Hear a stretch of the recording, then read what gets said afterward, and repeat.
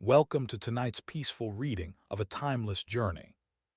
Tonight, we begin A Room with a View by E.M. Forster, a story of quiet awakenings, of love and courage, set between the golden hills of Italy and the green calm of England. We meet Lucy Honeychurch, a young woman on the edge of discovery, as she travels to Florence with her watchful cousin.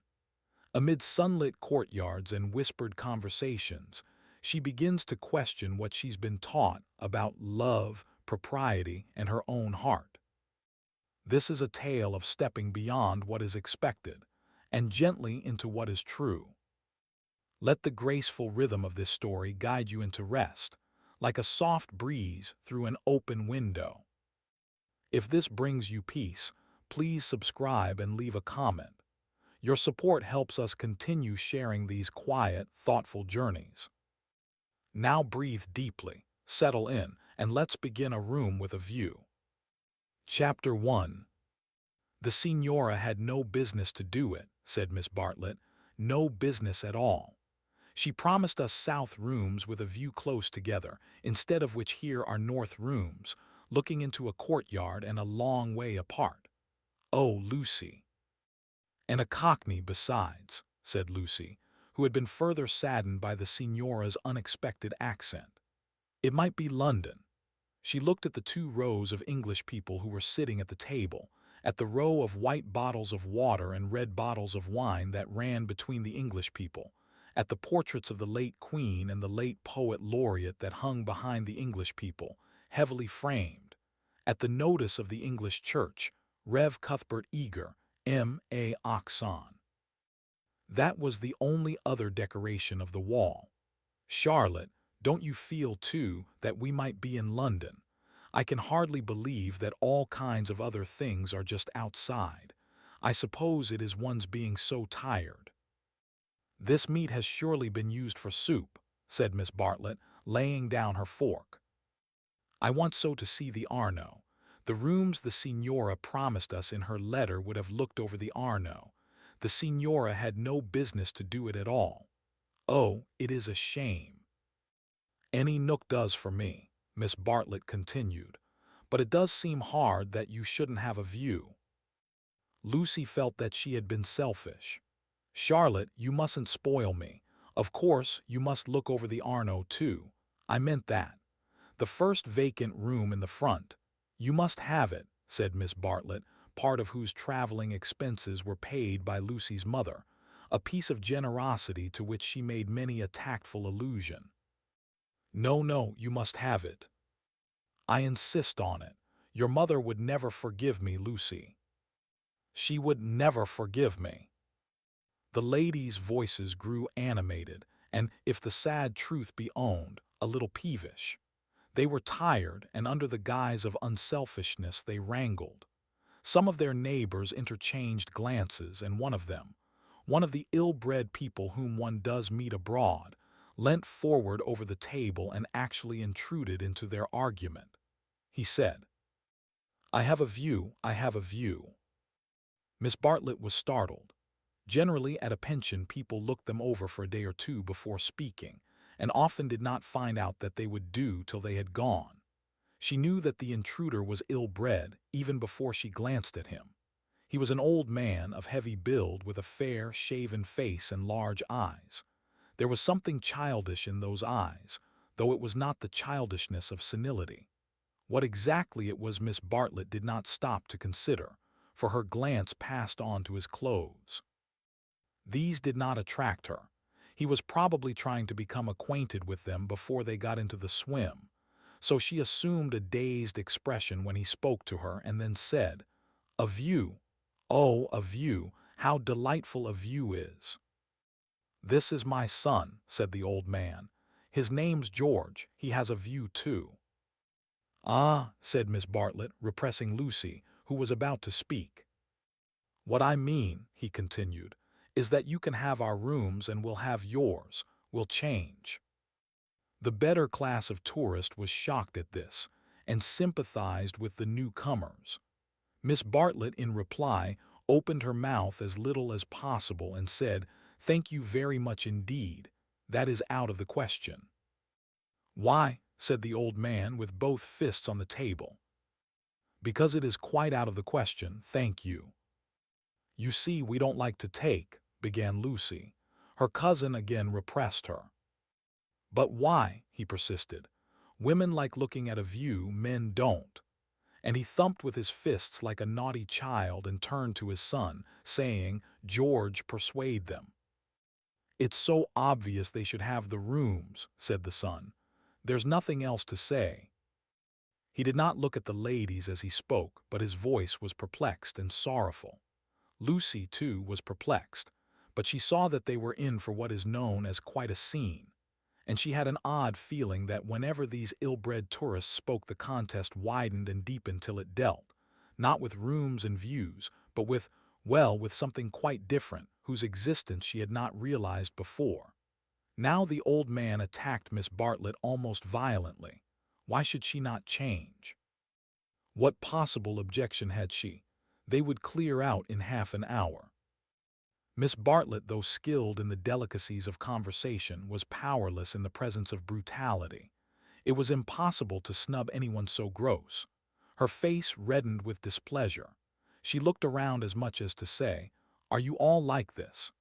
And two little old ladies who were sitting further up the table with shawls hanging over the backs of the chairs looked back, clearly indicating, "We are not. We are genteel." "Eat your dinner, dear," she said to Lucy, and began to toy again with the meat that she had once censured. Lucy mumbled that those seemed very odd people opposite. "Eat your dinner, dear. This pension is a failure. Tomorrow we will make a change." Hardly had she announced this fell decision when she reversed it. The curtains at the end of the room parted and revealed a clergyman, stout but attractive, who hurried forward to take his place at the table, cheerfully apologizing for his lateness. Lucy, who had not yet acquired decency, at once rose to her feet, exclaiming, "Oh, why, it's Mr. Beebe. Oh, how perfectly lovely. Oh, Charlotte, we must stop now, however bad the rooms are." "Oh," Miss Bartlett said, with more restraint. "How do you do, Mr. Beebe? I expect that you have forgotten us. Miss Bartlett and Miss Honeychurch, who were at Tunbridge Wells when you helped the vicar of St. Peter, that very cold Easter." The clergyman, who had the air of one on a holiday, did not remember the ladies quite as clearly as they remembered him. But he came forward pleasantly enough and accepted the chair into which he was beckoned by Lucy. "I am so glad to see you," said the girl, who was in a state of spiritual starvation and would have been glad to see the waiter if her cousin had permitted it. "Just fancy how small the world is. Summer Street, too, makes it so specially funny." "Miss Honeychurch lives in the parish of Summer Street," said Miss Bartlett, filling up the gap, "and she happened to tell me in the course of conversation that you have just accepted the living." "Yes, I heard from Mother so last week. She didn't know that I knew you at Tunbridge Wells, but I wrote back at once and I said, 'Mr. Beebe is.'" "Quite right," said the clergyman. "I move into the rectory at Summer Street next June. I am lucky to be appointed to such a charming neighborhood." "Oh, how glad I am. The name of our house is Windy Corner," Mr. Beebe bowed. "There is Mother and me generally, and my brother, though it's not often we get him to ch. The church is rather far off, I mean." "Lucy, dearest, let Mr. Beebe eat his dinner." "I am eating it, thank you, and enjoying it." He preferred to talk to Lucy, whose playing he remembered, rather than to Miss Bartlett, who probably remembered his sermons. He asked the girl whether she knew Florence well, and was informed at some length that she had never been there before. It is delightful to advise a newcomer, and he was first in the field. "Don't neglect the country round," his advice concluded. "The first fine afternoon drive up to Fiesole, and round by Sedignano or something of that sort." "No," cried a voice from the top of the table. "Mr. Beebe, you are wrong. The first fine afternoon your ladies must go to Prato." "That lady looks so clever," whispered Miss Bartlett to her cousin. We are in luck." And indeed, a perfect torrent of information burst on them. People told them what to see, when to see it, how to stop the electric trams, how to get rid of the beggars, how much to give for a vellum blotter, how much the place would grow upon them. The pension Bertolini had decided almost enthusiastically that they would do. Whichever way they looked, kind ladies smiled and shouted at them. And above all rose the voice of the clever lady, crying, "Prato! They must go to Prato. That place is too sweetly squalid for words. I love it. I revel in shaking off the trammels of respectability, as you know." The young man named George glanced at the clever lady, and then returned moodily to his plate. Obviously, he and his father did not do. Lucy, in the midst of her success, found time to wish they did. It gave her no extra pleasure that anyone should be left in the cold, and when she rose to go, she turned back and gave the two outsiders a nervous little bow. The father did not see it. The son acknowledged it, not by another bow, but by raising his eyebrows and smiling. He seemed to be smiling across something. She hastened after her cousin, who had already disappeared through the curtains, curtains which smote one in the face, and seemed heavy with more than cloth.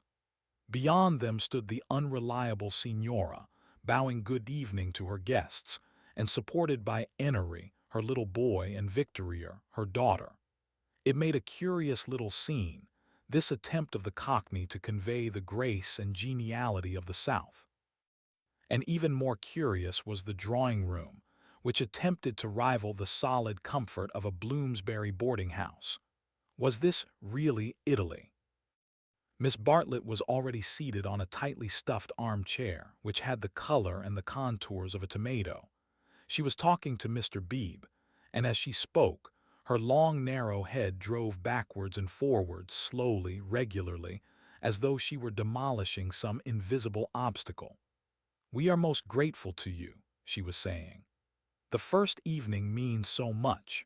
When you arrived, we were in for a peculiarly mauvaise quart d'heure." He expressed his regret.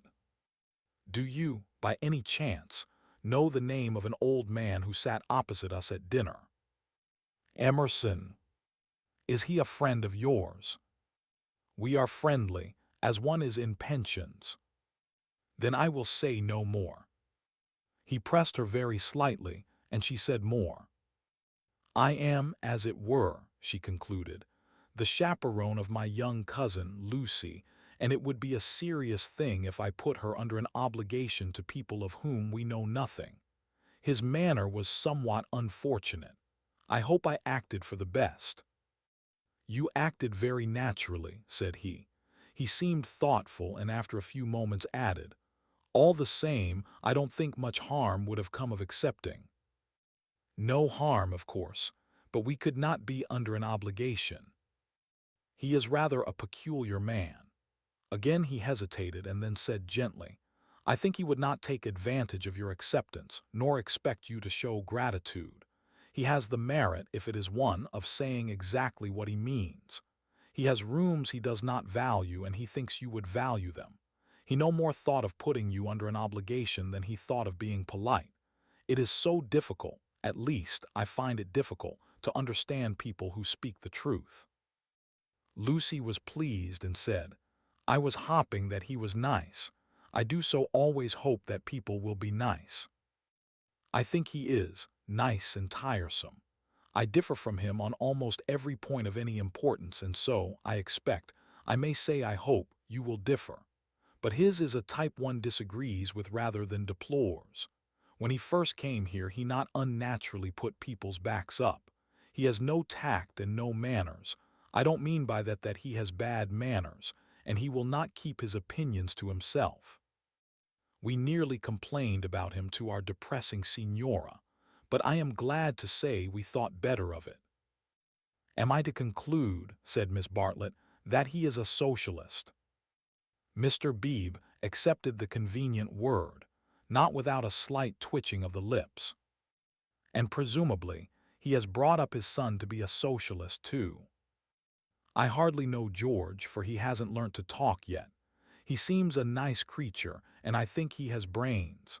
Of course, he has all his father's mannerisms, and it is quite possible that he, too, may be a socialist."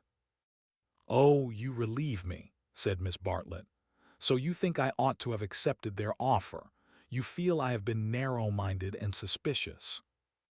"Not at all," he answered. "I never suggested that. But ought I not to apologize, at all events, for my apparent rudeness?" He replied, with some irritation, that it would be quite unnecessary, and got up from his seat to go to the smoking room. "Was I a bore?" said Miss Bartlett as soon as he had disappeared. "Why didn't you talk, Lucy? He prefers young people, I'm sure. I do hope I haven't monopolized him. I hoped you would have him all the evening as well as all dinner time." "He is nice," exclaimed Lucy. "Just what I remember. He seems to see good in everyone. No one would take him for a clergyman." "My dear Lucia." "Well, you know what I mean. And you know how clergymen generally laugh. Mr. Beebe laughs just like an ordinary man." "Funny girl. How you do remind me of your mother. I wonder if she will approve of Mr. Beebe." "I'm sure she will, and so will Freddie. I think everyone at Windy Corner will approve. It is the fashionable world. I am used to Tunbridge Wells, where we are all hopelessly behind the times." "Yes," said Lucy despondently. There was a haze of disapproval in the air, but whether the disapproval was of herself, or of Mr. Beebe, or of the fashionable world at Windy Corner, or of the narrow world at Tunbridge Wells, she could not determine. She tried to locate it, but as usual she blundered. Miss Bartlett sedulously denied disapproving of anyone, and added, "I am afraid you are finding me a very depressing companion." And the girl again thought, "I must have been selfish or unkind. I must be more careful. It is so dreadful for Charlotte being poor."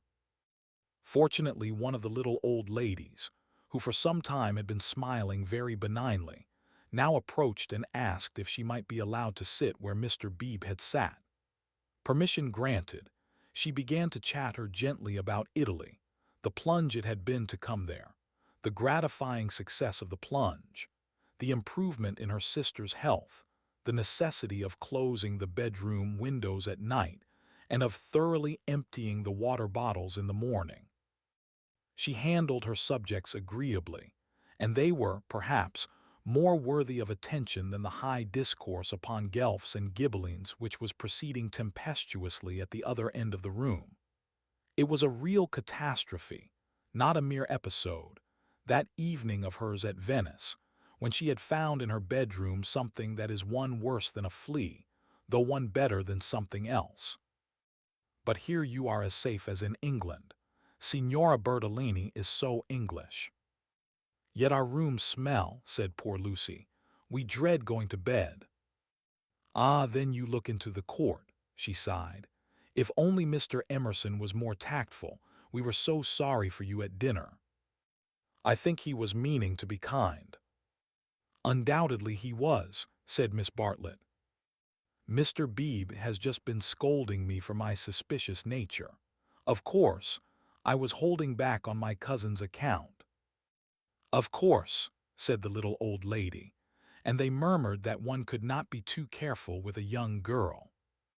Lucy tried to look demure but could not help feeling a great fool. No one was careful with her at home, or, at all events, she had not noticed it. About old Mr. Emerson, I hardly know. No, he is not tactful, yet have you ever noticed that there are people who do things which are most indelicate and yet at the same time beautiful? "Beautiful," said Miss Bartlett, puzzled at the word. "Are not beauty and delicacy the same?" "So one would have thought," said the other helplessly. "But things are so difficult, I sometimes think." She proceeded no further into things, for Mr. Beebe reappeared, looking extremely pleasant. "Miss Bartlett," he cried, "it's all right about the rooms. I'm so glad. Mr. Emerson was talking about it in the smoking room, and knowing what I did, I encouraged him to make the offer again. He has let me come and ask you. He would be so pleased." "Oh, Charlotte," cried Lucy to her cousin, "we must have the rooms now. The old man is just as nice and kind as he can be." Miss Bartlett was silent. "I fear," said Mr. Beebe after a pause, "that I have been officious. I must apologize for my interference." Gravely displeased, he turned to go. Not till then did Miss Bartlett reply, "My own wishes, dearest Lucy, are unimportant in comparison with yours. It would be hard indeed if I stopped you doing as you liked at Florence when I am only here through your kindness. If you wish me to turn these gentlemen out of their rooms, I will do it. Would you then, Mr. Beebe, kindly tell Mr. Emerson that I accept his kind offer, and then conduct him to me, in order that I may thank him personally?" She raised her voice as she spoke. It was heard all over the drawing-room and silenced the Guelphs and the Ghibellines. The clergyman, inwardly cursing the female sex, bowed and departed with her message. "Remember, Lucy, I alone am implicated in this.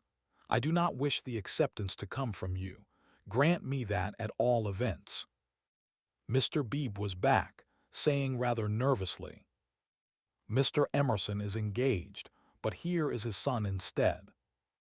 The young man gazed down on the three ladies, who felt seated on the floor, so low were their chairs. "My father," he said, "is in his bath, so you cannot thank him personally. But any message given by you to me will be given by me to him as soon as he comes out." Miss Bartlett was unequal to the bath. All her barbed civilities came forth wrong end first. Young Mr. Emerson scored a notable triumph to the delight of Mr. Beebe and to the secret delight of Lucy.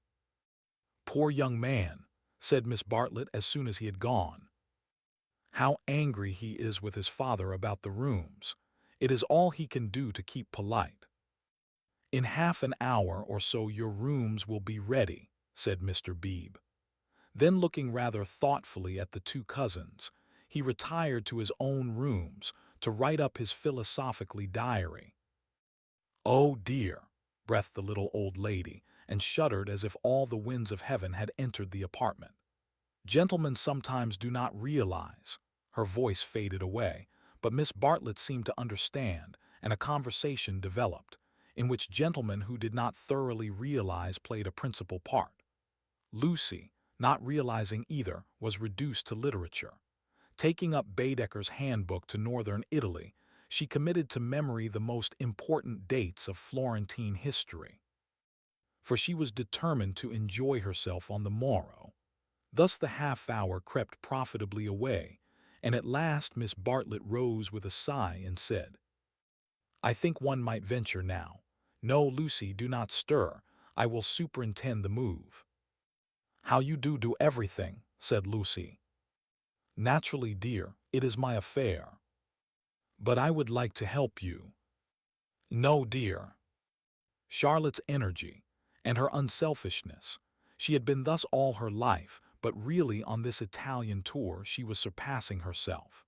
So Lucy felt or strove to feel. And yet, there was a rebellious spirit in her which wondered whether the acceptance might not have been less delicate and more beautiful. At all events, she entered her own room without any feeling of joy. "I want to explain," said Miss Bartlett, "why it is that I have taken the largest room. Naturally, of course, I should have given it to you, but I happen to know that it belongs to the young man, and I was sure your mother would not like it." Lucy was bewildered. "If you are to accept a favor, it is more suitable you should be under an obligation to his father than to him. I am a woman of the world in my small way, and I know where things lead to. However, Mr. Beebe is a guarantee of a sort that they will not presume on this." "Mother wouldn't mind, I'm sure," said Lucy, but again had the sense of larger and unsuspected issues. Miss Bartlett only sighed and enveloped her in a protecting embrace as she wished her good night. It gave Lucy the sensation of a fog, and when she reached her own room, she opened the window and breathed the clean night air, thinking of the kind old man who had enabled her to see the lights dancing in the Arno and the cypresses of San Miniato, and the foothills of the Apennines, black against the rising moon. Miss Bartlett, in her room, fastened the window shutters and locked the door, and then made a tour of the apartment to see where the cupboards led, and whether there were any oubliettes or secret entrances. It was then that she saw, pinned up over the washstand, a sheet of paper on which was scrawled an enormous note of interrogation. Nothing more. What does it mean? She thought, and she examined it carefully by the light of a candle. Meaningless at first, it gradually became menacing, obnoxious, portentous with evil. She was seized with an impulse to destroy it, but fortunately remembered that she had no right to do so, since it must be the property of young Mr. Emerson.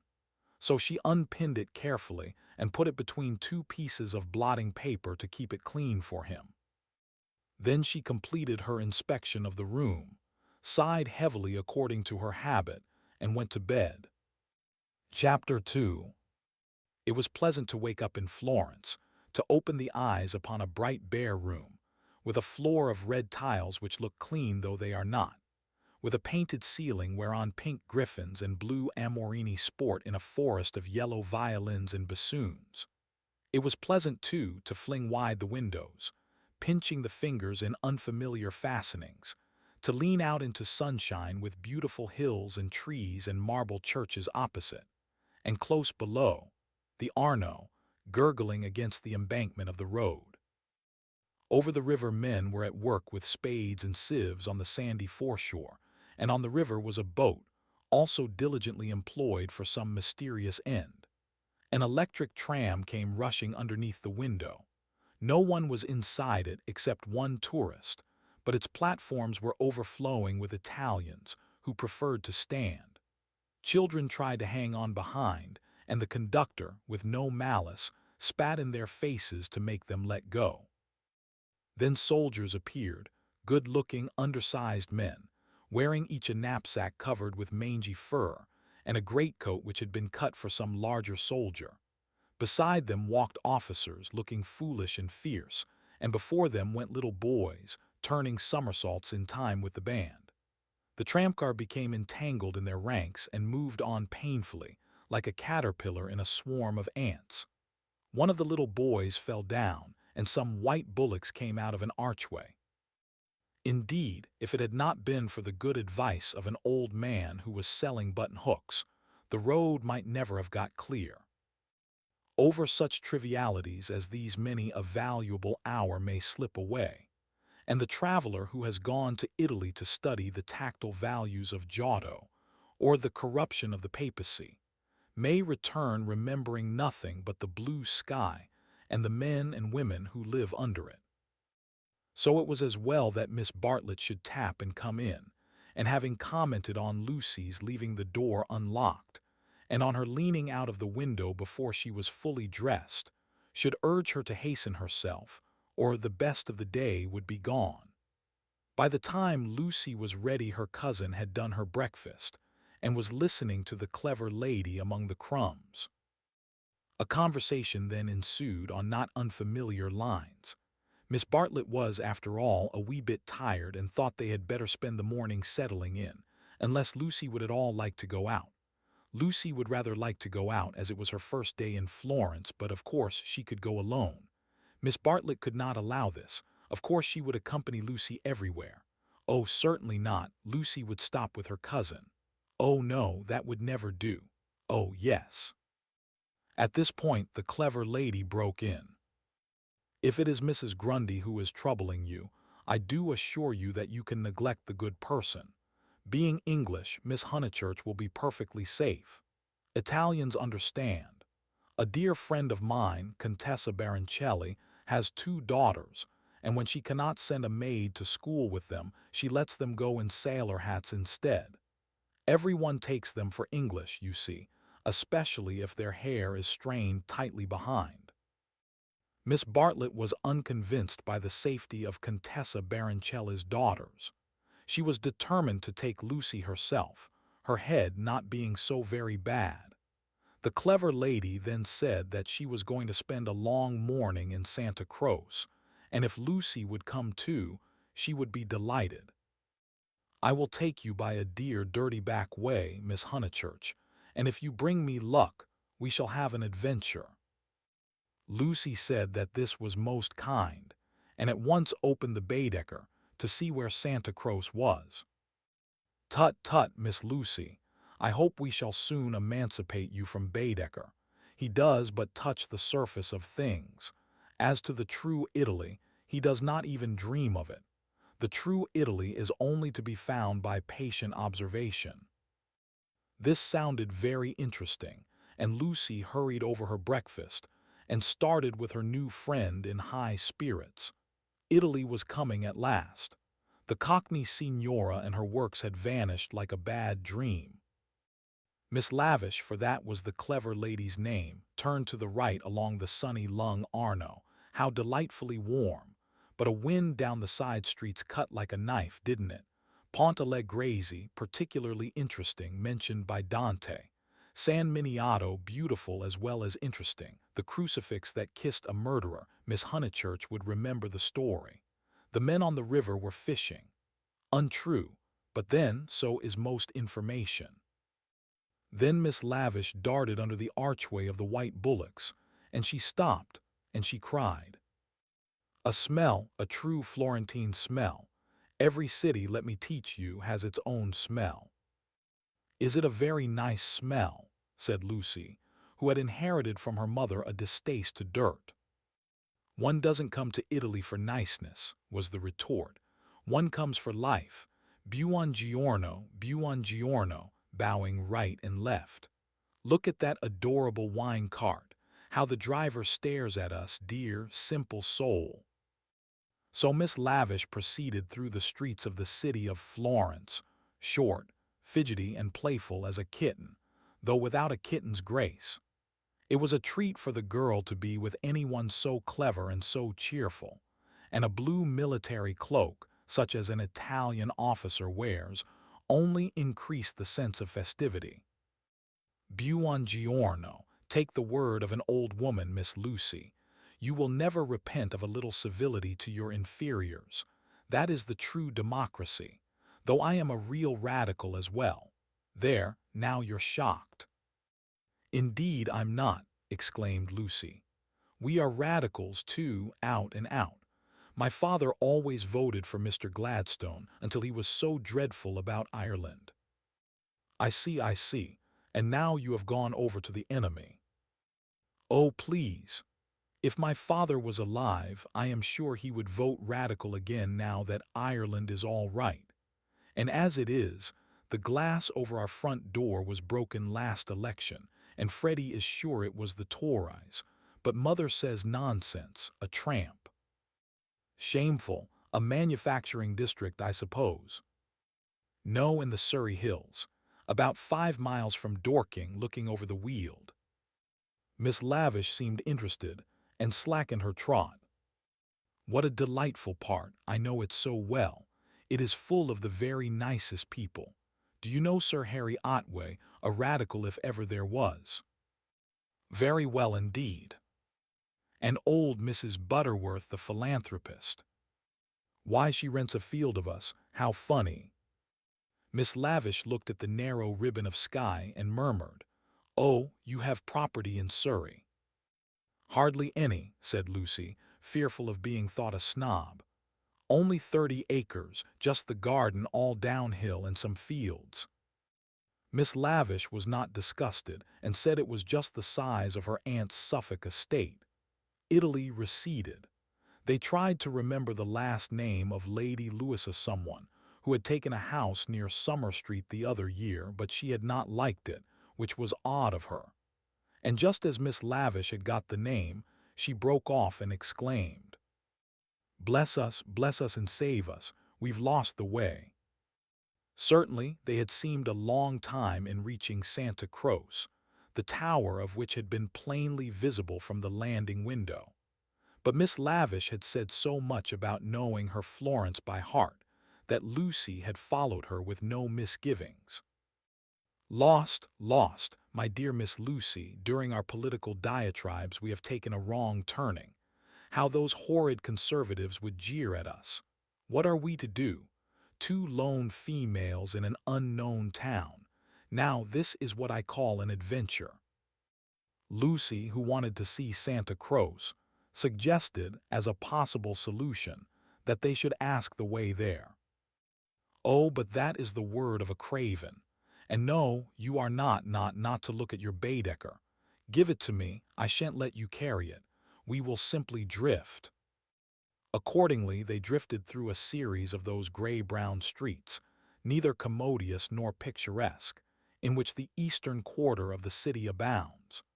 Lucy soon lost interest in the discontent of Lady Louisa, and became discontented herself. For one ravishing moment Italy appeared.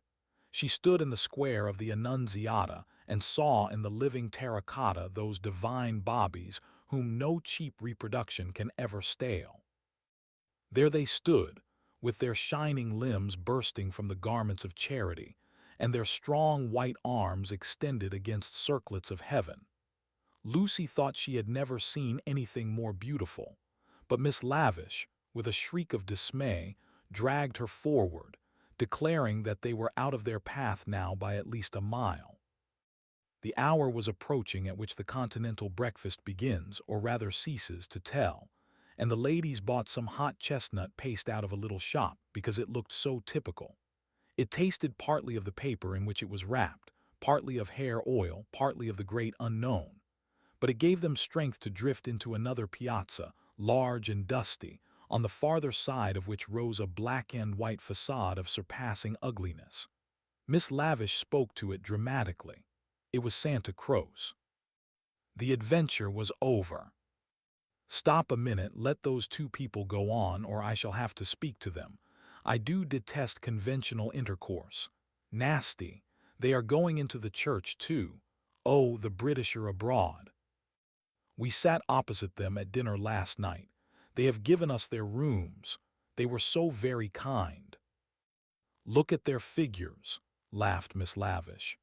They walk through my Italy like a pair of cows. It's very naughty of me, but I would like to set an examination paper at Dover and turn back every tourist who couldn't pass it. What would you ask us? Miss Lavish laid her hand pleasantly on Lucy's arm, as if to suggest that she, at all events, would get full marks. In this exalted mood they reached the steps of the great church, and were about to enter it when Miss Lavish stopped, squeaked, flung up her arms, and cried, "There goes my local color box. I must have a word with him." And in a moment she was away over the piazza, her military cloak flapping in the wind.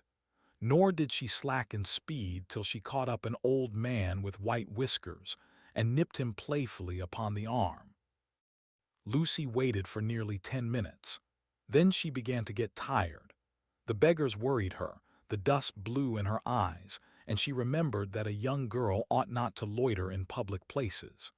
She descended slowly into the piazza with the intention of rejoining Miss Lavish, who was really almost too original. But at that moment, Miss Lavish and her local color box moved also and disappeared down a side street, both gesticulating largely. Tears of indignation came to Lucy's eyes, partly because Miss Lavish had jilted her, partly because she had taken her Baedeker. How could she find her way home? How could she find her way about in Santa Claus? Her first morning was ruined, and she might never be in Florence again. A few minutes ago she had been all high spirits, talking as a woman of culture and half persuading herself that she was full of originality. Now she entered the church depressed and humiliated, not even able to remember whether it was built by the Franciscans or the Dominicans. Of course, it must be a wonderful building, but how like a barn, and how very cold. Of course, it contained frescoes by Giotto, in the presence of whose tactile values she was capable of feeling what was proper. But who was to tell her which they were? She walked about disdainfully, unwilling to be enthusiastic over monuments of uncertain authorship or date. There was no one even to tell her which, of all the sepulchral slabs that paved the nave and transepts, was the one that was really beautiful, the one that had been most praised by Mr. Ruskin. Then the pernicious charm of Italy worked on her, and instead of acquiring information, she began to be happy. She puzzled out the Italian notices, the notices that forbade people to introduce dogs into the church, the notice that prayed people, in the interest of health and out of respect to the sacred edifice in which they found themselves, not to spit. She watched the tourists. Their noses were as red as their Baedekers, so cold was Santa Croce. She beheld the horrible fate that overtook 3 papists, 2 hibabis and a shibabi, who began their career by sousing each other with the holy water, and then proceeded to the Machiavelli memorial, dripping but hallowed. Advancing towards it very slowly and from immense distances, they touched the stone with their fingers, with their handkerchiefs, with their heads, and then retreated. What could this mean? They did it again and again. Then Lucy realized that they had mistaken Machiavelli for some saint, hopping to acquire virtue. Punishment followed quickly. The smallest he-baby stumbled over one of the sepulchral slabs so much admired by Mr. Ruskin, and entangled his feet in the features of a recumbent bishop. Protestant as she was, Lucy darted forward. She was too late. He fell heavily upon the prelate's upturned toes.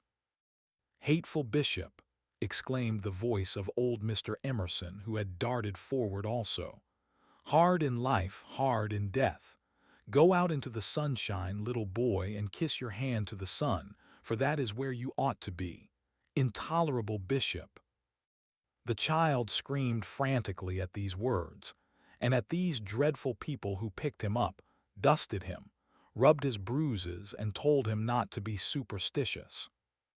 "Look at him," said Mr. Emerson to Lucy.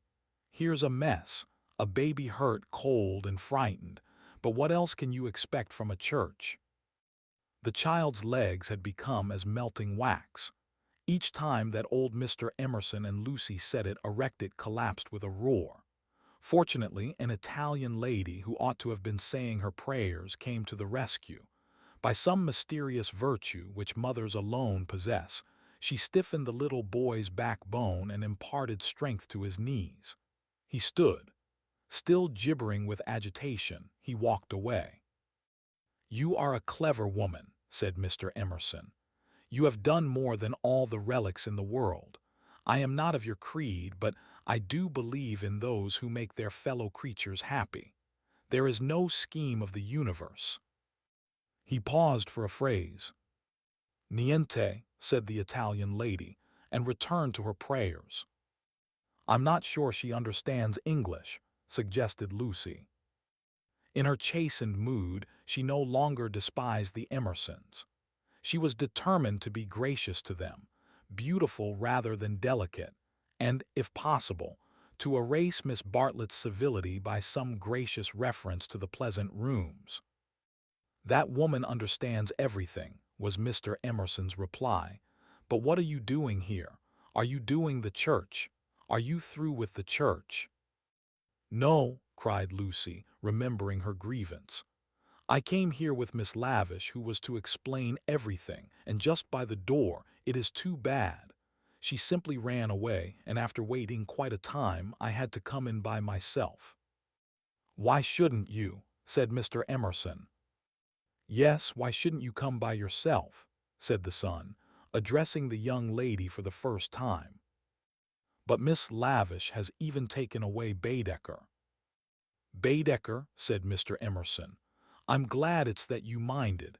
It's worth minding, the loss of a Baedeker. That's worth minding." Lucy was puzzled.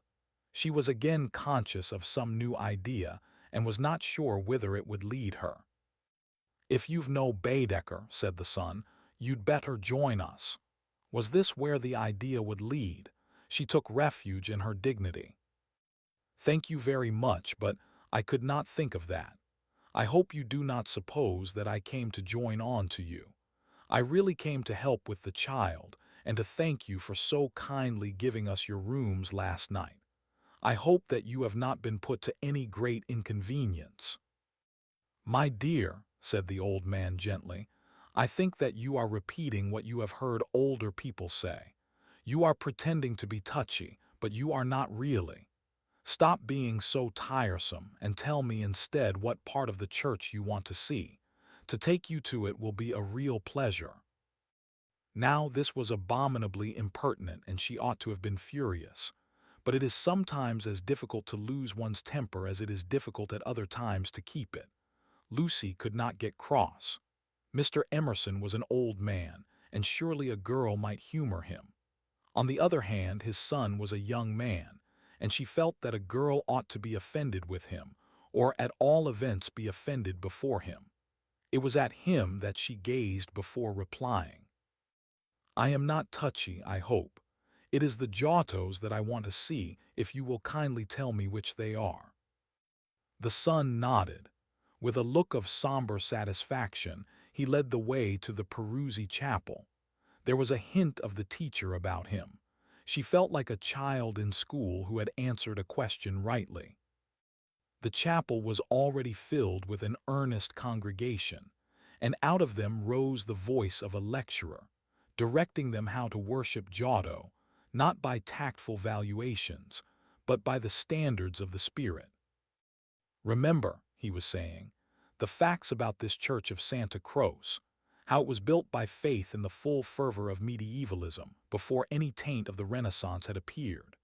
Observe how Giotto in these frescoes, now, unhappily, ruined by restoration, is untroubled by the snares of anatomy and perspective. Could anything be more majestic, more pathetic, beautiful, true? How little, we feel, avails knowledge and technical cleverness against a man who truly feels." "No," exclaimed Mr. Emerson in much too loud a voice for church. "Remember nothing of the sort, built by faith indeed. That simply means the workmen weren't paid properly. And as for the frescoes, I see no truth in them. Look at that fat man in blue. He must weigh as much as I do, and he is shooting into the sky like an air balloon." He was referring to the fresco of the Ascension of St. John. Inside, the lecturer's voice faltered, as well it might. The audience shifted uneasily, and so did Lucy. She was sure that she ought not to be with these men, but they had cast a spell over her. They were so serious and so strange that she could not remember how to behave. "Now did this happen, or didn't it? Yes or no?" George replied, "It happened like this, if it happened at all. I would rather go up to heaven by myself than be pushed by cherubs, and if I got there, I should like my friends to lean out of it, just as they do here." "You will never go up," said his father. "You and I, dear boy, will lie at peace in the earth that bore us, and our names will disappear as surely as our work survives. Some of the people can only see the empty grave, not the saint, whoever he is, going up. It did happen like that, if it happened at all." "Pardon me," said a frigid voice. "The chapel is somewhat small for two parties. We will incommode you no longer." The lecturer was a clergyman, and his audience must be also his flock, for they held prayer books as well as guide books in their hands. They filed out of the chapel in silence. Amongst them were the two little old ladies of the pension Bertolini, Miss Teresa and Miss Catherine Allen. "Stop," cried Mr. Emerson. "There's plenty of room for us all. Stop." The procession disappeared without a word. Soon the lecturer could be heard in the next chapel, describing the life of St. Francis. "George, I do believe that clergyman is the Brixton curate." George went into the next chapel and returned, saying perhaps he is. "I don't remember." "Then I had better speak to him and remind him who I am. It's that Mr. Eager. Why did he go? Did we talk too loud? How vexatious.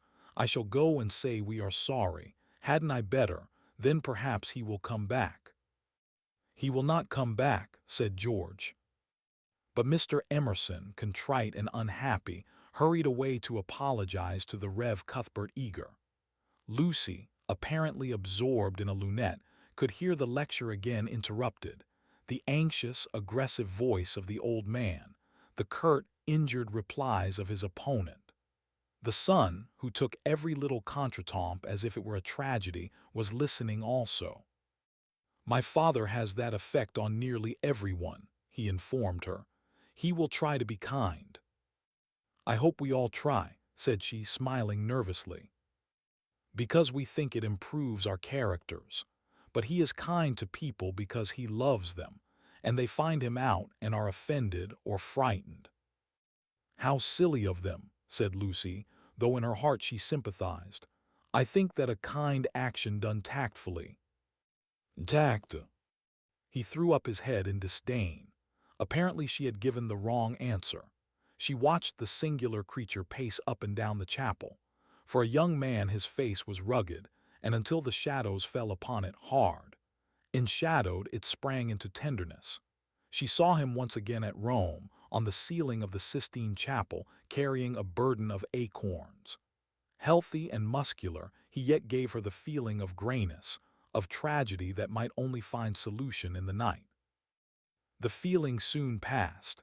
It was unlike her to have entertained anything so subtle. Born of silence and of unknown emotion, it passed when Mr. Emerson returned, and she could re-enter the world of rapid talk, which was alone familiar to her. "Were you snubbed?" asked his son tranquilly. "But we have spoilt the pleasure of I don't know how many people. They won't come back." Full of innate sympathy, quickness to perceive good in others, vision of the brotherhood of man, scraps of the lecture on St. Francis came floating round the partition wall. "Don't let us spoil yours," he continued to Lucy. "Have you looked at those saints?" "Yes," said Lucy. "They are lovely. Do you know which is the tombstone that is praised in Ruskin?" He did not know, and suggested that they should try to guess it. George, rather to her relief, refused to move, and she and the old man wandered not unpleasantly about Santa Croce, which, though it is like a barn, has harvested many beautiful things inside its walls. There were also beggars to avoid and guides to dodge round the pillars, and an old lady with her dog, and here and there a priest modestly edging to his mass through the groups of tourists. But Mr. Emerson was only half interested. He watched the lecturer, whose success he believed he had impaired, and then he anxiously watched his son. "Why will he look at that fresco?" he said uneasily. "I saw nothing in it." "I like Giotto," she replied. "It is so wonderful what they say about his tactile values, though I like things like the Della Robbia Bobbies better." "So you ought. A baby is worth a dozen saints, and my baby's worth the whole of paradise, and as far as I can see he lives in hell." Lucy again felt that this did not do. "In hell," he repeated, "he's unhappy." "Oh dear," said Lucy. "How can he be unhappy when he is strong and alive? What more is one to give him? And think how he has been brought up, free from all the superstition and ignorance that lead men to hate one another in the name of God. With such an education as that, I thought he was bound to grow up happy." She was no theologian, but she felt that here was a very foolish old man, as well as a very irreligious one. She also felt that her mother might not like her talking to that kind of person, and that Charlotte would object most strongly. "What are we to do with him?" he asked. "He comes out for his holiday to Italy and behaves like that, like the little child who ought to have been playing and who hurt himself upon the tombstone. Eh, what did you say?" Lucy had made no suggestion. Suddenly he said, "Now don't be stupid over this. I don't require you to fall in love with my boy, but I do think you might try and understand him. You are nearer his age, and if you let yourself go, I am sure you are sensible. You might help me. He has known so few women, and you have the time. You stop here several weeks, I suppose, but let yourself go. You are inclined to get muddled, if I may judge from last night.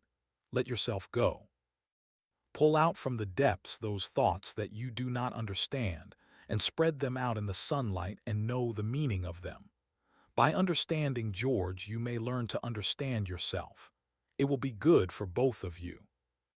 To this extraordinary speech, Lucy found no answer.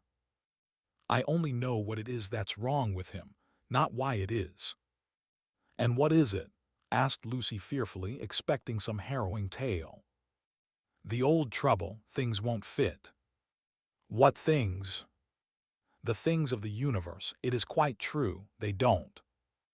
"Oh, Mr. Emerson, whatever do you mean?" In his ordinary voice, so that she scarcely realized he was quoting poetry, he said, "From far from eve and morning, and yon 12-winded sky, the stuff of life to knit me, blew hither, here am I." George and I both know this, but why does it distress him? We know that we come from the winds and that we shall return to them, that all life is perhaps a knot, a tangle, a blemish in the eternal smoothness. But why should this make us unhappy? Let us rather love one another and work and rejoice. I don't believe in this world's sorrow." Miss Honeychurch assented. "Then make my boy think like us. Make him realize that by the side of the everlasting why there is a yes, a transitory yes if you like, but a yes." Suddenly she laughed. Surely one ought to laugh. A young man melancholy because the universe wouldn't fit, because life was a tangle or a wind or a yes or something. "I'm very sorry," she cried. "You'll think me unfeeling, but," then she became matronly. "Oh, but your son wants employment. Has he no particular hobby? Why, I myself have worries, but I can generally forget them at the piano, and collecting stamps did no end of good for my brother. Perhaps Italy bores him. You ought to try the Alps or the lakes." The old man's face saddened, and he touched her gently with his hand. This did not alarm her. She thought that her advice had impressed him and that he was thanking her for it. Indeed, he no longer alarmed her at all. She regarded him as a kind thing, but quite silly. Her feelings were as inflated spiritually as they had been an hour ago aesthetically before she lost Baedeker. The dear George, now striding towards them over the tombstones, seemed both pitiable and absurd. He approached, his face in the shadow. He said, "Miss Bartlett." "Oh, good gracious me," said Lucy, suddenly collapsing and again seeing the whole of life in a new perspective. Where?" "In the nave." "I see. Those gossiping little Miss Allens must have." She checked herself. "Poor girl," exploded Mr. Emerson. "Poor girl." She could not let this pass, for it was just what she was feeling herself. "Poor girl," I failed to understand the point of that remark. "I think myself a very fortunate girl, I assure you. I'm thoroughly happy and having a splendid time.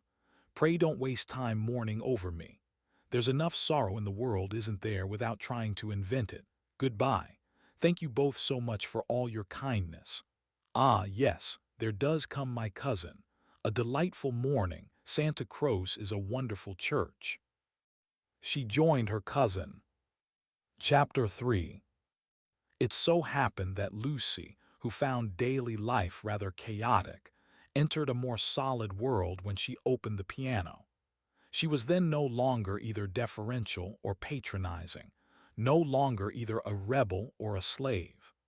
The kingdom of music is not the kingdom of this world. It will accept those whom breeding and intellect and culture have alike rejected.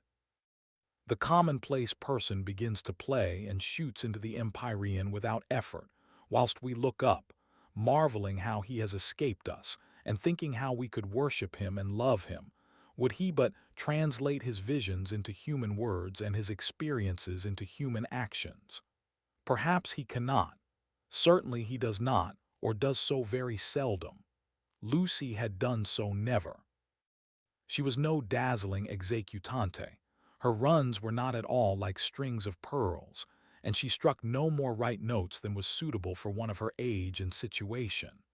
Nor was she the passionate young lady who performs so tragically on a summer's evening with the window open. Passion was there, but it could not be easily labeled. It slipped between love and hatred and jealousy and all the furniture of the pictorial style. And she was tragical only in the sense that she was great, for she loved to play on the side of victory. Victory of what and over what? That is more than the words of daily life can tell us. But that some sonatas of Beethoven are written tragic no one can gainsay. Yet they can triumph or despair as the player decides, and Lucy had decided that they should triumph. A very wet afternoon at the Bertolini permitted her to do the thing she really liked, and after lunch she opened the little draped piano. A few people lingered round and praised her playing, but finding that she made no reply, dispersed to their rooms to write up their diaries or to sleep. She took no notice of Mr. Emerson looking for his son, nor of Miss Bartlett looking for Miss Lavish, nor of Miss Lavish looking for her cigarette case. Like every true performer, she was intoxicated by the mere feel of the notes. They were fingers caressing her own, and by touch, not by sound alone, did she come to her desire. Mr. Beebe, sitting unnoticed in the window, pondered this illogical element in Miss Honeychurch and recalled the occasion at Tunbridge Wells when he had discovered it.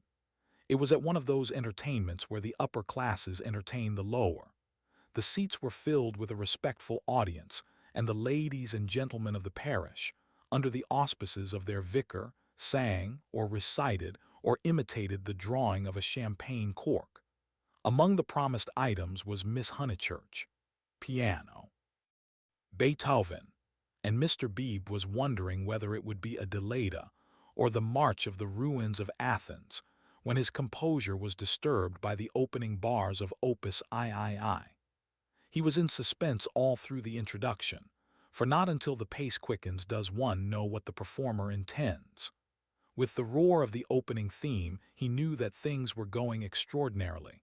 In the chords that herald the conclusion, he heard the hammer strokes of victory. He was glad that she only played the first movement, for he could have paid no attention to the winding intricacies of the measures of 9/16. The audience clapped, no less respectful. It was Mr. Beebe who started the stamping. It was all that one could do. "Who is she?" he asked the vicar afterwards. "Cousin of one of my parishioners. I do not consider her choice of a piece happy. Beethoven is so usually simple and direct in his appeal that it is sheer perversity to choose a thing like that, which, if anything, disturbs. Introduce me. She will be delighted. She and Miss Bartlett are full of the praises of your sermon." "My sermon!" cried Mr. Beebe. "Why ever did she listen to it?" When he was introduced, he understood why, for Miss Honeychurch, disjoined from her music stool, was only a young lady with a quantity of dark hair and a very pretty, pale, undeveloped face. She loved going to concerts. She loved stopping with her cousin. She loved iced coffee and meringues. He did not doubt that she loved his sermon also. But before he left Tunbridge Wells, he made a remark to the vicar, which he now made to Lucy herself when she closed the little piano and moved dreamily towards him. "If Miss Honeychurch ever takes to live as she plays, it will be very exciting both for us and for her." Lucy at once re-entered daily life. "Oh, what a funny thing! Someone said just the same to Mother, and she said she trusted I should never live a duet. Doesn't Mrs. Honeychurch like music? She doesn't mind it, but she doesn't like one to get excited over anything. She thinks I am silly about it. She thinks I can't make out. Once, I said that I liked my own playing better than anyone's. She has never got over it. Of course, I didn't mean that I played well. I only meant—" "Of course," said he, wondering why she bothered to explain. "Music," said Lucy, as if attempting some generality. She could not complete it and looked out absently upon Italy in the wet. The whole life of the South was disorganized, and the most graceful nation in Europe had turned into formless lumps of clothes. The street and the river were dirty yellow, the bridge was dirty gray, and the hills were dirty purple. Somewhere in their folds were concealed Miss Lavish and Miss Bartlett, who had chosen this afternoon to visit the Torre del Gallo. "What about music?" said Mr. Beebe. "Poor Charlotte will be sopped," was Lucy's reply. The expedition was typical of Miss Bartlett, who would return cold, tired, hungry, and angelic, with a ruined skirt, a pulpy Baedeker, and a tickling cough in her throat. On another day, when the whole world was singing and the air ran into the mouth like wine, she would refuse to stir from the drawing-room, saying that she was an old thing and no fit companion for a hardy girl. "Miss Lavish has led your cousin astray. She hopes to find the true Italy in the wet, I believe." "Miss Lavish is so original," murmured Lucy. This was a stock remark, the supreme achievement of the pension Bertolini in the way of definition. Miss Lavish was so original. Mr. Beebe had his doubts, but they would have been put down to clerical narrowness. For that, and for other reasons, he held his peace. "Is it true," continued Lucy in awestruck tone, "that Miss Lavish is writing a book?" "They do say so." "What is it about?" "It will be a novel," replied Mr. Beebe, "dealing with modern Italy. Let me refer you for an account to Miss Catharine Allen, who uses words herself more admirably than anyone I know. I wish Miss Lavish would tell me herself. We started such friends. But I don't think she ought to have run away with Baedeker that morning in Santa Croce. Charlotte was most annoyed at finding me practically alone, and so I couldn't help being a little annoyed with Miss Lavish. The two ladies, at all events, have made it up." He was interested in the sudden friendship between women so apparently dissimilar as Miss Bartlett and Miss Lavish. They were always in each other's company, with Lucy a slighted third. Miss Lavish he believed he understood, but Miss Bartlett might reveal unknown depths of strangeness, though not perhaps of meaning. Was Italy deflecting her from the path of prim chaperone, which he had assigned to her at Tunbridge Wells? All his life he had loved to study maiden ladies. They were his specialty, and his profession had provided him with ample opportunities for the work. Girls like Lucy were charming to look at, but Mr. Beebe was, from rather profound reasons, somewhat chilly in his attitude towards the other sex, and preferred to be interested rather than enthralled. Lucy, for the third time, said that poor Charlotte would be sopped. The Arno was rising in flood, washing away the traces of the little carts upon the foreshore. But in the southwest there had appeared a dull haze of yellow, which might mean better weather if it did not mean worse. She opened the window to inspect, and a cold blast entered the room, drawing a plaintive cry from Miss Catharine Allen, who entered at the same moment by the door. "Oh, dear Miss Honeychurch, you will catch a chill, and Mr. Beebe here besides. Who would suppose this is Italy? There is my sister actually nursing the hot water can, no comforts or proper provisions." She sidled towards them and sat down, self-conscious as she always was on entering a room which contained one man, or a man and one woman. "I could hear your beautiful playing, Miss Honeychurch, though I was in my room with the door shut. Doors shut, indeed, most necessary. No one has the least idea of privacy in this country, and one person catches it from another." Lucy answered suitably. Mr. Beebe was not able to tell the ladies of his adventure at Modena, where the chambermaid burst in upon him in his bath, exclaiming cheerfully, "Fa niente, sono vecchia." He contented himself with saying, "I quite agree with you, Miss Allen. The Italians are a most unpleasant people. They pry everywhere, they see everything, and they know what we want before we know it ourselves. We are at their mercy. They read our thoughts, they foretell our desires. From the cab driver down to the Giotto, they turn us inside out, and I resent it. Yet in their heart of hearts they are, how superficial. They have no conception of the intellectual life. How right is Signora Bertolini, who exclaimed to me the other day, 'Ho, Mr. Beebe, if you knew what I suffer over the children's education. Hi won't ave my little victory are taught by a ignorant Italian what can't explain nothing. Miss Allen did not follow, but gathered that she was being mocked in an agreeable way.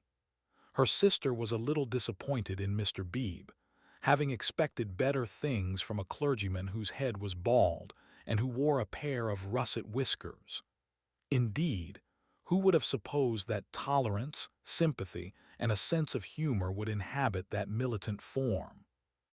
In the midst of her satisfaction, she continued to sidle, and at last the cause was disclosed. From the chair beneath her, she extracted a gun-metal cigarette case, on which were powdered in turquoise the initials E.L. "That belongs to Lavish," said the clergyman. "A good fellow, Lavish, but I wish she'd start a pipe." "Oh, Mr. Beebe," said Miss Allen, divided between awe and mirth.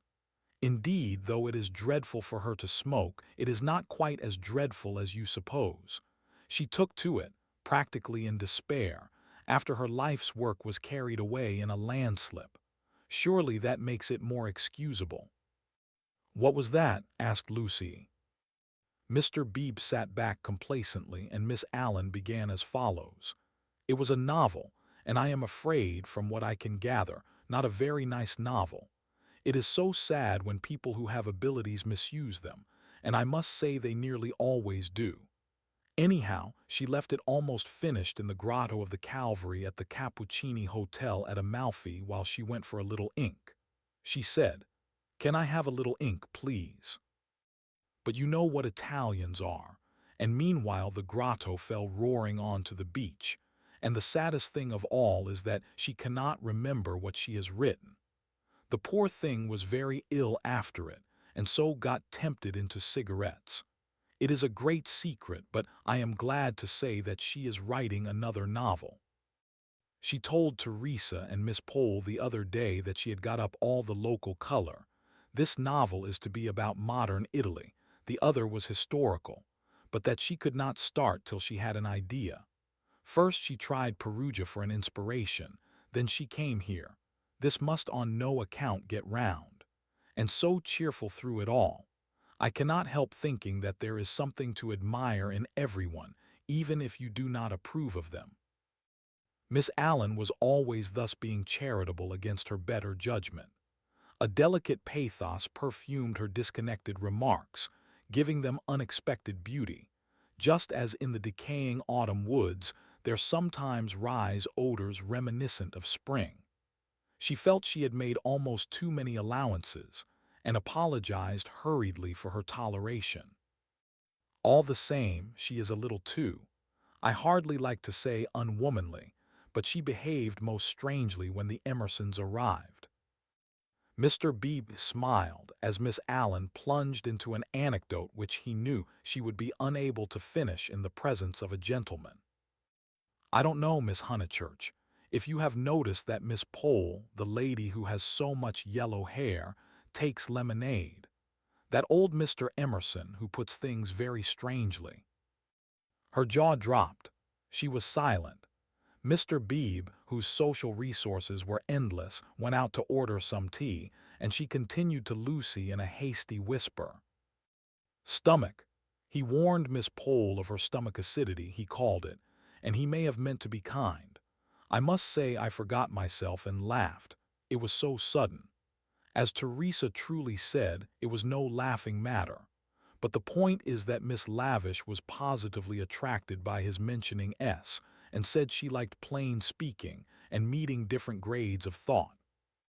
She thought they were commercial travellers, drummers was the word she used, and all through dinner she tried to prove that England, our great and beloved country, rests on nothing but commerce. Teresa was very much annoyed and left the table before the cheese, saying as she did so, "There, Miss Lavish, is one who can confute you better than I," and pointed to that beautiful picture of Lord Tennyson. Then Miss Lavish said, "Tut, the early Victorians." Just imagine, tut, the early Victorians. My sister had gone, and I felt bound to speak. I said, "Miss Lavish, I am an early Victorian, at least that is to say, I will hear no breath of censure against our dear Queen." It was horrible speaking. I reminded her how the Queen had been to Ireland when she did not want to go, and I must say she was dumbfounded and made no reply. But unluckily, Mr. Emerson overheard this part and called in his deep voice, "Quite so, quite so. I honor the woman for her Irish visit." The woman, I tell things so badly, but you see what a tangle we were in by this time, all on account of S having been mentioned in the first place. But that was not all. After dinner, Miss Lavish actually came up and said, "Miss Allen, I am going into the smoking room to talk to those two nice men. Come too." Needless to say, I refused such an unsuitable invitation, and she had the impertinence to tell me that it would broaden my ideas, and said that she had 4 brothers, all university men, except one who was in the army, who always made a point of talking to commercial travelers. "Let me finish the story," said Mr. Beebe, who had returned. Miss Lavish tried Miss Pole, myself, everyone, and finally said, "I shall go alone." She went. At the end of 5 minutes she returned unobtrusively with a green baize board and began playing Patience. "Whatever happened?" cried Lucy. "No one knows. No one will ever know. Miss Lavish will never dare to tell, and Mr. Emerson does not think it worth telling." "Mr. Beebe, old Mr. Emerson, is he nice or not nice? I do so want to know." Mr. Beebe laughed and suggested that she should settle the question for herself. "No, but it is so difficult. Sometimes he is so silly, and then I do not mind him. Miss Allen, what do you think? Is he nice?" The little old lady shook her head and sighed disapprovingly. Mr. Beebe, whom the conversation amused, stirred her up by saying, "I consider that you are bound to class him as nice, Miss Allen, after that business of the violets." "Violets? Oh dear, who told you about the violets? How do things get round? A pension is a bad place for gossips. No, I cannot forget how they behaved at Mr. Eager's lecture at Santa Croce. Oh, poor Miss Honeychurch, it really was too bad. No, I have quite changed. I do not like the Emersons. They are not nice." Mr. Beebe smiled nonchalantly. He had made a gentle effort to introduce the Emersons into Bertolini society, and the effort had failed. He was almost the only person who remained friendly to them. Miss Lavish, who represented intellect, was avowedly hostile, and now the Miss Allens, who stood for good breeding, were following her. Miss Bartlett, smarting under an obligation, would scarcely be civil. The case of Lucy was different. She had given him a hazy account of her adventures in Santa Croce, and he gathered that the two men had made a curious and possibly concerted attempt to annex her, to show her the world from their own strange standpoint, to interest her in their private sorrows and joys. This was impertinent. He did not wish their cause to be championed by a young girl. He would rather it should fail. After all, he knew nothing about them, and pension joys, pension sorrows are flimsy things, whereas Lucy would be his parishioner. Lucy, with one eye upon the weather, finally said that she thought the Emersons were nice, not that she saw anything of them now. Even their seats at dinner had been moved. "But aren't they always waylaying you to go out with them, dear?" said the little lady inquisitively. "Only once. Charlotte didn't like it and said something, quite politely of course." "Most right of her. They don't understand our ways. They must find their level." Mr. Beebe rather felt that they had gone under. They had given up their attempt, if it was one, to conquer society, and now the father was almost as silent as the son. He wondered whether he would not plan a pleasant day for these folk before they left, some expedition perhaps, with Lucy well chaperoned to be nice to them. It was one of Mr. Beebe's chief pleasures to provide people with happy memories. Evening approached while they chatted. The air became brighter. The colors on the trees and hills were purified, and the Arno lost its muddy solidity and began to twinkle. There were a few streaks of bluish-green among the clouds, a few patches of watery light upon the earth, and then the dripping facade of San Miniato shone brilliantly in the declining sun. "Too late to go out," said Miss Allen in a voice of relief. "All the galleries are shut." "I think I shall go out," said Lucy. "I want to go round the town in the circular tram, on the platform by the driver." Her two companions looked grave. Mr. Beebe, who felt responsible for her in the absence of Miss Bartlett, ventured to say, "I wish we could. Unluckily, I have letters. If you do want to go out alone, won't you be better on your feet?" "Italians dear, you know," said Miss Allen. "Perhaps I shall meet someone who reads me through and through." But they still looked disapproval, and she so far conceded to Mr. Beebe as to say that she would only go for a little walk, and keep to the street frequented by tourists. "She oughtn't really to go at all," said Mr. Beebe, as they watched her from the window, "and she knows it. I put it down to too much Beethoven." Chapter 4. Mr. Beebe was right.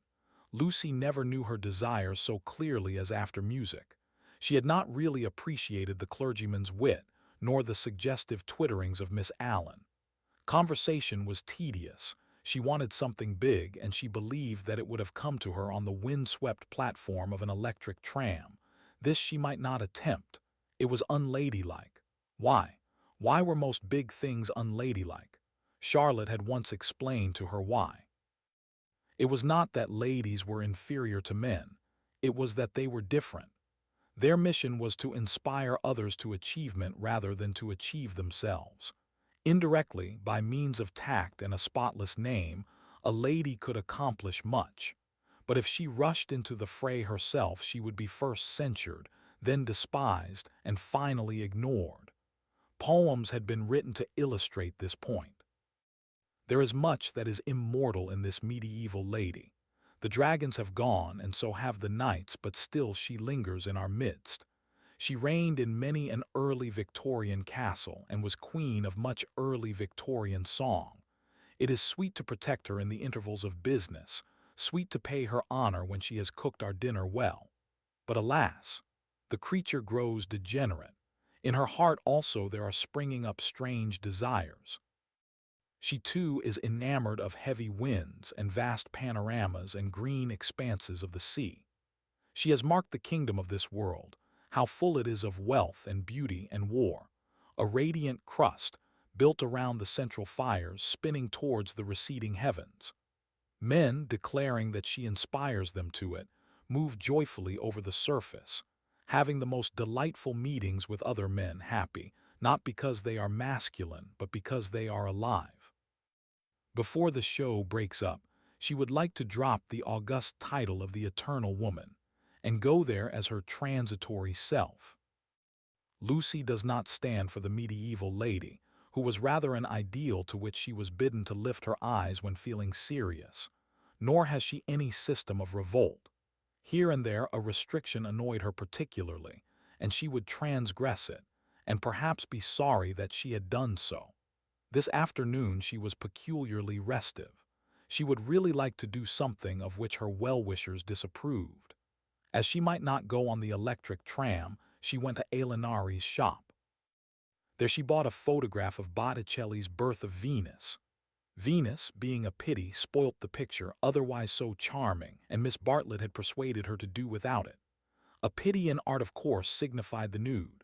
Giorgione, Tempesta, the Idolino, some of the Sistine frescoes and the Apoxyaminos were added to it. She felt a little calmer then and bought Fra Angelico's Coronation, Giotto's Ascension of St. John, some Della Robbia Bobbies, and some Guido Reni Madonnas. For her taste was Catholic, and she extended uncritical approval to every well-known name. But though she spent nearly 7 lire, the gates of liberty seemed still unopened. She was conscious of her discontent. It was new to her to be conscious of it. The world, she thought, is certainly full of beautiful things if only I could come across them. It was not surprising that Mrs. Honeychurch disapproved of music, declaring that it always left her daughter peevish, unpractical, and touchy. "Nothing ever happens to me," she reflected, as she entered the Piazza Signoria and looked nonchalantly at its marvels, now fairly familiar to her. The great square was in shadow. The sunshine had come too late to strike it. Neptune was already unsubstantial in the twilight, half god, half ghost, and his fountain plashed dreamily to the men and satyrs who idled together on its marge. The loggia showed as the triple entrance of a cave, wherein many a deity, shadowy but immortal, looking forth upon the arrivals and departures of mankind. It was the hour of unreality, the hour, that is, when unfamiliar things are real. An older person at such an hour and in such a place might think that sufficient was happening to him, and rest content. Lucy desired more. She fixed her eyes wistfully on the tower of the palace, which rose out of the lower darkness like a pillar of roughened gold. It seemed no longer a tower, no longer supported by earth, but some unattainable treasure throbbing in the tranquil sky. Its brightness mesmerized her, still dancing before her eyes when she bent them to the ground and started towards home. Then something did happen. Two Italians by the loggia had been bickering about a debt. "Sink liar," they had cried, "sink liar." They sparred at each other, and one of them was hit lightly upon the chest. He frowned. He bent towards Lucy with a look of interest, as if he had an important message for her. He opened his lips to deliver it, and a stream of red came out between them and trickled down his unshaven chin. That was all. A crowd rose out of the dusk. It hid this extraordinary man from her and bore him away to the fountain. Mr. George Emerson happened to be a few paces away, looking at her across the spot where the man had been. How very odd, across something. Even as she caught sight of him, he grew dim. The palace itself grew dim, swayed above her, fell onto her softly, slowly, noiselessly, and the sky fell with it. She thought, "Oh, what have I done? Oh, what have I done?" she murmured and opened her eyes. George Emerson still looked at her, but not across anything. She had complained of dullness, and lo! One man was stabbed, and another held her in his arms. They were sitting on some steps in the Uffizi arcade. He must have carried her. He rose when she spoke and began to dust his knees. She repeated, "Oh, what have I done?" "You fainted." I am very sorry." "How are you now?" "Perfectly well, absolutely well." And she began to nod and smile. "Then let us come home. There's no point in our stopping." He held out his hand to pull her up. She pretended not to see it. The cries from the fountain, they had never ceased, rang emptily. The whole world seemed pale and void of its original meaning. "How very kind you have been. I might have hurt myself falling, but now I am well. I can go alone, thank you." His hand was still extended.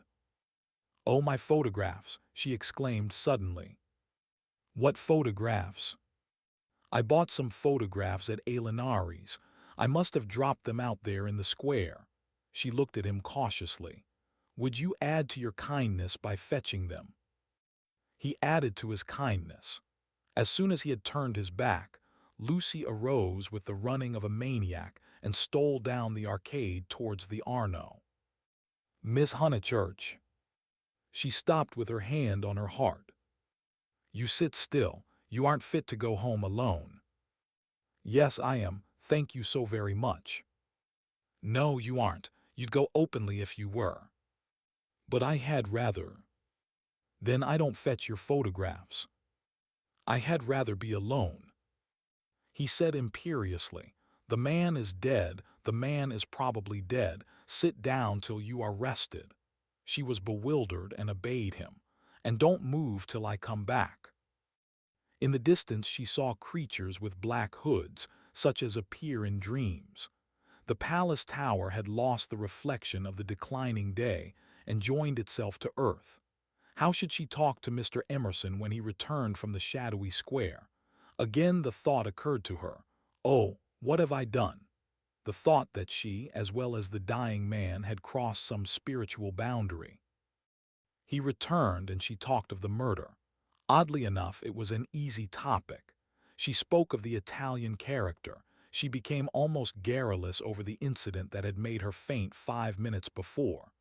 Being strong physically, she soon overcame the horror of blood. She rose without his assistance, and though wings seemed to flutter inside her, she walked firmly enough towards the Arno. There a cabman signaled to them. They refused him. And the murderer tried to kiss him, you say, how very odd Italians are, and gave himself up to the police. Mr. Beebe was saying that Italians know everything, but I think they are rather childish. When my cousin and I were at the pity yesterday, what was that? He had thrown something into the stream. What did you throw in? Things I didn't want, he said crossly. Mr. Emerson.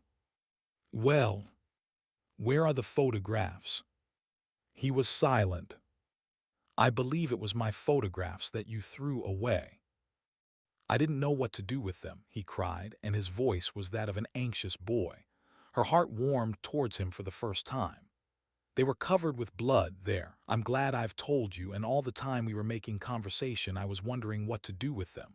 He pointed downstream. They've gone. The river swirled under the bridge. I did mind them so, and one is so foolish. It seemed better that they should go out to the sea. I don't know. I may just mean that they frightened me. Then the boy verged into a man. For something tremendous has happened. I must face it without getting muddled. It isn't exactly that a man has died. Something warned Lucy that she must stop him. It has happened, he repeated, and I mean to find out what it is. Mr. Emerson. He turned towards her frowning, as if she had disturbed him in some abstract quest. I want to ask you something before we go in. They were close to their pension. She stopped and leant her elbows against the parapet of the embankment. He did likewise. There is at times a magic in identity of position. It is one of the things that have suggested to us eternal comradeship. She moved her elbows before saying, I have behaved ridiculously. He was following his own thoughts. I was never so much ashamed of myself in my life. I cannot think what came over me. I nearly fainted myself, he said, but she felt that her attitude repelled him. Well, I owe you 1,000 apologies. Oh, all right. And this is the real point. You know how silly people are gossiping, ladies especially, I am afraid. You understand what I mean. I'm afraid I don't. I mean, would you not mention it to anyone, my foolish behavior? Your behavior? Oh yes, all right, all right. Thank you so much, and would you? She could not carry her request any further.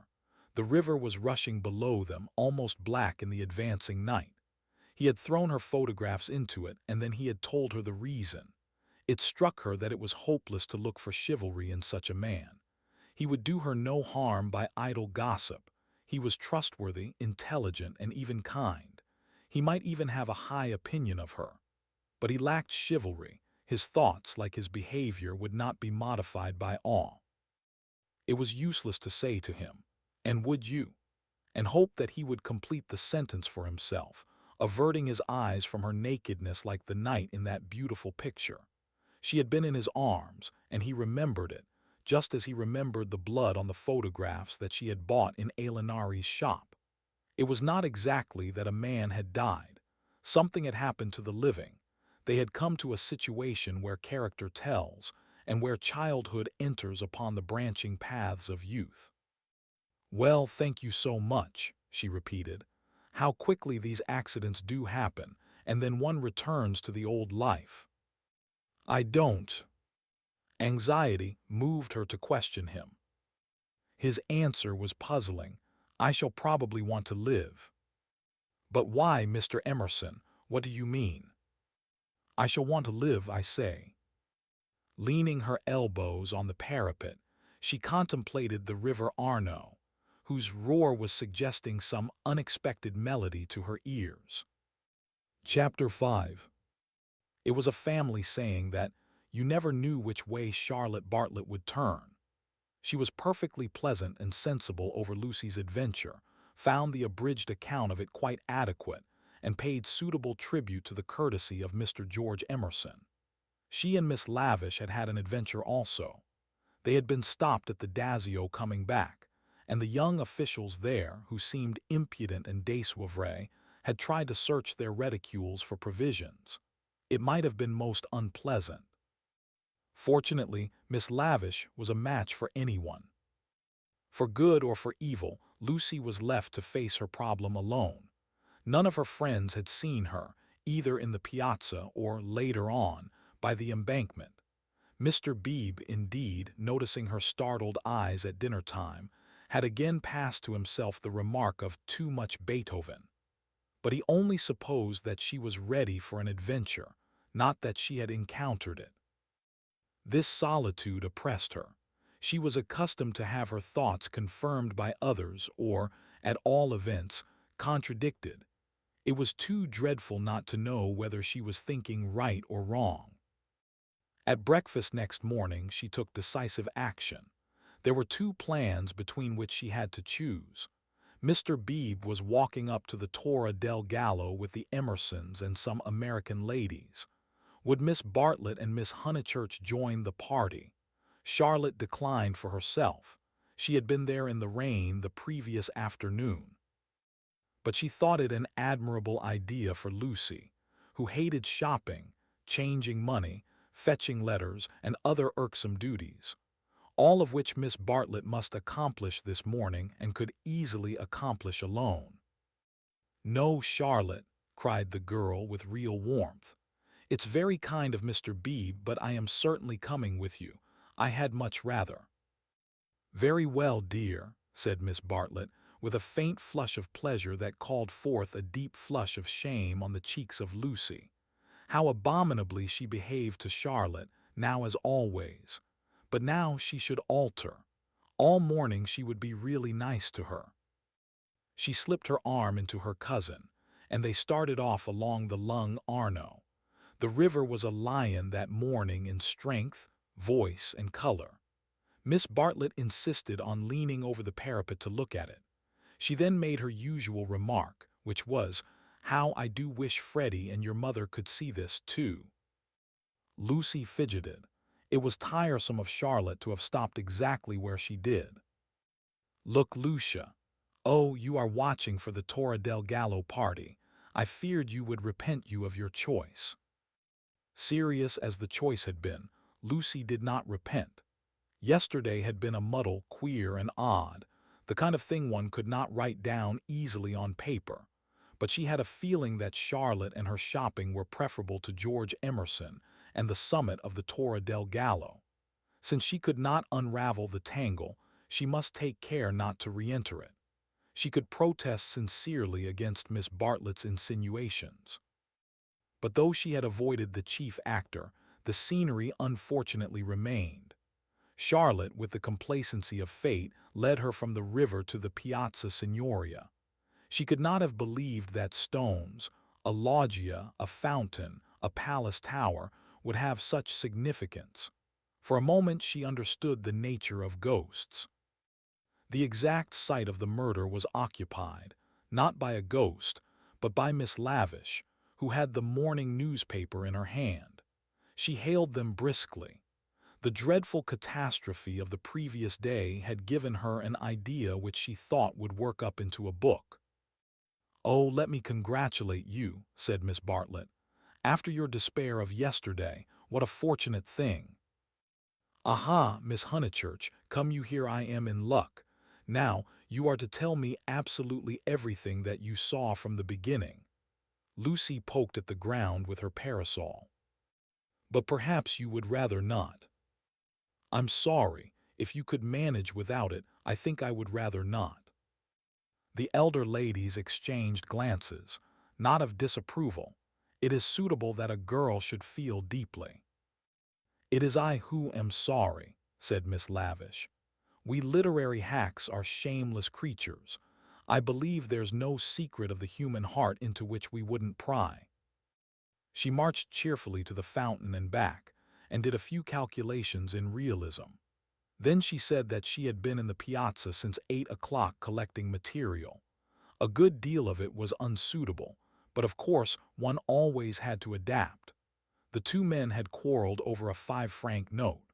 For the 5 franc note she should substitute a young lady, which would raise the tone of the tragedy, and at the same time furnish an excellent plot.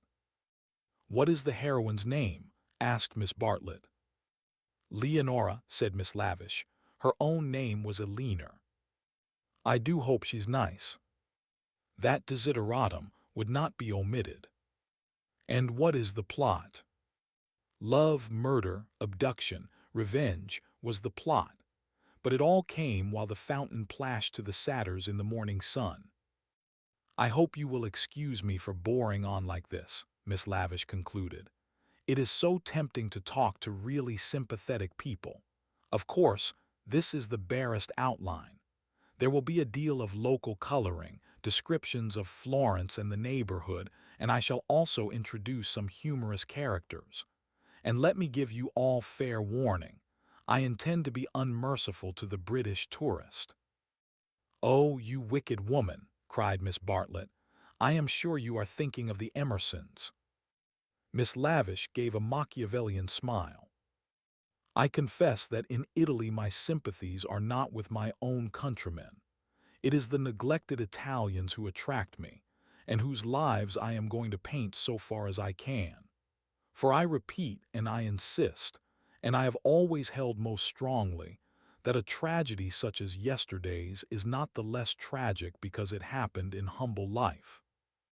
There was a fitting silence when Miss Lavish had concluded. Then the cousins wished success to her labors and walked slowly away across the square. "She is my idea of a really clever woman," said Miss Bartlett. "That last remark struck me as so particularly true. It should be a most pathetic novel."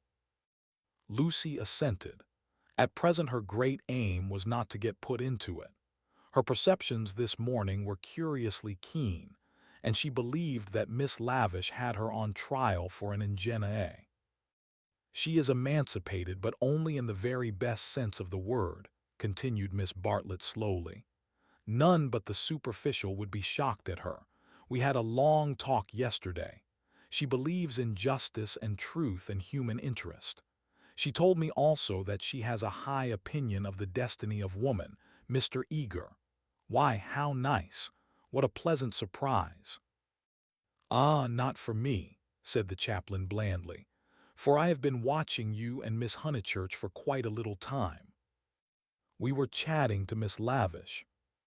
His brow contracted. "So I saw. Were you indeed?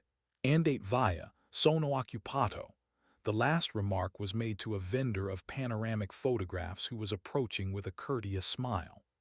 "I am about to venture a suggestion. Would you and Miss Honeychurch be disposed to join me in a drive some day this week? A drive in the hills. We might go up by Fiesole and back by Sedignano. There is a point on that road where we could get down and have an hour's ramble on the hillside. The view thence of Florence is most beautiful, far better than the hackneyed view of Fiesole. It is the view that Alessio Baldavinti is fond of introducing into his pictures. That man had a decided feeling for landscape, decidedly. But who looks at it today? Ah, the world is too much for us." Miss Bartlett had not heard of Alessio Baldavinti, but she knew that Mr. Eager was no commonplace chaplain. He was a member of the residential colony who had made Florence their home. He knew the people who never walked about with Baedekers, who had learnt to take a siesta after lunch, who took drives the pension tourists had never heard of, and saw by private influence galleries which were closed to them. Living in delicate seclusion, some in furnished flats, others in Renaissance villas on Fiesole's slope, they read, wrote, studied, and exchanged ideas, thus attaining to that intimate knowledge, or rather perception, of Florence which is denied to all who carry in their pockets the coupons of Cook. Therefore an invitation from the chaplain was something to be proud of. Between the two sections of his flock he was often the only link, and it was his avowed custom to select those of his migratory sheep who seemed worthy, and give them a few hours in the pastures of the permanent. Tea at a Renaissance villa. Nothing had been said about it yet, but if it did come to that, how Lucy would enjoy it. A few days ago and Lucy would have felt the same, but the joys of life were grouping themselves anew. A drive in the hills with Mr. Eager and Miss Bartlett, even if culminating in a residential tea party, was no longer the greatest of them. She echoed the raptures of Charlotte somewhat faintly. Only when she heard that Mr. Beebe was also coming did her thanks become more sincere. "So we shall be a party, Carré," said the chaplain. "In these days of toil and tumult one has great needs of the country and its message of purity. Andate via, andate presto, presto. Ah, the town! Beautiful as it is the town." They assented. This very square, so I am told, witnessed yesterday the most sordid of tragedies. To one who loves the Florence of Dante and Savonarola, there is something portentous in such desecration, portentous and humiliating. "Humiliating indeed," said Miss Bartlett. "Miss Honeychurch happened to be passing through as it happened. She can hardly bear to speak of it." She glanced at Lucy proudly. "And how came we to have you here?" asked the chaplain paternally. Miss Bartlett's recent liberalism oozed away at the question. "Do not blame her, please, Mr. Eager. The fault is mine. I left her unchaperoned." "So you were here alone, Miss Honeychurch?" His voice suggested sympathetic reproof, but at the same time indicated that a few harrowing details would not be unacceptable. His dark, handsome face drooped mournfully towards her to catch her reply. "Practically. One of our pension acquaintances kindly brought her home," said Miss Bartlett, adroitly concealing the sex of the preserver. "For her also it must have been a terrible experience. I trust that neither of you was at all, that it was not in your immediate proximity." Of the many things Lucy was noticing today, not the least remarkable was this: the ghoulish fashion in which respectable people will nibble after blood. George Emerson had kept the subject strangely pure. "He died by the fountain, I believe," was her reply. "And you and your friend were over at the loggia. That must have saved you much. You have not, of course, seen the disgraceful illustrations which the gutter press. This man is a public nuisance. He knows that I am a resident perfectly well, and yet he goes on worrying me to buy his vulgar views." Surely the vendor of photographs was in league with Lucy, in the eternal league of Italy with youth. He had suddenly extended his book before Miss Bartlett and Mr. Eager, binding their hands together by a long, glossy ribbon of churches, pictures, and views. "This is too much," cried the chaplain, striking petulantly at one of Fra Angelico's angels. She tore. A shrill cry rose from the vendor. The book, it seemed, was more valuable than one would have supposed. "Willingly would I purchase," began Miss Bartlett. "Ignore him," said Mr. Eager sharply, and they all walked rapidly away from the square. But an Italian can never be ignored, least of all when he has a grievance. His mysterious persecution of Mr. Eager became relentless. The air rang with his threats and lamentations. He appealed to Lucy, would not she intercede? He was poor, he sheltered a family, the tax on bread. He waited, he gibbered, he was recompensed. He was dissatisfied, he did not leave them until he had swept their minds clean of all thoughts whether pleasant or unpleasant. Shopping was the topic that now ensued. Under the chaplain's guidance they selected many hideous presents and mementos, florid little picture frames that seemed fashioned in gilded pastry, other little frames more severe that stood on little easels and were carven out of oak, a blotting book of vellum, a Dante of the same material, cheap mosaic brooches which the maids next Christmas would never tell from real, pins, pots, heraldic saucers, brown art photographs, Eros and Psyche in alabaster. St. Peter to match, all of which would have cost less in London. This successful morning left no pleasant impressions on Lucy. She had been a little frightened both by Miss Lavish and by Mr. Eager, she knew not why, and as they frightened her, she had, strangely enough, ceased to respect them. She doubted that Miss Lavish was a great artist. She doubted that Mr. Eager was as full of spirituality and culture as she had been led to suppose. They were tried by some new test, and they were found wanting. As for Charlotte, she was exactly the same.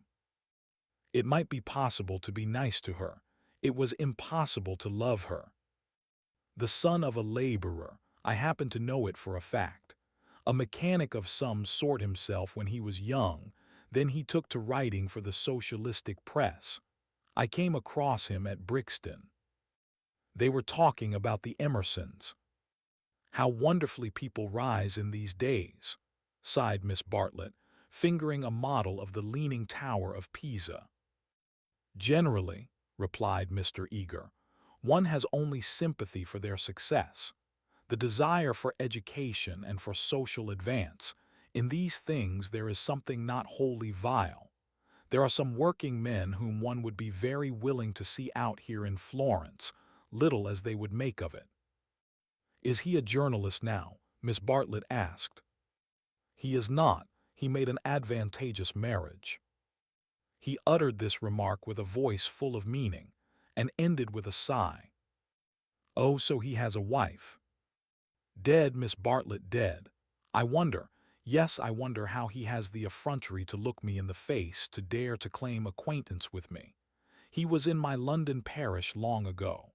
The other day in Santa Croce, when he was with Miss Honeychurch, I snubbed him. Let him beware that he does not get more than a snub. What? Cried Lucy, flushing. Exposure, hissed Mr. Eager. He tried to change the subject, but in scoring a dramatic point he had interested his audience more than he had intended. Miss Bartlett was full of very natural curiosity. Lucy, though she wished never to see the Emersons again, was not disposed to condemn them on a single word. Do you mean, she asked, that he is an irreligious man? We know that already.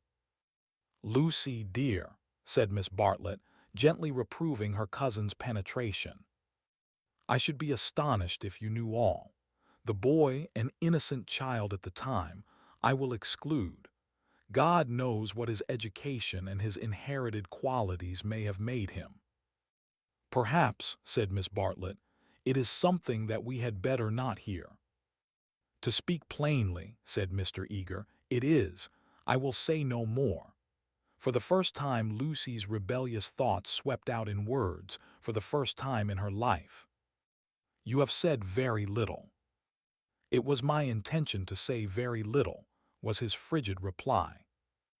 He gazed indignantly at the girl, who met him with equal indignation. She turned towards him from the shop counter, her breast heaved quickly. He observed her brow and the sudden strength of her lips. It was intolerable that she should disbelieve him. Murder if you want to know, he cried angrily. That man murdered his wife. How? She retorted. To all intents and purposes he murdered her.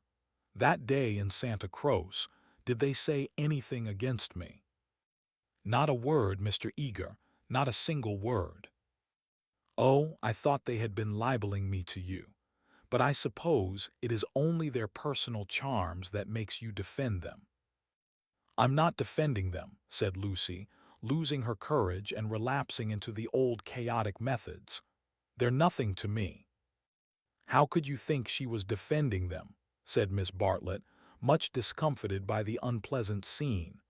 The shopman was possibly listening. She will find it difficult, for that man has murdered his wife in the sight of God. The addition of God was striking, but the chaplain was really trying to qualify a rash remark.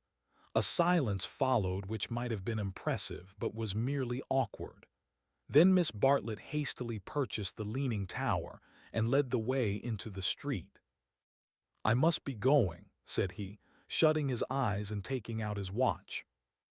Miss Bartlett thanked him for his kindness and spoke with enthusiasm of the approaching drive.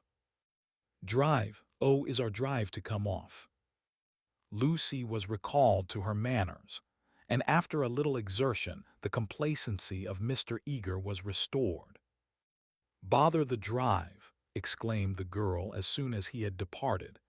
"It is just the drive we had arranged with Mr. Beebe without any fuss at all. Why should he invite us in that absurd manner? We might as well invite him.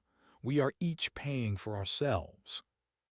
Miss Bartlett, who had intended to lament over the Emersons, was launched by this remark into unexpected thoughts.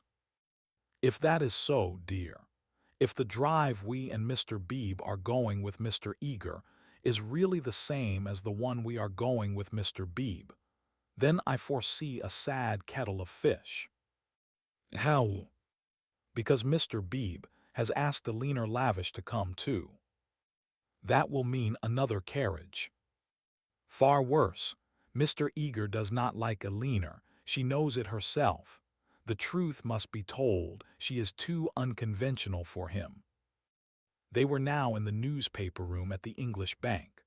Lucy stood by the central table, heedless of Punch and the Graphic, trying to answer, or at all events to formulate the questions rioting in her brain. The well-known world had broken up, and there emerged Florence, a magic city where people thought and did the most extraordinary things. Murder, accusations of murder, a lady clinging to one man and being rude to another, were these the daily incidents of her streets? Was there more in her frank beauty than met the eye? The power, perhaps, to evoke passions, good and bad, and to bring them speedily to a fulfillment. Happy Charlotte, who, though greatly troubled over things that did not matter, seemed oblivious to things that did, who could conjecture with admirable delicacy where things might lead to, but apparently lost sight of the goal as she approached it. Now she was crouching in the corner trying to extract a circular note from a kind of linen nose-bag which hung in chaste concealment round her neck. She had been told that this was the only safe way to carry money in Italy. It must only be broached within the walls of the English Bank.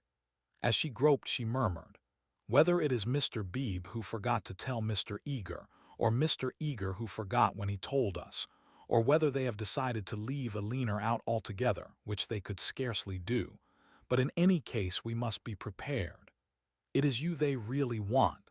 I am only asked for appearances. You shall go with the two gentlemen, and I and Alina will follow behind. A one-horse carriage would do for us. Yet how difficult it is."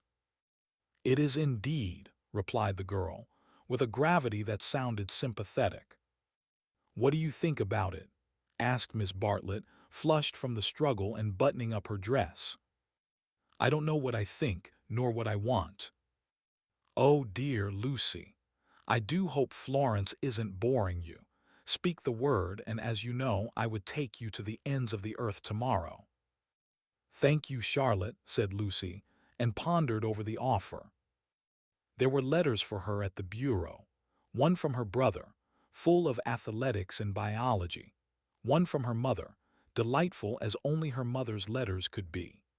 She had read in it of the crocuses which had been bought for yellow and were coming up puce, of the new parlor maid, who had watered the ferns with essence of lemonade, of the semi-detached cottages which were ruining Summer Street and breaking the heart of Sir Harry Otway. She recalled the free, pleasant life of her home, where she was allowed to do everything and where nothing ever happened to her.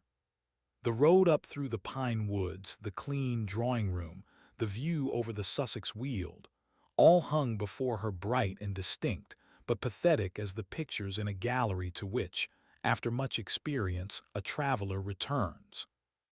"And the news?" asked Miss Bartlett. "Mrs. Vyse and her son have gone to Rome," said Lucy, giving the news that interested her least. "Do you know the Vyses?" "Oh, not that way back. We can never have too much of the dear Piazza Signoria. They're nice people, the Vyses, so clever, my idea of what's really clever. Don't you long to be in Rome? I'd die for it. The Piazza Signoria is too stony to be brilliant. It has no grass, no flowers, no frescoes, no glittering walls of marble or comforting patches of ruddy brick. By an odd chance, unless we believe in a presiding genius of places, the statues that relieve its severity suggest not the innocence of childhood, nor the glorious bewilderment of youth, but the conscious achievements of maturity. Perseus and Judith, Hercules and Thusnelda, they have done or suffered something, and though they are immortal, immortality has come to them after experience, not before. Here, not only in the solitude of nature, might a hero meet a goddess, or a heroine a god. Charlotte, cried the girl suddenly, here's an idea. What if we popped off to Rome tomorrow straight to the Vise's hotel? For I do know what I want. I'm sick of Florence. No, you said you'd go to the ends of the earth. Do. Miss Bartlett, with equal vivacity, replied. Oh, you droll person. Pray, what would become of your drive in the hills? They passed together through the gaunt beauty of the square, laughing over the unpractical suggestion. Chapter 6. It was Phaethon who drove them to Feasel that memorable day, a youth all irresponsibility and fire, recklessly urging his master's horses up the stony hill. Mr. Beebe recognized him at once. Neither the ages of faith nor the age of doubt had touched him. He was Phaethon in Tuscany driving a cab. And it was Persephone whom he asked leave to pick up on the way, saying that she was his sister. Persephone, tall and slender and pale, returning with the spring to her mother's cottage, and still shading her eyes from the unaccustomed light. To her Mr. Eager objected, saying that here was the thin edge of the wedge, and one must guard against imposition. But the ladies interceded, and when it had been made clear that it was a very great favor, the goddess was allowed to mount beside the god. Phaethon at once slipped the left rein over her head, thus enabling himself to drive with his arm round her waist. She did not mind. Mr. Eager, who sat with his back to the horses, saw nothing of the indecorous proceeding and continued his conversation with Lucy. The other two occupants of the carriage were old Mr. Emerson and Miss Lavish. For a dreadful thing had happened. Mr. Beebe, without consulting Mr. Eager, had doubled the size of the party. And though Miss Bartlett and Miss Lavish had planned all the morning how the people were to sit, at the critical moment when the carriages came round they lost their heads, and Miss Lavish got in with Lucy, while Miss Bartlett, with George Emerson and Mr. Beebe, followed on behind. It was hard on the poor chaplain to have his party carré thus transformed. Tea at a Renaissance villa, if he had ever meditated it, was now impossible. Lucy and Miss Bartlett had a certain style about them, and Mr. Beebe, though unreliable, was a man of parts. But a shoddy lady writer and a journalist who had murdered his wife in the sight of God, they should enter no villa at his introduction.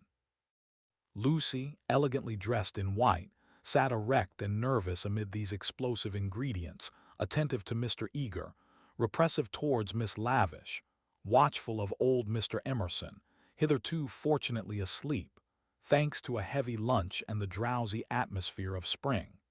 She looked on the expedition as the work of fate, but for it she would have avoided George Emerson successfully. In an open manner he had shown that he wished to continue their intimacy.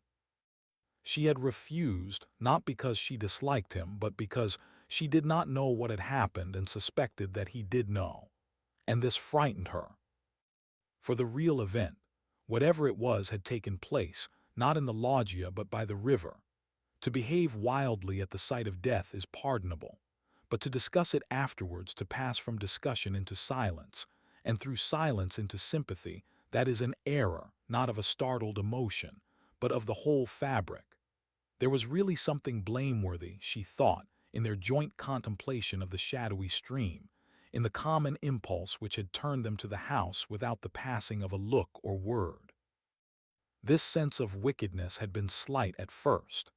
She had nearly joined the party to the Torre del Gallo, but each time that she avoided George it became more imperative that she should avoid him again. And now celestial irony, working through her cousin and two clergymen, did not suffer her to leave Florence till she had made this expedition with him through the hills. Meanwhile Mr. Eager held her in civil converse. Their little tiff was over. "So, Miss Honeychurch, you are traveling, as a student of art." "Oh dear me, no, oh no." "Perhaps as a student of human nature," interposed Miss Lavish, "like myself." "Oh no, I am here as a tourist." "Oh indeed," said Mr. Eager. "Are you indeed? If you will not think me rude, we residents sometimes pity you poor tourists not a little, handed about like a parcel of goods from Venice to Florence, from Florence to Rome, living herded together in pensions or hotels, quite unconscious of anything that is outside Baedeker, their one anxiety to get done or through and go on somewhere else. The result is, they mix up towns, rivers, palaces in one inextricable whirl. You know the American girl in Punch who says, 'Say, Papa, what did we see at Rome?' And the father replies, 'Why, guess Rome was the place where we saw the yaller dog.' There's traveling for you. Ha, ha, ha." "I quite agree," said Miss Lavish, who had several times tried to interrupt his mordant wit. "The narrowness and superficiality of the Anglo-Saxon tourist is nothing less than a menace." "Quite so. Now the English colony at Florence, Miss Honeychurch, and it is of considerable size, though of course not all equally. A few are here for trade, for example, but the greater part are students. Lady Helen Laverstock is at present busy over Fra Angelico. I mention her name because we are passing her villa on the left. No, you can only see it if you stand. No, do not stand, you will fall. She is very proud of that thick hedge. Inside, perfect seclusion. One might have gone back 600 years. Some critics believe that her garden was the scene of the Decameron, which lends it an additional interest, does it not?" "It does indeed," cried Miss Lavish. "Tell me, where do they place the scene of that wonderful seventh day?" But Mr. Eager proceeded to tell Miss Honeychurch that on the right lived Mr. Someone Something, an American of the best type, so rare, and that the somebody else's were farther down the hill.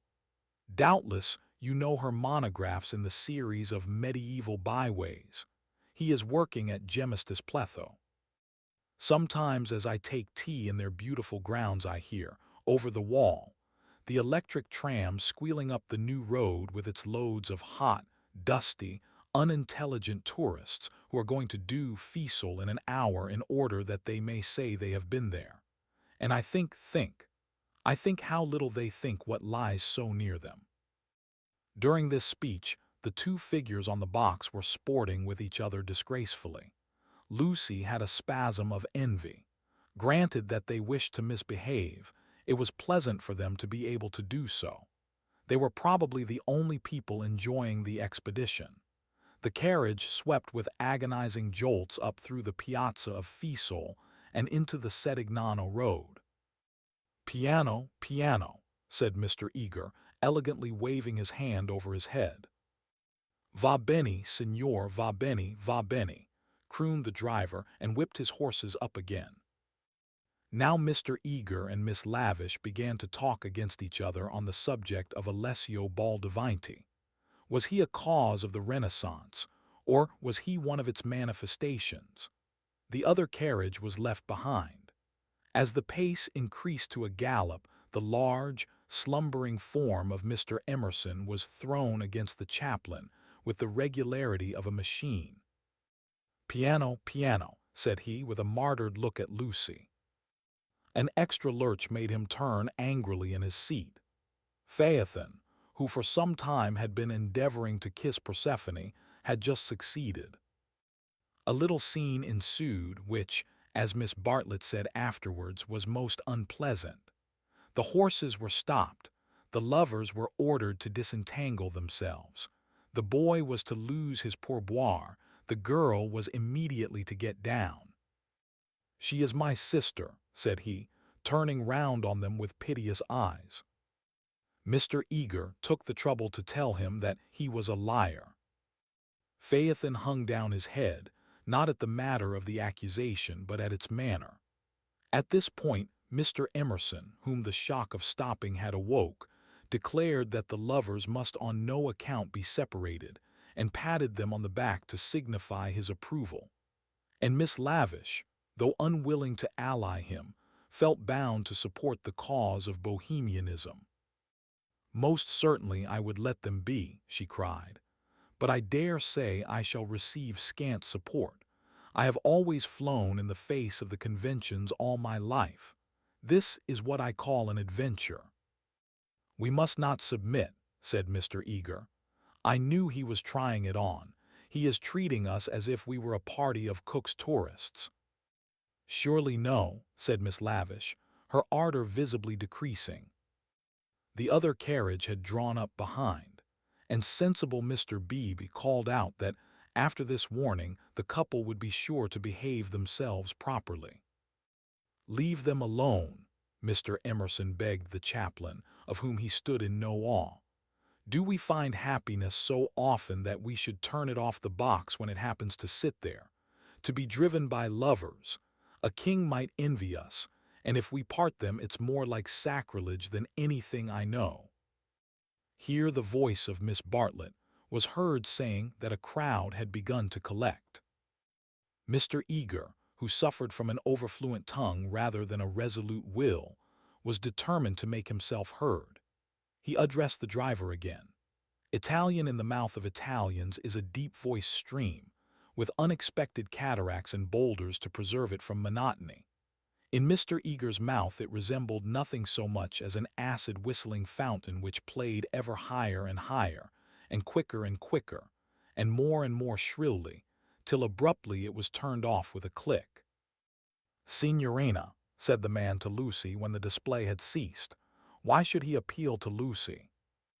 "Signorina," echoed Persephone in her glorious contralto. She pointed at the other carriage. "Why?" For a moment the two girls looked at each other. Then Persephone got down from the box.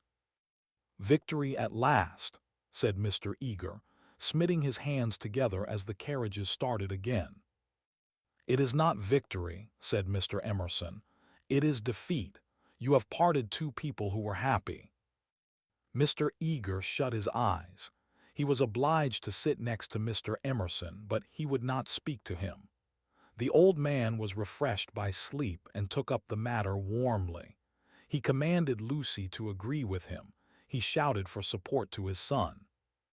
"We have tried to buy what cannot be bought with money. He has bargained to drive us, and he is doing it. We have no rights over his soul." Miss Lavish frowned. It is hard when a person you have classed as typically British speaks out of his character. "He was not driving us well," she said. "He jolted us." "That I deny. It was as restful as sleeping." "Aha, he is jolting us now. Can you wonder? He would like to throw us out, and most certainly he is justified. And if I were superstitious I'd be frightened of the girl too. It doesn't do to injure young people. Have you ever heard of Lorenzo de Medici?" Miss Lavish bristled. "Most certainly I have. Do you refer to Lorenzo il Magnifico, or to Lorenzo, Duke of Urbino, or to Lorenzo surnamed Lorenzino on account of his diminutive stature?" "The Lord knows. Possibly he does know, for I refer to Lorenzo the poet. He wrote a line, so I heard yesterday, which runs like this: 'Don't go fighting against the spring.'" Mr. Eager could not resist the opportunity for erudition. "Non fate guerra al maggio," he murmured. "War not with the May would render a correct meaning. The point is, we have warred with it. Look." He pointed to the Val d'Arno, which was visible far below them through the budding trees. 50 miles of spring, and we've come up to admire them. Do you suppose there's any difference between spring in nature and spring in man?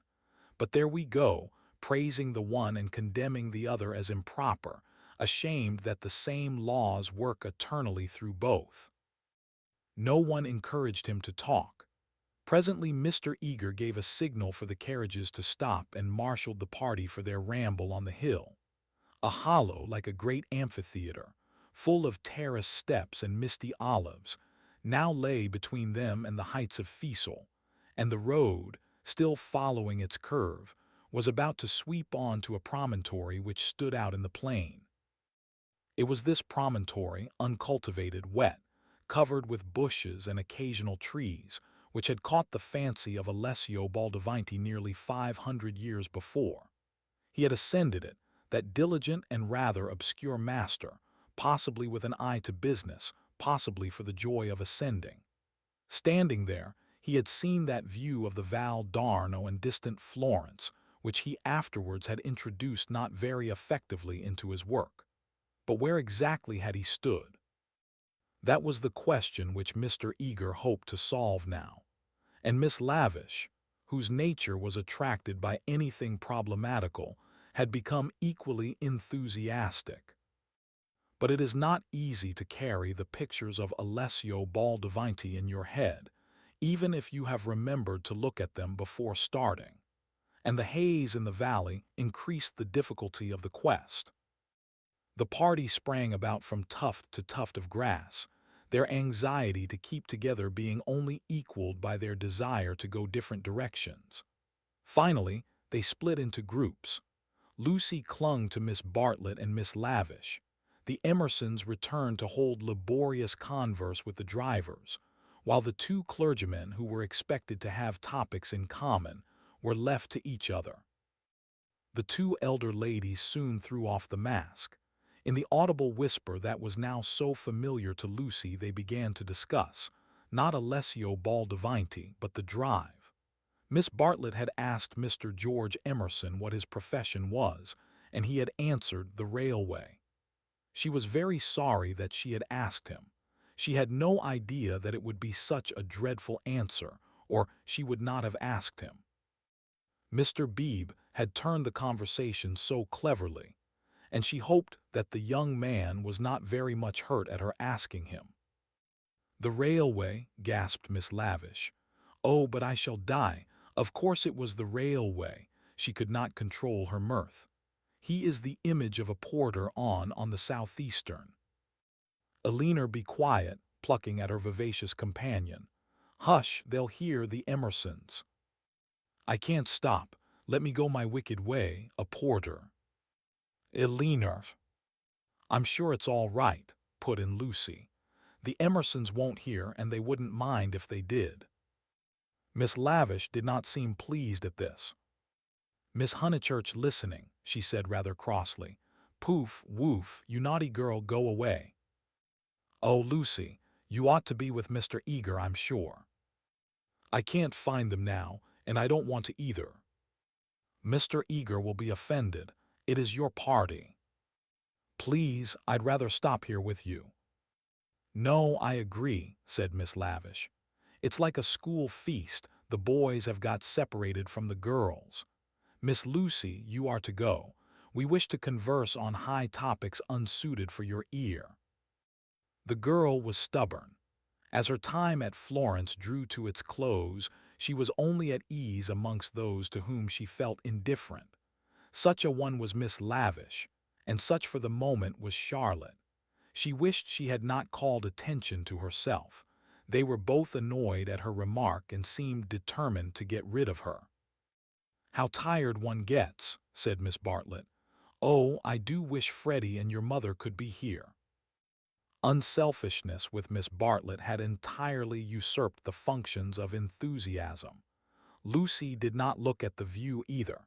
She would not enjoy anything till she was safe at Rome. "Then sit you down," said Miss Lavish. "Observe my foresight." With many a smile she produced two of those mackintosh squares that protect the frame of the tourist from damp grass or cold marble steps. She sat on one. Who was to sit on the other? "Lucy, without a moment's doubt, Lucy. The ground will do for me. Really, I have not had rheumatism for years. If I do feel it coming on, I shall stand. Imagine your mother's feelings if I let you sit in the wet in your white linen." She sat down heavily where the ground looked particularly moist. Here we are, all settled delightfully. Even if my dress is thinner, it will not show so much, being brown. Sit down, dear. You are too unselfish. You don't assert yourself enough. She cleared her throat. Now don't be alarmed. This isn't a cold.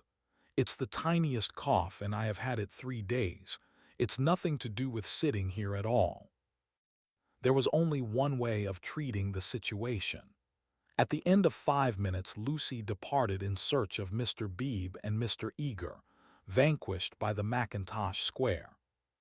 She addressed herself to the drivers who were sprawling in the carriages, perfuming the cushions with cigars.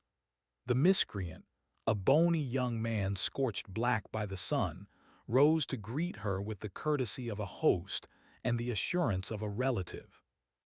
"Dove," said Lucy after much anxious thought. His face lit up. Of course he knew where, not so far either. His arm swept 3/4 of the horizon. He should just think he did know where. He pressed his fingertips to his forehead and then pushed them towards her, as if oozing with visible extract of knowledge.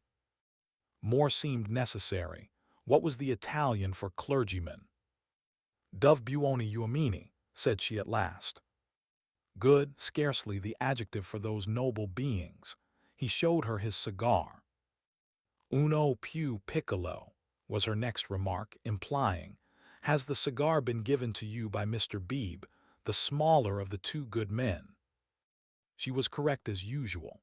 He tied the horse to a tree, kicked it to make it stay quiet, dusted the carriage, arranged his hair, remolded his hat, encouraged his mustache, and in rather less than a quarter of a minute was ready to conduct her. Italians are born knowing the way. It would seem that the whole earth lay before them, not as a map, but as a chessboard, whereon they continually behold the changing pieces as well as the squares. Anyone can find places, but the finding of people is a gift from God. He only stopped once to pick her some great blue violets. She thanked him with real pleasure. In the company of this common man, the world was beautiful and direct. For the first time she felt the influence of spring. His arm swept the horizon gracefully. Violets, like other things, existed in great profusion there. Would she like to see them? "Ma buoni uomini." He bowed, certainly. Good men first, violets afterwards. They proceeded briskly through the undergrowth, which became thicker and thicker. They were nearing the edge of the promontory, and the view was stealing round them, but the brown network of the bushes shattered it into countless pieces. He was occupied in his cigar and in holding back the pliant boughs. She was rejoicing in her escape from dullness. Not a step, not a twig was unimportant to her. "What is that?" There was a voice in the wood in the distance behind them. The voice of Mr. Eager. He shrugged his shoulders. An Italian's ignorance is sometimes more remarkable than his knowledge. She could not make him understand that perhaps they had missed the clergyman. The view was forming at last. She could discern the river, the golden plain, other hills. "Eccolo!" he exclaimed. At the same moment the ground gave way, and with a cry she fell out of the wood. Light and beauty enveloped her. She had fallen on to a little open terrace, which was covered with violets from end to end. "Courage!" cried her companion, now standing some 6 feet above. "Courage and love!" She did not answer. From her feet the ground sloped sharply into view, and violets ran down in rivulets and streams and cataracts, irrigating the hillside with blue, eddying round the tree stems, collecting into pools in the hollows, covering the grass with spots of azure foam. But never again were they in such profusion. This terrace was the wellhead, the primal source whence beauty gushed out to water the earth. Standing at its brink like a swimmer who prepares was the good man. But he was not the good man that she had expected, and he was alone. George had turned at the sound of her arrival. For a moment he contemplated her as one who had fallen out of heaven. He saw radiant joy in her face. He saw the flowers beat against her dress in blue waves.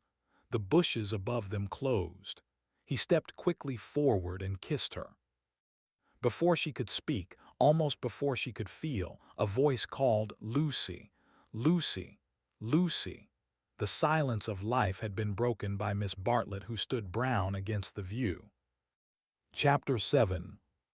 Some complicated game had been playing up and down the hillside all the afternoon. What it was, and exactly how the players had sided, Lucy was slow to discover. Mr. Eager had met them with a questioning eye. Charlotte had repulsed him with much small talk. Mr. Emerson, seeking his son, was told whereabouts to find him. Mr. Beebe, who wore the heated aspect of a neutral, was bidden to collect the factions for the return home. There was a general sense of groping and bewilderment. Pan had been amongst them, not the great god Pan, who has been buried these 2,000 years, but the little god Pan, who presides over social contretemps and unsuccessful picnics. Mr. Beebe had lost everyone and had consumed in solitude the tea basket which he had brought up as a pleasant surprise. Miss Lavish had lost Miss Bartlett. Lucy had lost Mr. Eager. Mr. Emerson had lost George. Miss Bartlett had lost a Mackintosh square.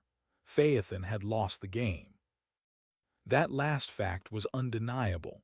He climbed on to the box shivering with his collar up, prophesying the swift approach of bad weather.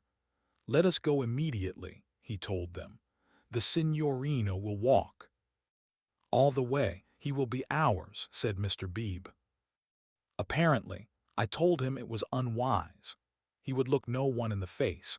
Perhaps defeat was particularly mortifying for him. He alone had played skillfully, using the whole of his instinct, while the others had used scraps of their intelligence. He alone had divined what things were, and what he wished them to be.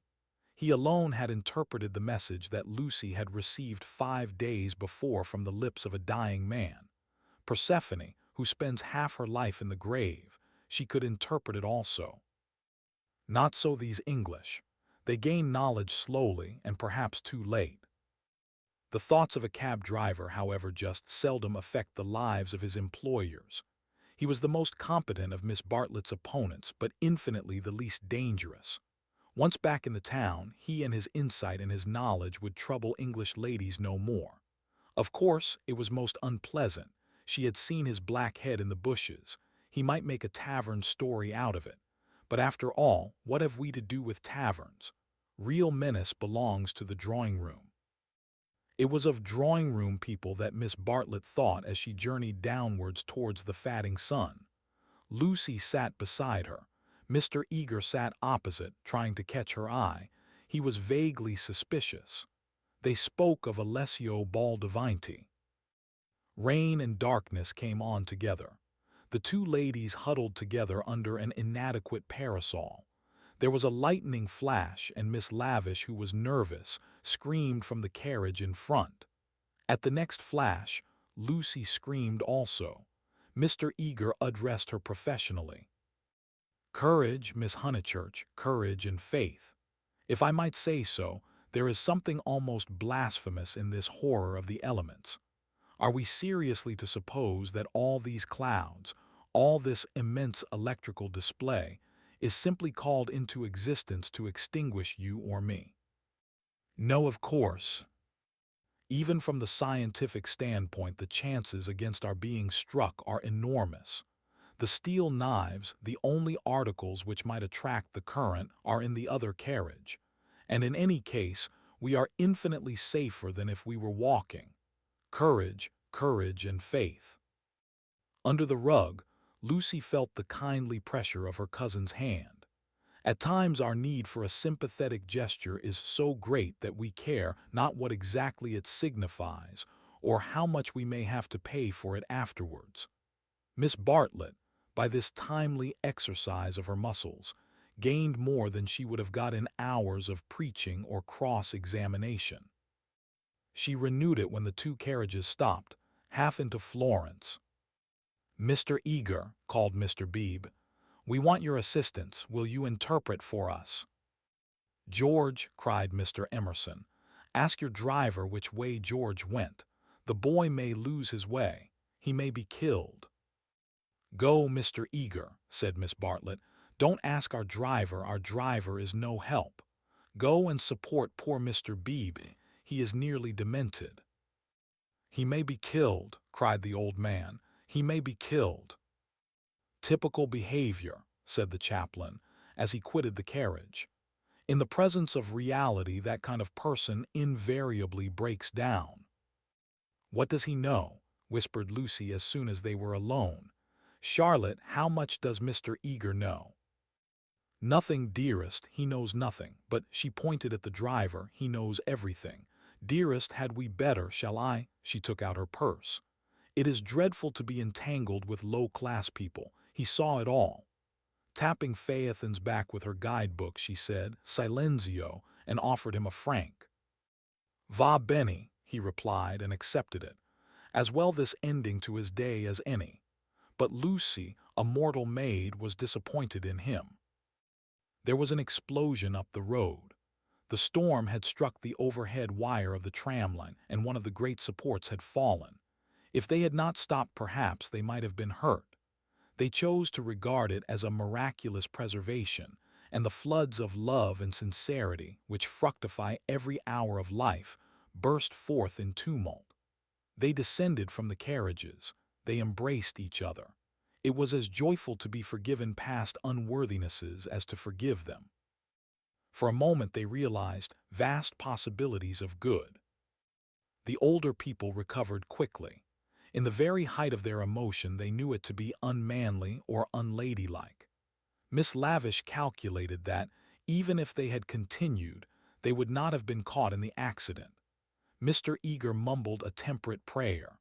But the drivers, through miles of dark, squalid road, poured out their souls to the dryads and the saints, and Lucy poured out hers to her cousin. "Charlotte, dear Charlotte, kiss me again. Only you can understand me. You warned me to be careful, and I thought I was developing. Do not cry, dearest, take your time. I have been obstinate and silly, worse than you know, far worse. Once by the river, oh, but he isn't killed. He wouldn't be killed, would he?" The thought disturbed her repentance. As a matter of fact, the storm was worst along the road, but she had been near danger, and so she thought it must be near to everyone. "I trust not. One would always pray against that. He is really, I think he was taken by surprise just as I was before. But this time I'm not to blame, I want you to believe that. I simply slipped into those violets. No, I want to be really truthful. I am a little to blame. I had silly thoughts. The sky, you know, was gold and the ground all blue, and for a moment he looked like someone in a book. In a book. Heroes, gods, the nonsense of schoolgirls. And then. But Charlotte, you know what happened then." Miss Bartlett was silent. Indeed, she had little more to learn. With a certain amount of insight, she drew her young cousin affectionately to her. All the way back Lucy's body was shaken by deep sighs, which nothing could repress. "I want to be truthful," she whispered. "It is so hard to be absolutely truthful." "Don't be troubled, dearest.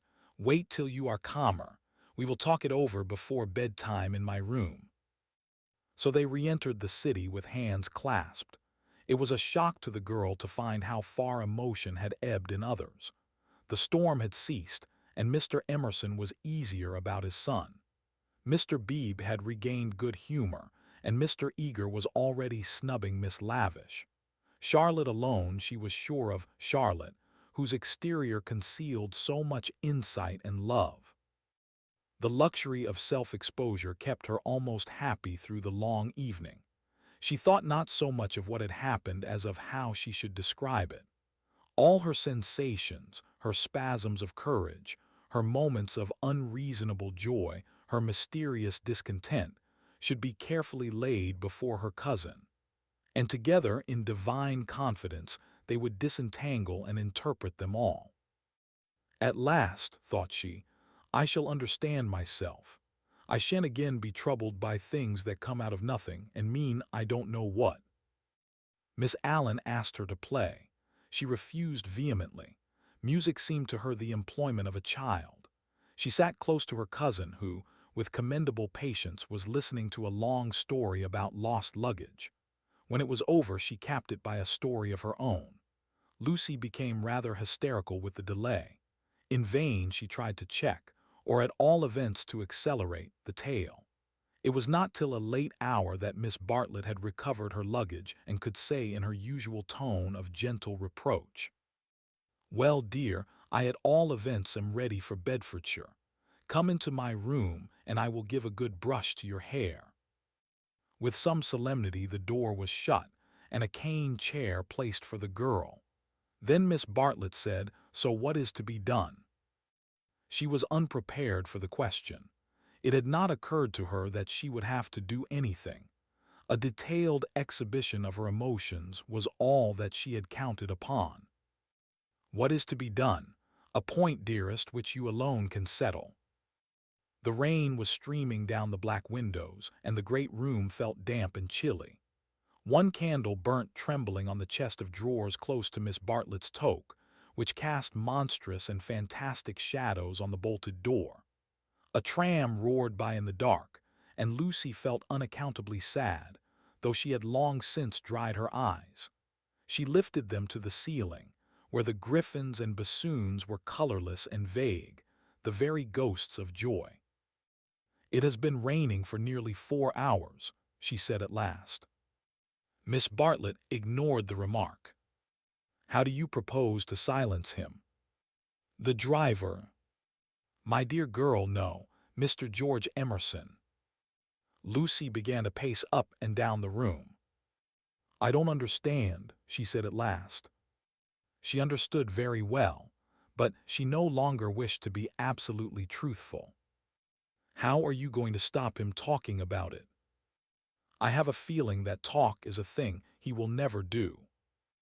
I, too, intend to judge him charitably, but unfortunately I have met the type before. They seldom keep their exploits to themselves." "Exploits!" cried Lucy, wincing under the horrible plural. "My poor dear, did you suppose that this was his first? Come here and listen to me. I am only gathering it from his own remarks. Do you remember that day at lunch when he argued with Miss Allen that liking one person is an extra reason for liking another?" "Yes," said Lucy, whom at the time the argument had pleased. "Well, I am no prude. There is no need to call him a wicked young man, but obviously he is thoroughly unrefined. Let us put it down to his deplorable antecedents and education if you wish, but we are no farther on with our question. What do you propose to do?" An idea rushed across Lucy's brain, which, had she thought of it sooner and made it part of her, might have proved victorious. "I propose to speak to him," said she. Miss Bartlett uttered a cry of genuine alarm. "You see, Charlotte, your kindness. I shall never forget it, but, as you said, it is my affair, mine and his." "And you are going to implore him, to beg him to keep silence?" "Certainly not. There would be no difficulty. Whatever you ask him he answers yes or no, then it is over. I have been frightened of him, but now I am not one little bit. But we fear him for you, dear. You are so young and inexperienced, you have lived among such nice people, that you cannot realize what men can be, how they can take a brutal pleasure in insulting a woman whom her sex does not protect and rally round. This afternoon, for example, if I had not arrived, what would have happened?" "I can't think," said Lucy gravely. Something in her voice made Miss Bartlett repeat her question, intoning it more vigorously. "What would have happened if I hadn't arrived?" "I can't think," said Lucy again. "When he insulted you, how would you have replied?" "I hadn't time to think, you came." "Yes, but won't you tell me now what you would have done?" "I should have—" She checked herself and broke the sentence off. She went up to the dripping window and strained her eyes into the darkness.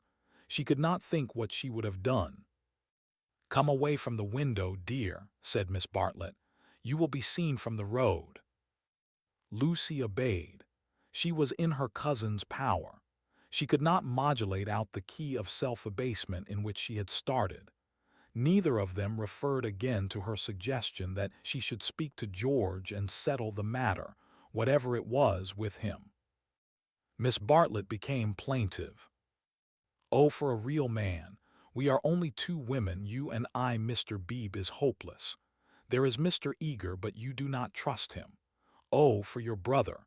He is young, but I know that his sister's insult would rouse in him a very lion. Thank God, chivalry is not yet dead. There are still left some men who can reverence woman." As she spoke, she pulled off her rings, of which she wore several, and ranged them upon the pin-cushion. Then she blew into her gloves and said, "It will be a push to catch the morning train, but we must try."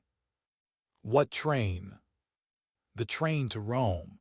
She looked at her gloves critically.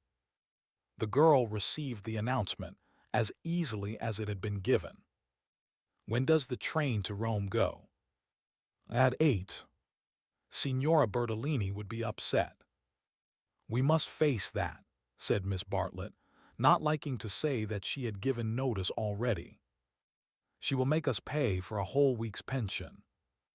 "I expect she will. However, we shall be much more comfortable at the Vise's Hotel. Isn't afternoon tea given there for nothing?" "Yes, but they pay extra for wine." After this remark she remained motionless and silent. To her tired eyes Charlotte throbbed and swelled like a ghostly figure in a dream. They began to sort their clothes for packing, for there was no time to lose if they were to catch the train to Rome. Lucy, when admonished, began to move to and fro between the rooms, more conscious of the discomforts of packing by candlelight than of a subtler ill. Charlotte, who was practical without ability, knelt by the side of an empty trunk, vainly endeavoring to pave it with books of varying thickness and size. She gave 2 or 3 sighs, for the stooping posture hurt her back, and for all her diplomacy she felt that she was growing old. The girl heard her as she entered the room, and was seized with one of those emotional impulses to which she could never attribute a cause.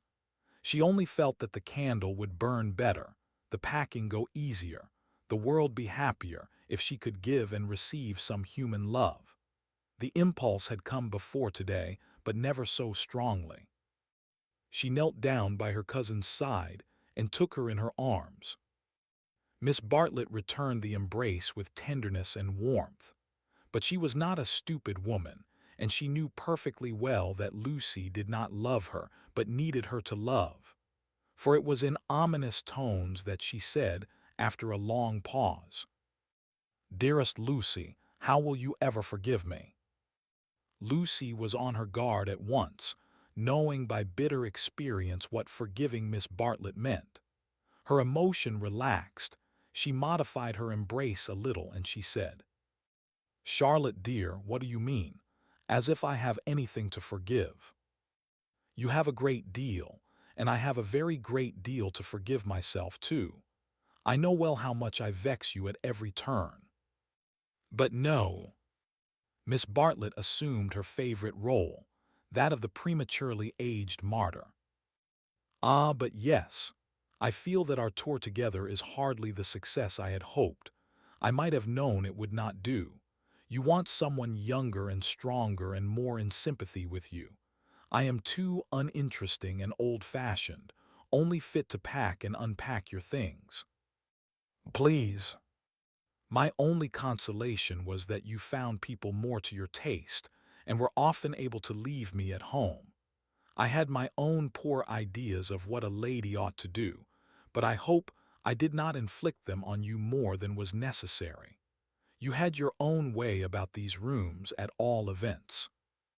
"You mustn't say these things," said Lucy softly. She still clung to the hope that she and Charlotte loved each other, heart and soul. They continued to pack in silence. "I have been a failure," said Miss Bartlett, as she struggled with the straps of Lucy's trunk instead of strapping her own.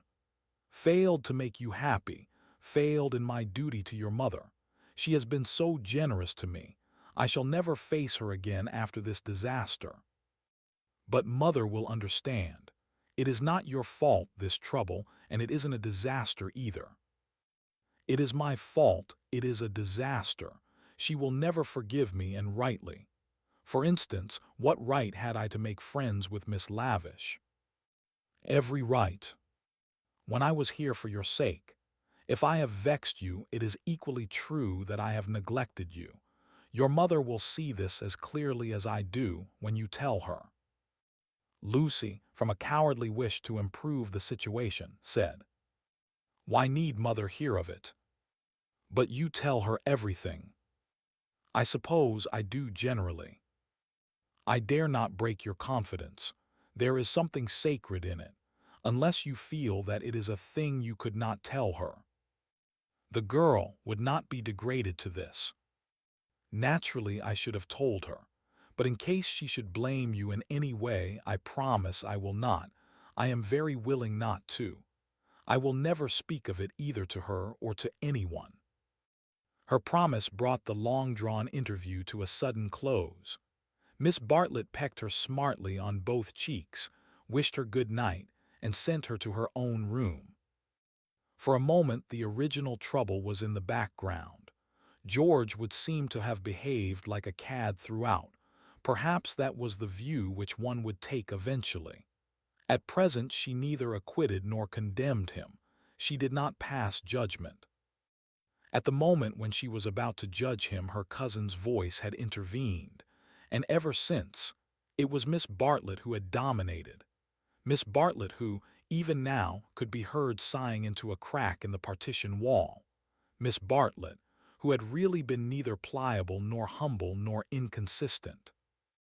She had worked like a great artist.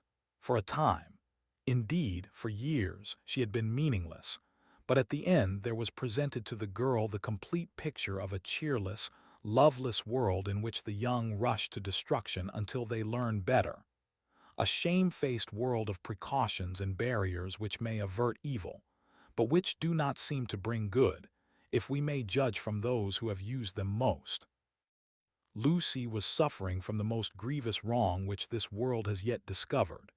Diplomatic advantage had been taken of her sincerity, of her craving for sympathy and love.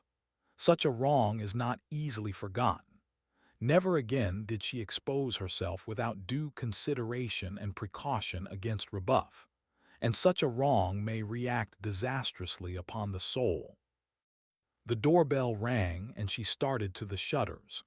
Before she reached them she hesitated, turned, and blew out the candle. Thus it was that, though she saw someone standing in the wet below, he, though he looked up, did not see her. To reach his room he had to go by hers. She was still dressed. It struck her that she might slip into the passage and just say that she would be gone before he was up, and that their extraordinary intercourse was over. Whether she would have dared to do this was never proved. At the critical moment, Miss Bartlett opened her own door, and her voice said, "I wish one word with you in the drawing-room. Mr. Emerson, please." Soon their footsteps returned, and Miss Bartlett said, "Good night, Mr. Emerson." His heavy, tired breathing was the only reply. The chaperone had done her work. Lucy cried aloud, "It isn't true, it can't all be true. I want not to be muddled. I want to grow older quickly." Miss Bartlett tapped on the wall. "Go to bed at once, dear. You need all the rest you can get." In the morning they left for Rome. Chapter 8. The drawing-room curtains at Windy Corner had been pulled to meet, for the carpet was new and deserved protection from the August sun. They were heavy curtains, reaching almost to the ground, and the light that filtered through them was subdued and varied.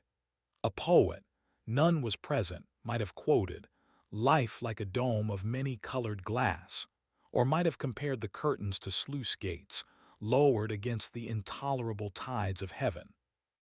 Without was poured a sea of radiance. Within, the glory, though visible, was tempered to the capacities of man. Two pleasant people sat in the room.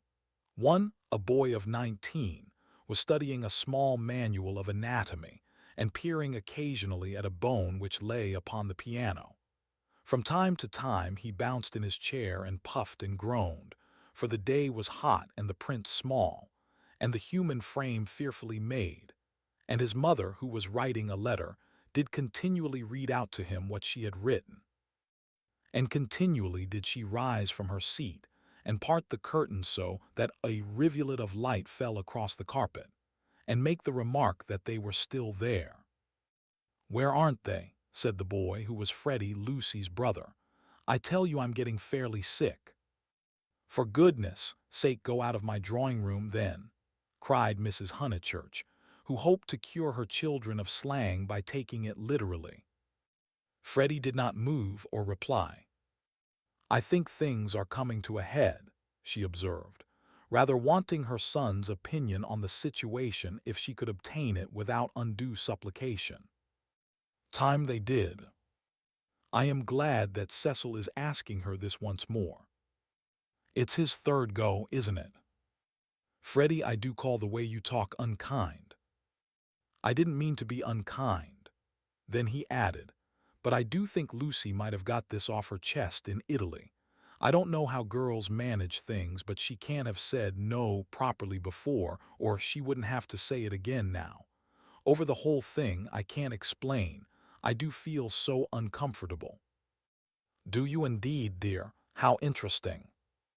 I feel, never mind. He returned to his work.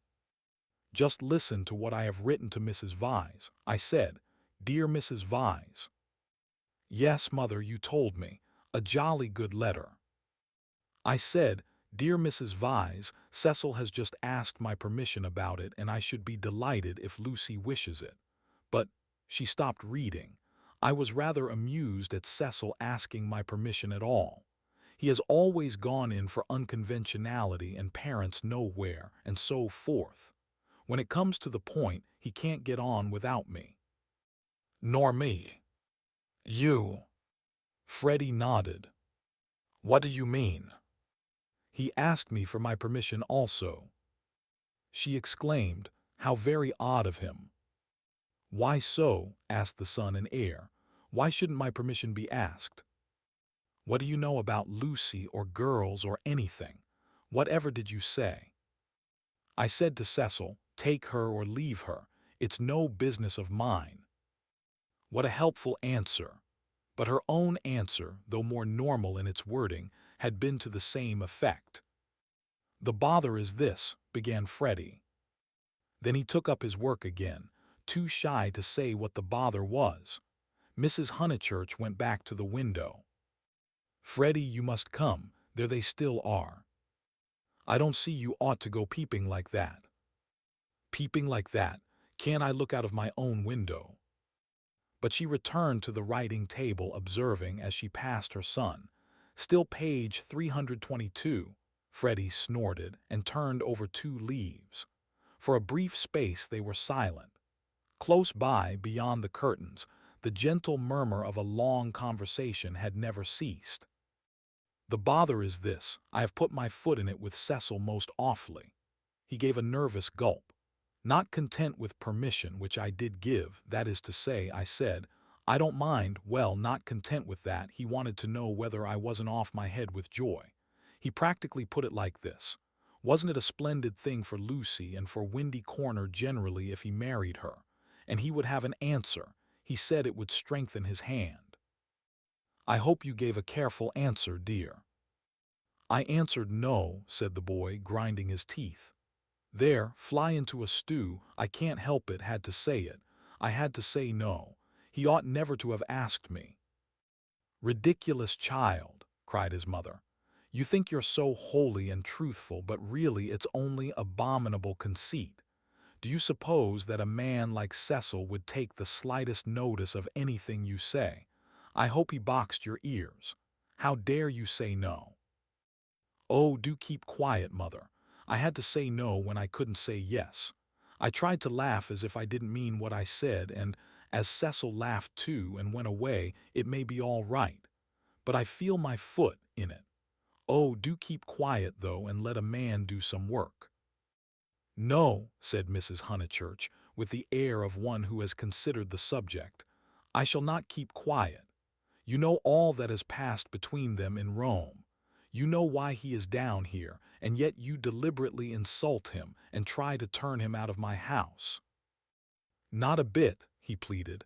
"I only let out I didn't like him. I don't hate him, but I don't like him. What I mind is that he'll tell Lucy." He glanced at the curtains dismally. "Well, I like him," said Mrs. Honeychurch. "I know his mother. He's good, he's clever, he's rich, he's well-connected.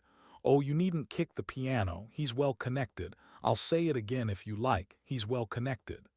She paused as if rehearsing her eulogy, but her face remained dissatisfied. She added, "And he has beautiful manners.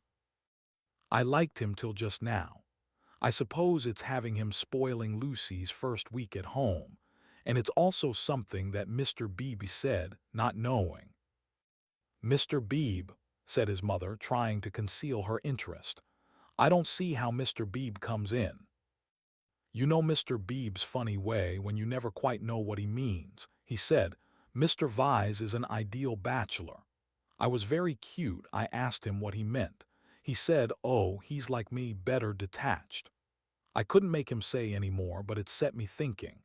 Since Cecil has come after Lucy, he hasn't been so pleasant, at least. I can't explain." "You never can, dear. But I can.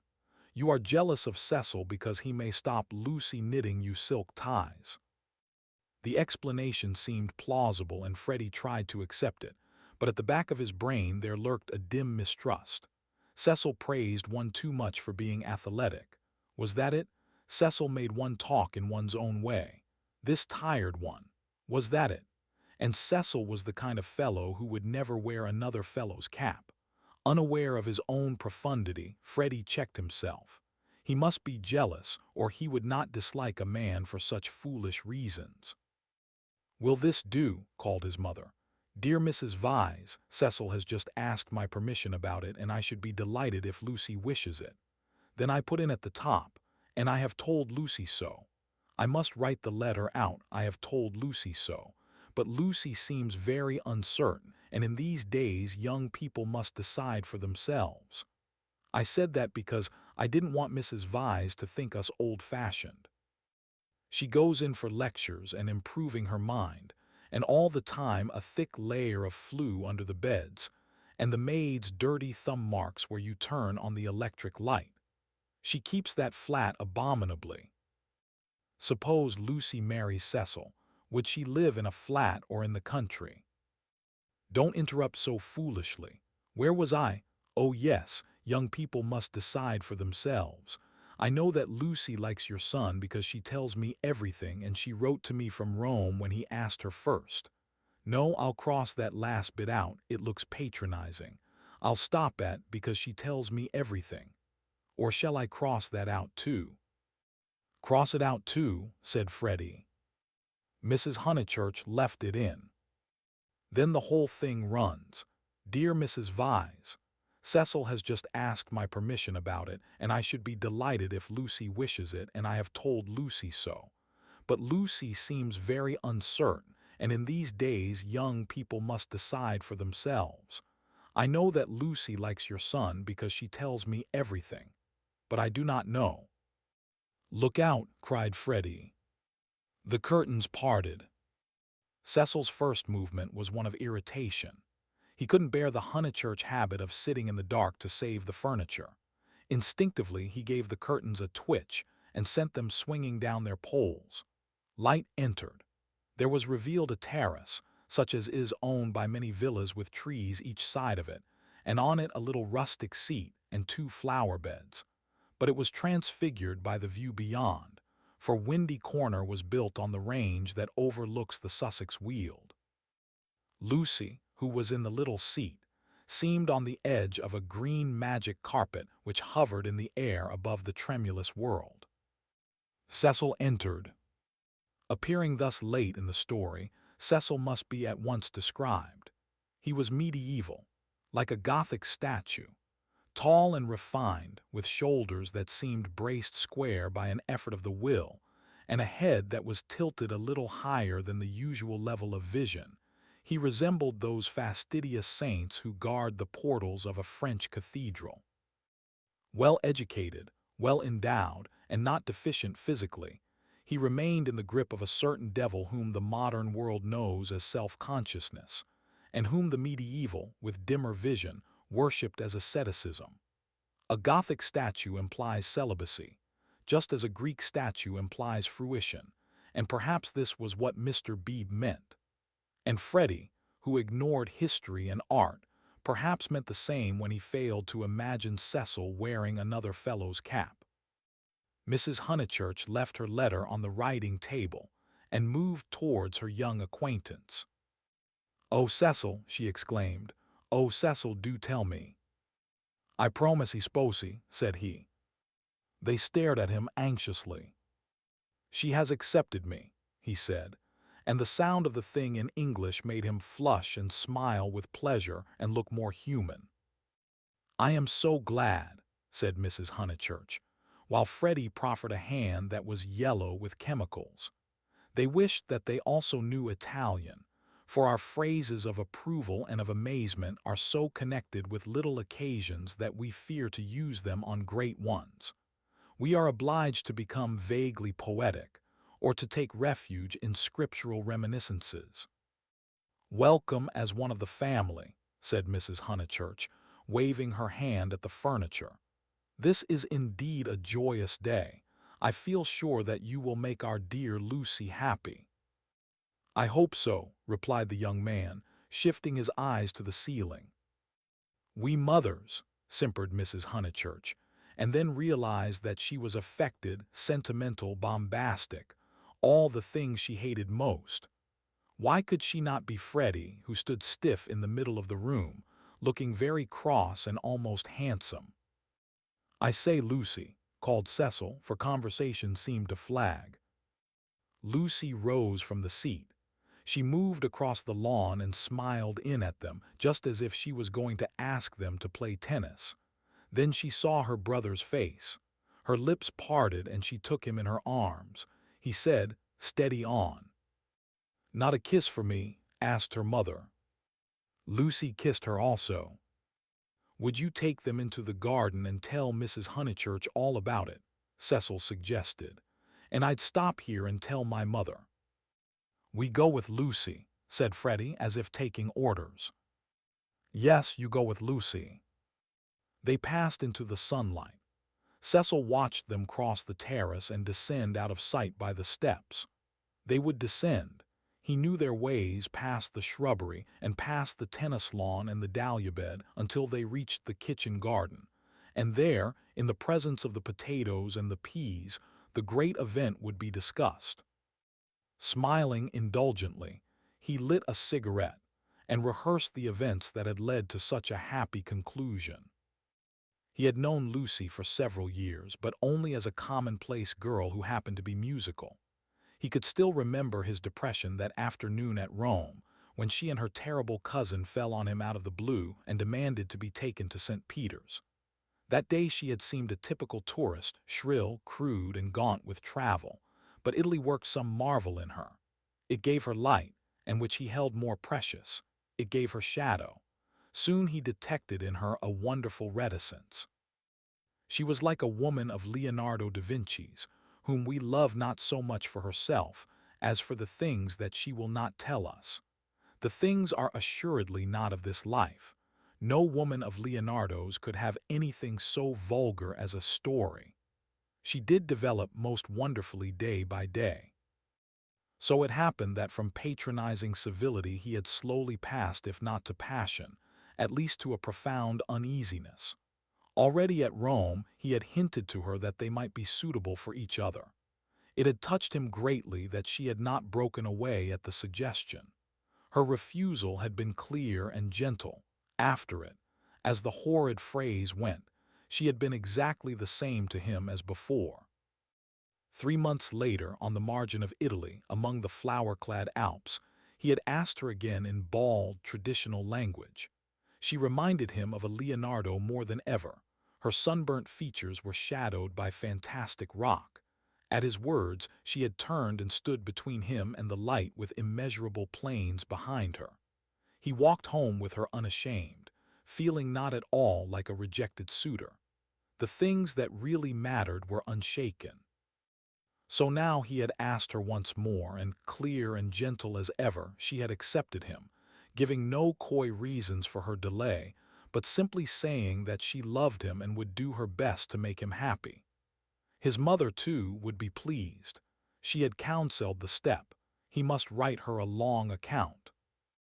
Glancing at his hand in case any of Freddie's chemicals had come off on it, he moved to the writing table.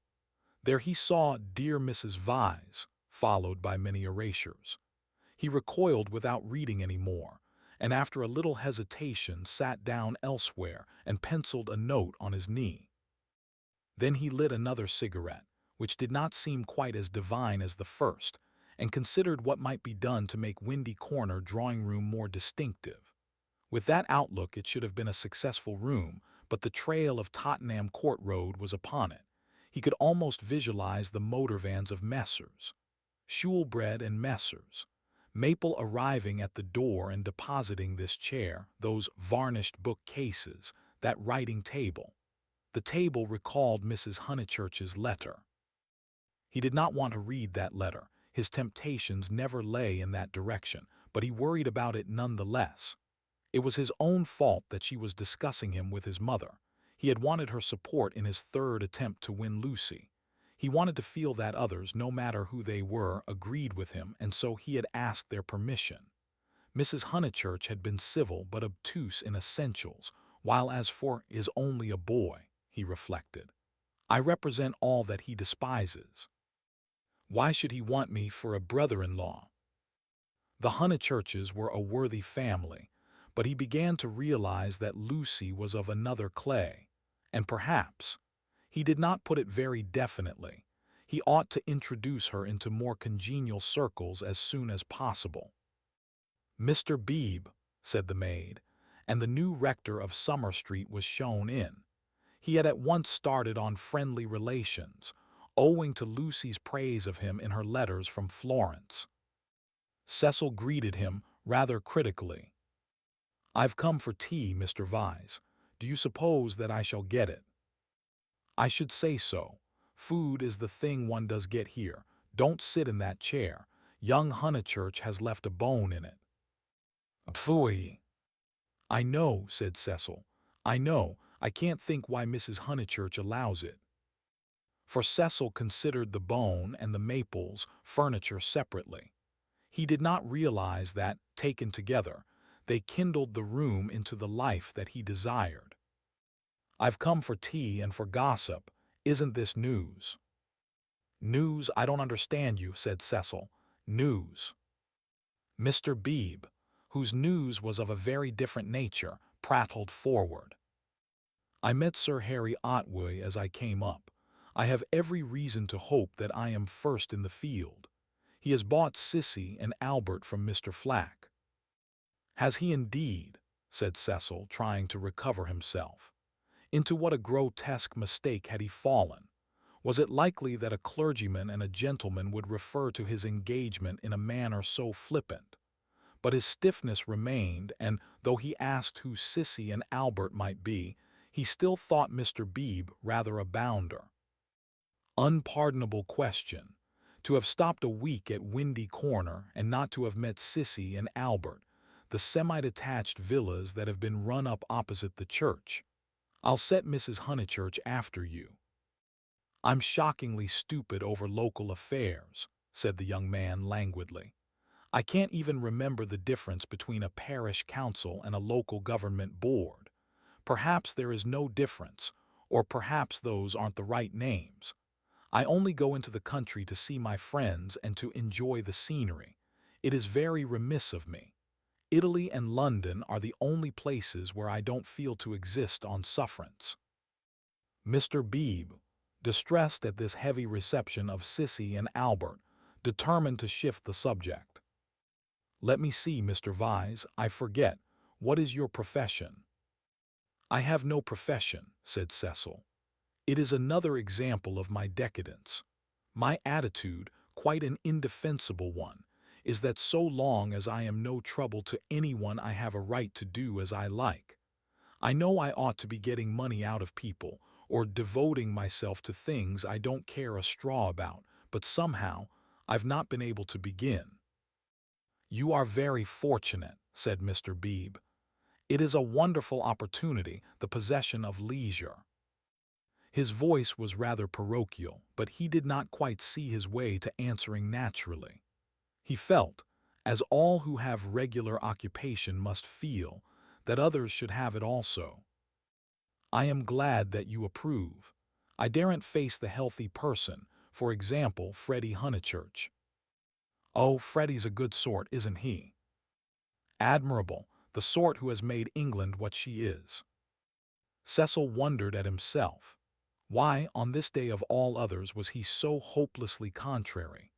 He tried to get right by inquiring effusively after Mr. Beebe's mother, an old lady for whom he had no particular regard. Then he flattered the clergyman, praised his liberal-mindedness, his enlightened attitude towards philosophy and science. "Where are the others?" said Mr. Beebe at last. "I insist on extracting tea before evening service." "I suppose Anne never told them you were here. In this house one is so coached in the servants the day one arrives. The fault of Anne is that she begs your pardon when she hears you perfectly and kicks the chair legs with her feet.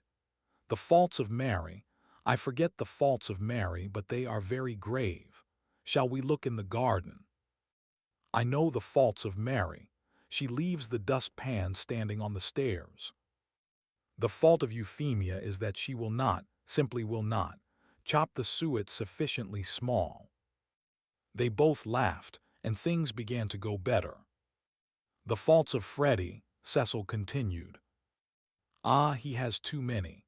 No one but his mother can remember the faults of Freddie. Try the faults of Miss Honeychurch. They are not innumerable." "She has none," said the young man with grave sincerity. "I quite agree. At present she has none." "At present." "I'm not cynical. I'm only thinking of my pet theory about Miss Honeychurch. Does it seem reasonable that she should play so wonderfully and live so quietly?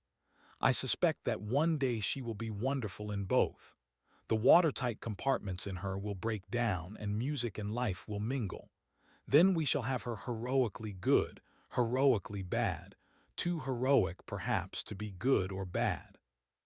Cecil found his companion interesting. "And at present you think her not wonderful as far as life goes?"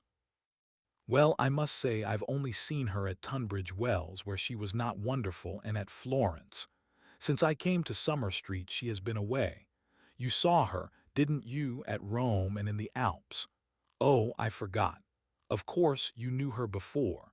No, she wasn't wonderful in Florence either, but I kept on expecting that she would be." "In what way?" Conversation had become agreeable to them, and they were packing up and down the terrace. "I could as easily tell you what tune she'll play next. There was simply the sense that she had found wings and meant to use them.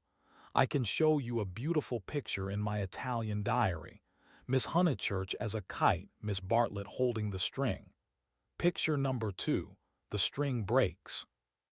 The sketch was in his diary, but it had been made afterwards, when he viewed things artistically. At the time he had given surreptitious tugs to the string himself. But the string never broke. "No, I mightn't have seen Miss Honeychurch rise, but I should certainly have heard Miss Bartlett fall." "It has broken now," said the young man in low, vibrating tones. Immediately he realized that of all the conceited, ludicrous, contemptible ways of announcing an engagement this was the worst. He cursed his love of metaphor. Had he suggested that he was a star, and that Lucy was soaring up to reach him? "Broken, what do you mean?" "I meant," said Cecil stiffly, "that she is going to marry me." The clergyman was conscious of some bitter disappointment, which he could not keep out of his voice. "I am sorry, I must apologize. I had no idea you were intimate with her, or I should never have talked in this flippant, superficial way. Mr. Vyse, you ought to have stopped me." And down the garden he saw Lucy herself. Yes, he was disappointed. Cecil, who naturally preferred congratulations to apologies, drew down his mouth at the corners. Was this the reception his action would get from the world? Of course, he despised the world as a whole. Every thoughtful man should. It is almost a test of refinement. But he was sensitive to the successive particles of it which he encountered. Occasionally, he could be quite crude. "I am sorry I have given you a shock," he said dryly. "I fear that Lucy's choice does not meet with your approval." "Not that, but you ought to have stopped me. I know Miss Honeychurch only a little as time goes. Perhaps I oughtn't to have discussed her so freely with anyone, certainly not with you. You are conscious of having said something indiscreet." Mr. Beebe pulled himself together. Really, Mr. Vyse had the art of placing one in the most tiresome positions. He was driven to use the prerogatives of his profession. "No, I have said nothing indiscreet. I foresaw at Florence that her quiet, uneventful childhood must end, and it has ended. I realized dimly enough that she might take some momentous step. She has taken it. She has learnt, you will let me talk freely as I have begun freely, she has learnt what it is to love. The greatest lesson, some people will tell you, that our earthly life provides." It was now time for him to wave his hat at the approaching trio. He did not omit to do so. "She has learnt through you," and if his voice was still clerical, it was now also sincere. "Let it be your care that her knowledge is profitable to her." "Grazy taunt," said Cecil, who did not like parsons. "Have you heard?" shouted Mrs. Honeychurch as she toiled up the sloping garden. "Oh, Mr. Beebe, have you heard the news?" Freddie, now full of geniality, whistled the wedding march. Youth seldom criticizes the accomplished fact. "Indeed I have," he cried. He looked at Lucy. In her presence he could not act the parson any longer, at all events not without apology. "Mrs. Honeychurch, I'm going to do what I am always supposed to do, but generally I'm too shy. I want to invoke every kind of blessing on them, grave and gay, great and small. I want them all their lives to be supremely good and supremely happy as husband and wife, as father and mother. And now I want my tea." "You only asked for it just in time," the lady retorted. "How dare you be serious at Windy Corner?" He took his tone from her. There was no more heavy beneficence, no more attempts to dignify the situation with poetry or the scriptures. None of them dared or was able to be serious any more. An engagement is so potent a thing that sooner or later it reduces all who speak of it to this state of cheerful awe. Away from it, in the solitude of their rooms, Mr. Beebe and even Freddie might again be critical, but in its presence and in the presence of each other they were sincerely hilarious. It has a strange power, for it compels not only the lips, but the very heart. The chief parallel to compare one great thing with another is the power over us of a temple of some alien creed. Standing outside, we deride or oppose it, or at the most feel sentimental. Inside, though the saints and gods are not ours, we become true believers, in case any true believer should be present. So it was that after the gropings and the misgivings of the afternoon they pulled themselves together and settled down to a very pleasant tea party. If they were hypocrites, they did not know it, and their hypocrisy had every chance of setting and of becoming true. Anne, putting down each plate as if it were a wedding present, stimulated them greatly. They could not lag behind that smile of hers which she gave them ere she kicked the drawing-room door. Mr. Beebe chirruped. Freddie was at his wittiest, referring to Cecil as the fiasco, family-honored pun on fiancé. Mrs. Honeychurch, amusing and portly, promised well as a mother-in-law. As for Lucy and Cecil, for whom the temple had been built, they also joined in the merry ritual, but waited, as earnest worshippers should, for the disclosure of some holier shrine of joy. Chapter 9. A few days after the engagement was announced, Mrs. Honeychurch made Lucy and her fiasco come to a little garden party in the neighborhood, for naturally she wanted to show people that her daughter was marrying a presentable man. Cecil was more than presentable. He looked distinguished, and it was very pleasant to see his slim figure keeping step with Lucy, and his long, fair face responding when Lucy spoke to him. People congratulated Mrs. Honeychurch, which is, I believe, a social blunder, but it pleased her, and she introduced Cecil rather indiscriminately to some stuffy dowagers. At tea a misfortune took place. A cup of coffee was upset over Lucy's figured silk, and though Lucy feigned indifference, her mother feigned nothing of the sort but dragged her indoors to have the frock treated by a sympathetic maid. They were gone some time, and Cecil was left with the dowagers. When they returned, he was not as pleasant as he had been. "Do you go to much of this sort of thing?" he asked when they were driving home. "Oh, now and then," said Lucy, who had rather enjoyed herself. "Is it typical of country society?" "I suppose so. Mother, would it be?" "Plenty of society," said Mrs. Honeychurch, who was trying to remember the hang of one of the dresses. Seeing that her thoughts were elsewhere, Cecil bent towards Lucy and said, "To me it seemed perfectly appalling, disastrous, portentous. I am so sorry that you were stranded. Not that, but the congratulations. It is so disgusting, the way an engagement is regarded as public property, a kind of waste place where every outsider may shoot his vulgar sentiment. All those old women smirking.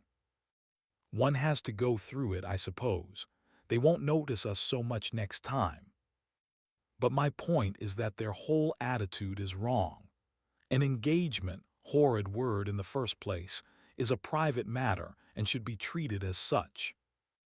Yet the smirking old women, however wrong individually, were racially correct. The spirit of the generations had smiled through them, rejoicing in the engagement of Cecil and Lucy because it promised the continuance of life on earth. To Cecil and Lucy, it promised something quite different, personal love. Hence Cecil's irritation and Lucy's belief that his irritation was just. "How tiresome," she said. "Couldn't you have escaped to tennis?" "I don't play tennis, at least, not in public. The neighborhood is deprived of the romance of me being athletic. Such romance as I have is that of the Inglese Italianato." Inglese Italianato. E un diavolo incarnato. You know the proverb. She did not, nor did it seem applicable to a young man who had spent a quiet winter in Rome with his mother. But Cecil, since his engagement, had taken to effect a cosmopolitan naughtiness which he was far from possessing. "Well," said he, "I cannot help it if they do disapprove of me. There are certain irremovable barriers between myself and them, and I must accept them." "We all have our limitations, I suppose," said wise Lucy. "Sometimes they are forced on us, though," said Cecil, who saw from her remark that she did not quite understand his position. "How?" "It makes a difference, doesn't it, whether we fully fence ourselves in, or whether we are fenced out by the barriers of others?" She thought a moment, and agreed that it did make a difference. "Difference?" cried Mrs. Honeychurch, suddenly alert. "I don't see any difference. Fences are fences, especially when they are in the same place." "We were speaking of motives," said Cecil, on whom the interruption jarred. "My dear Cecil, look here." She spread out her knees and perched her card case on her lap. "This is me. That's Windy Corner. The rest of the pattern is the other people. Motives are all very well, but the fence comes here." "We weren't talking of real fences," said Lucy, laughing. "Oh, I see dear poetry." She leant placidly back. Cecil wondered why Lucy had been amused. "I tell you who has no fences, as you call them," she said, "and that's Mr. Beebe." A parson fenceless would mean a parson defenseless. Lucy was slow to follow what people said, but quick enough to detect what they meant. She missed Cecil's epigram, but grasped the feeling that prompted it. "Don't you like Mr. Beebe?" she asked thoughtfully. "I never said so," he cried. "I consider him far above the average. I only denied," and he swept off on the subject of fences again and was brilliant. "Now a clergyman that I do hate," said she, wanting to say something sympathetic. "A clergyman that does have fences, and the most dreadful ones, is Mr. Eager, the English chaplain at Florence. He was truly insincere, not merely the manner unfortunate. He was a snob and so conceited, and he did say such unkind things." "What sort of things?" "There was an old man at the Bertolini whom he said had murdered his wife." "Perhaps he had." "No." "Why no? He was such a nice old man, I'm sure." Cecil laughed at her feminine inconsequence. "Well, I did try to sift the thing. Mr. Eager would never come to the point.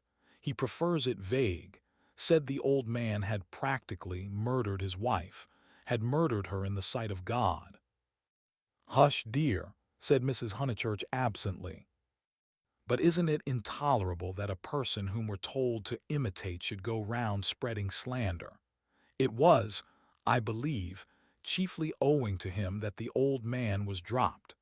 People pretended he was vulgar, but he certainly wasn't that." "Poor old man, what was his name?" "Harris," said Lucy glibly. "Let's hope that Mrs. Harris there warn't no sich person," said her mother. Cecil nodded intelligently. "Isn't Mr. Eager a parson of the cultured type?" he asked. "I don't know, I hate him. I've heard him lecture on Giotto, I hate him. Nothing can hide a petty nature, I hate him." "My goodness gracious me, child," said Mrs. Honeychurch. "You'll blow my head off. Whatever is there to shout over? I forbid you and Cecil to hate any more clergymen." Smiled. There was indeed something rather incongruous in Lucy's moral outburst over Mr. Eager. It was as if one should see the Leonardo on the ceiling of the Sistine. He longed to hint to her that not here lay her vocation, that a woman's power and charm reside in mystery, not in muscular rant. But possibly rant is a sign of vitality. It mars the beautiful creature, but shows that she is alive. After a moment, he contemplated her flushed face and excited gestures with a certain approval. He forbore to repress the sources of youth. Nature, simplest of topics, he thought, lay around them.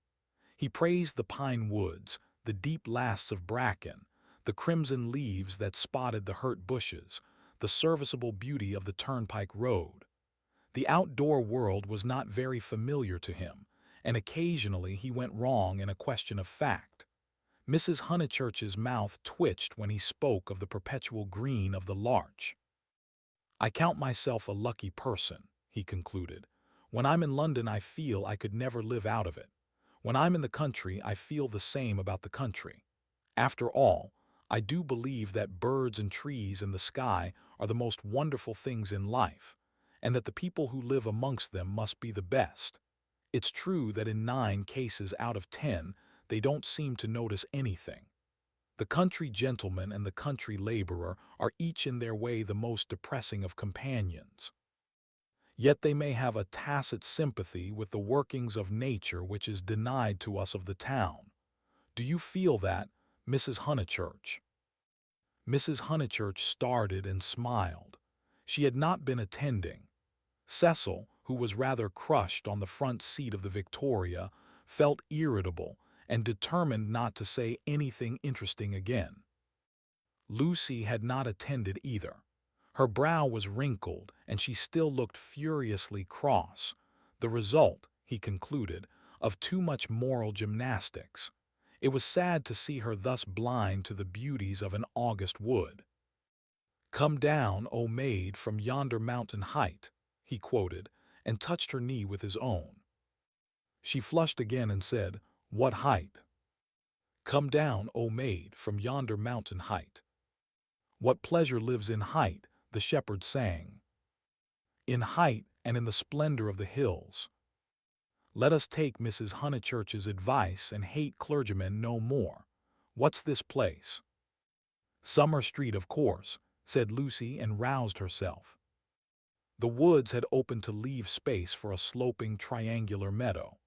Pretty cottages lined it on two sides, and the upper and third side was occupied by a new stone church, expensively simple, a charming shingled spire.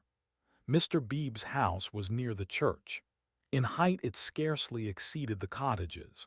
Some great mansions were at hand, but they were hidden in the trees.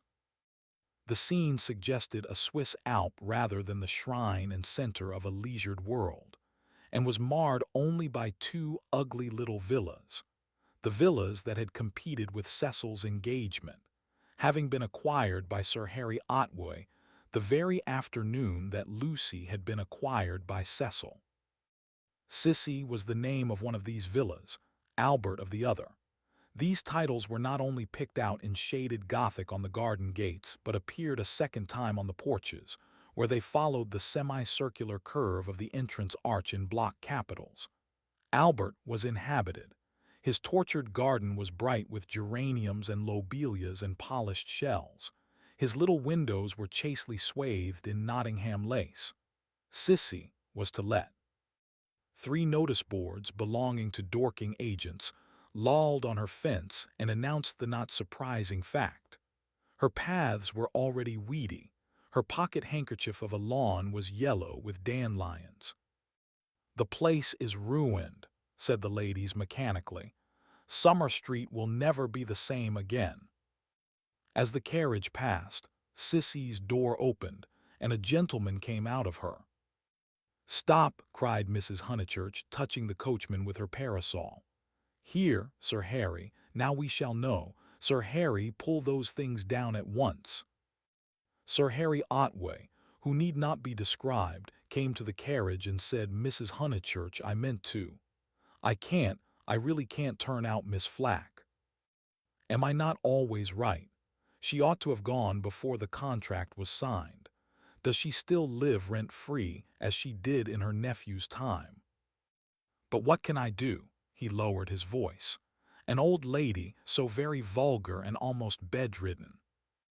"Turn her out," said Cecil bravely. Sir Harry sighed and looked at the villas mournfully. He had had full warning of Mr. Flack's intentions, and might have bought the plot before building commenced, but he was apathetic and dilatory. He had known Summer Street for so many years that he could not imagine it being spoilt. Not till Mrs. Flack had laid the foundation stone, and the apparition of red and cream brick began to rise, did he take alarm.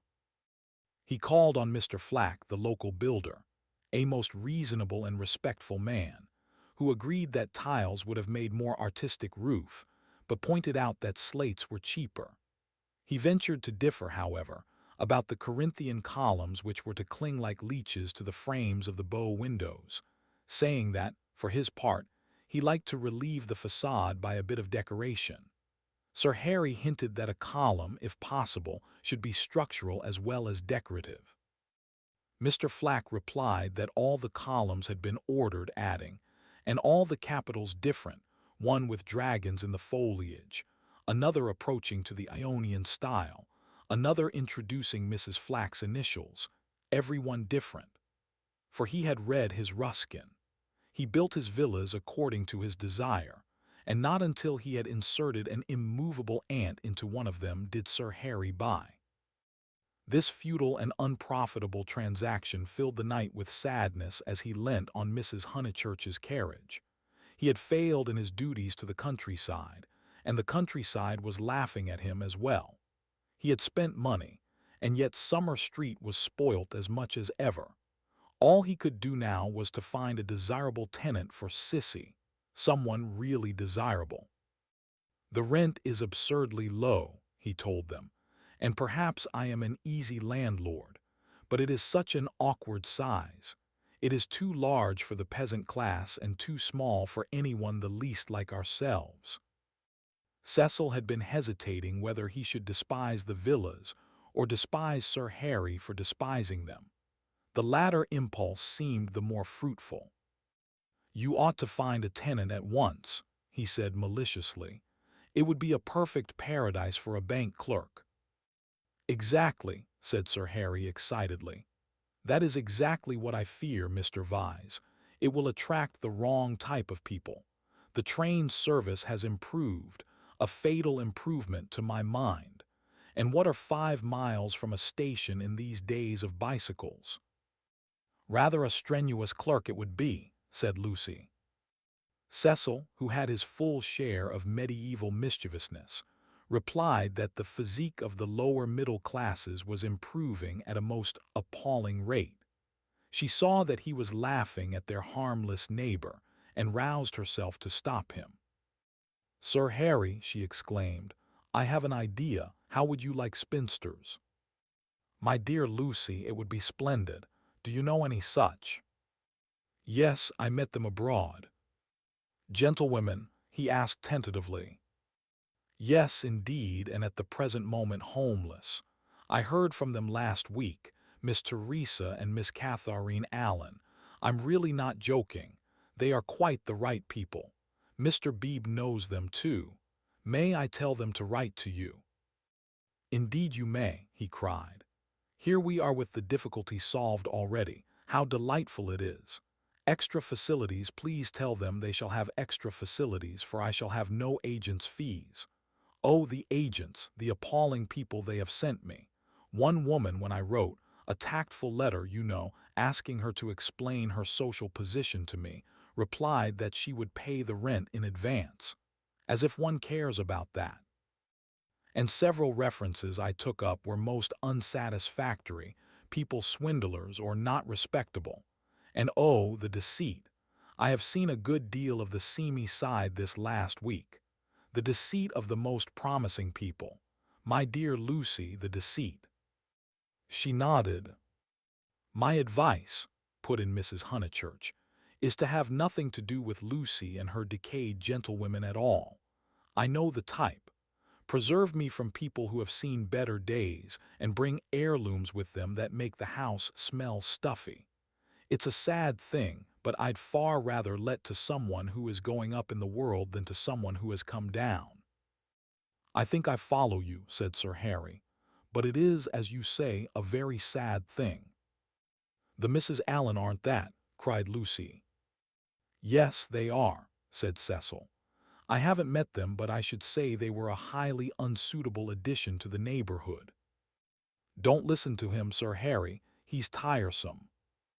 "It's I who am tiresome," he replied. "I oughtn't to come with my troubles to young people. But really I am so worried, and Lady Otway will only say that I cannot be too careful, which is quite true, but no real help." "Then may I write to my Mrs. Allen?" "Please." But his eye wavered when Mrs. Honeychurch exclaimed, "Beware, they are certain to have canaries. Sir Harry, beware of canaries. They spit the seed out through the bars of the cages, and then the mice come. Beware of women altogether. Only let to a man." "Really," he murmured gallantly, though he saw the wisdom of her remark. "Men don't gossip over teacups. If they get drunk, there's an end of them. They lie down comfortably and sleep it off. If they're vulgar, they somehow keep it to themselves. It doesn't spread so.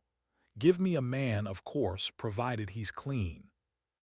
Sir Harry blushed. Neither he nor Cecil enjoyed these open compliments to their sex.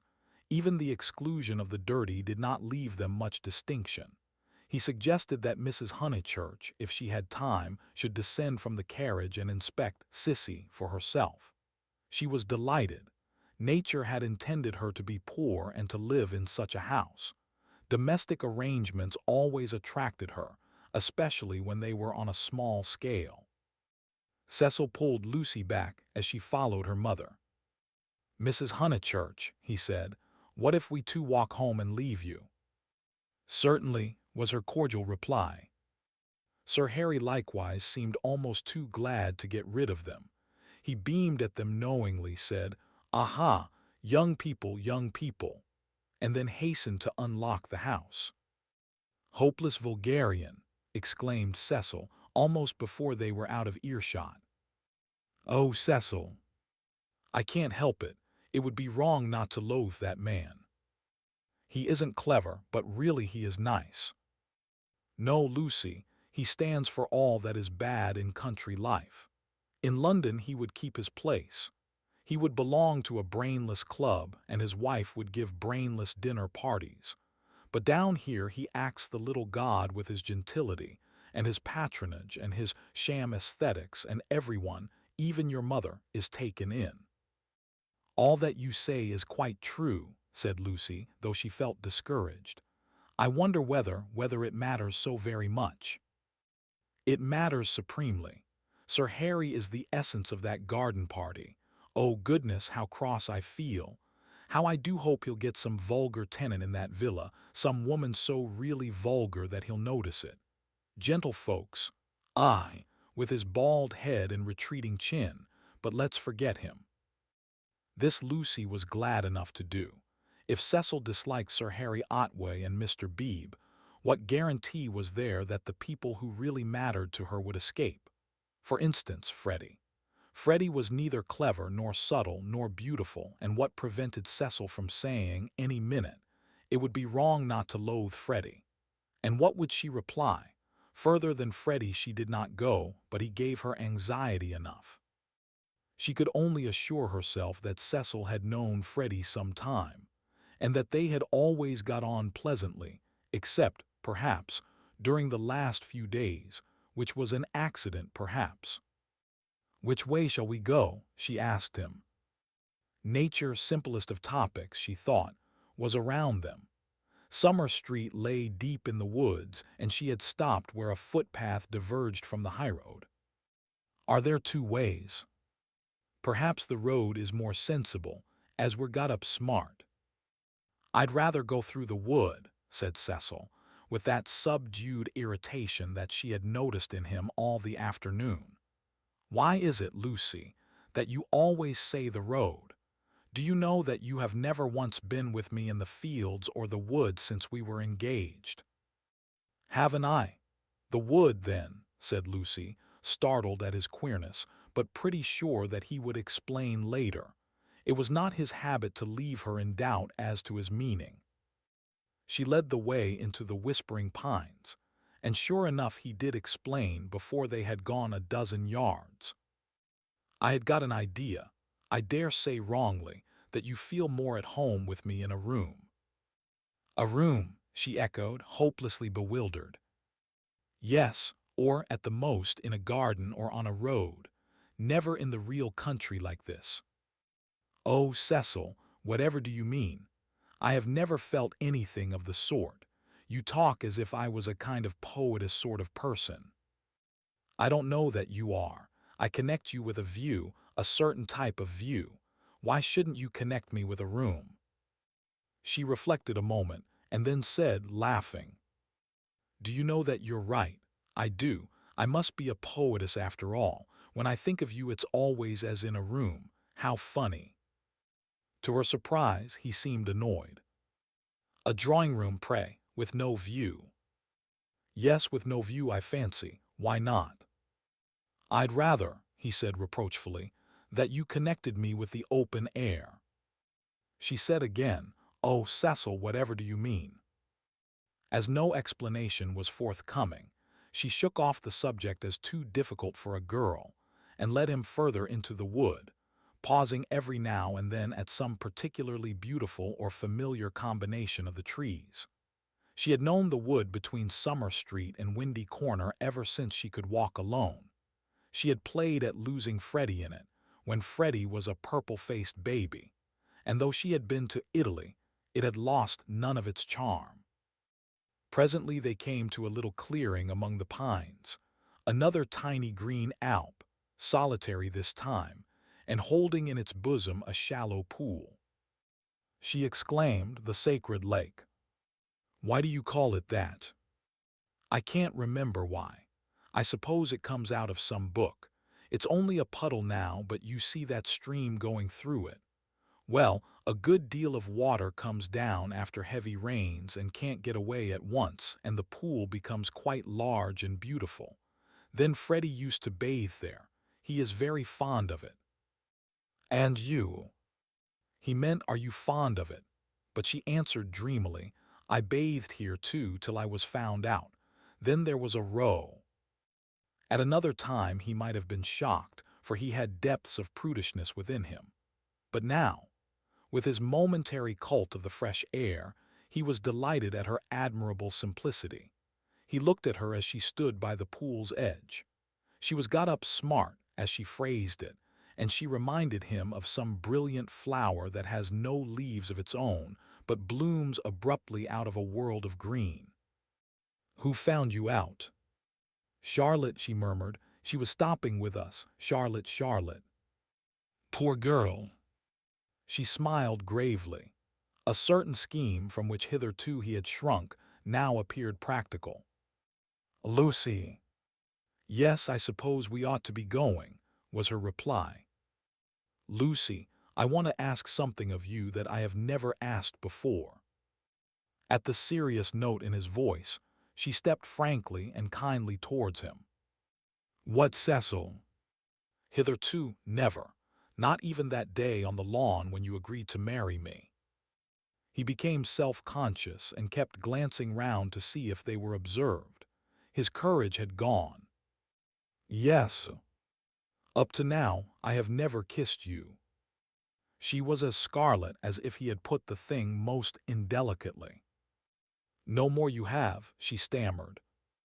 Then I ask you, may I now? Of course you may, Cecil, you might before. I can't run at you, you know. At that supreme moment he was conscious of nothing but absurdities. Her reply was inadequate. She gave such a businesslike lift to her veil. As he approached her, he found time to wish that he could recoil. As he touched her, his gold pince-nez became dislodged and was flattened between them. Such was the embrace. He considered with truth that it had been a failure. Passion should believe itself irresistible. It should forget civility and consideration and all the other curses of a refined nature. Above all, it should never ask for leave where there is a right of way.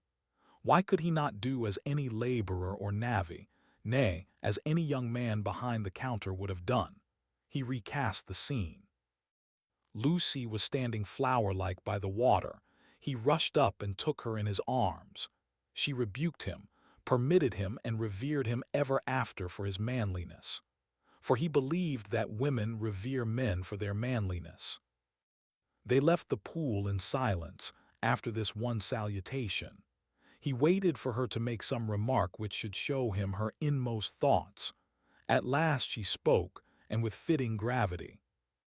Emerson was the name, not Harris. What name? The old man. What old man? That old man I told you about. The one Mr. Eager was so unkind to. He could not know that this was the most intimate conversation they had ever had. Chapter 10. The society out of which Cecil proposed to rescue Lucy was perhaps no very splendid affair, yet it was more splendid than her antecedents entitled her to.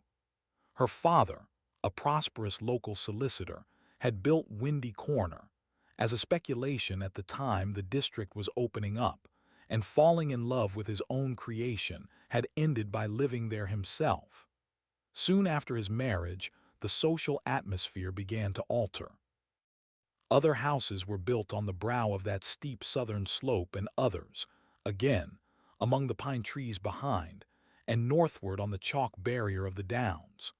Most of these houses were larger than Windy Corner, and were filled by people who came, not from the district, but from London, and who mistook the Honeychurches for the remnants of an indigenous aristocracy. He was inclined to be frightened, but his wife accepted the situation without either pride or humility. I cannot think what people are doing, she would say, but it is extremely fortunate for the children. She called everywhere. Her calls were returned with enthusiasm, and by the time people found out that she was not exactly of their milieu, they liked her, and it did not seem to matter. When Mr. Honeychurch died, he had the satisfaction, which few honest solicitors despise, of leaving his family rooted in the best society obtainable. The best obtainable. Certainly many of the immigrants were rather dull, and Lucy realized this more vividly since her return from Italy. Hitherto she had accepted their ideals without questioning, their kindly affluence, their inexplosive religion, their dislike of paper bags, orange peel, and broken bottles. A radical out and out, she learnt to speak with horror of suburbia. Life, so far as she troubled to conceive it, was a circle of rich, pleasant people, with identical interests and identical foes. In this circle, one thought, married, and died. Outside it were poverty and vulgarity forever trying to enter, just as the London fog tries to enter the pine woods pouring through the gaps in the northern hills. But in Italy, where anyone who chooses may warm himself in equality, as in the sun, this conception of life vanished. Her senses expanded. She felt that there was no one whom she might not get to like, that social barriers were irremovable doubtless, but not particularly high.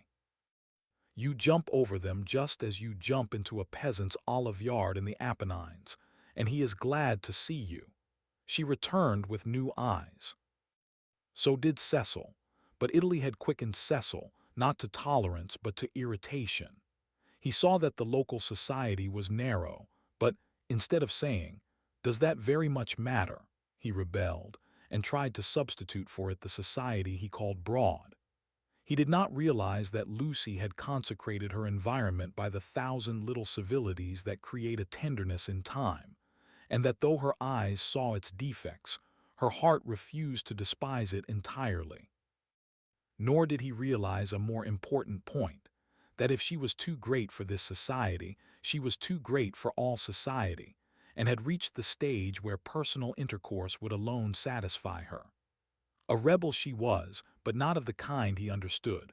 A rebel who desired, not a wider dwelling room, but equality beside the man she loved. For Italy was offering her the most priceless of all possessions, her own soul.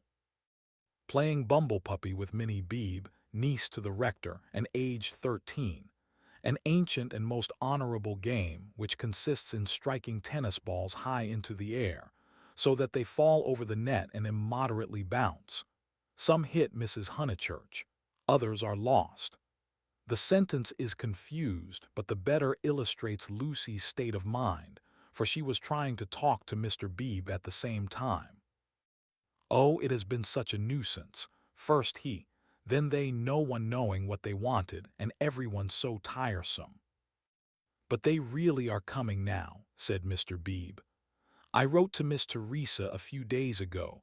She was wondering how often the butcher called, and my reply of once a month must have impressed her favorably. They are coming. I heard from them this morning.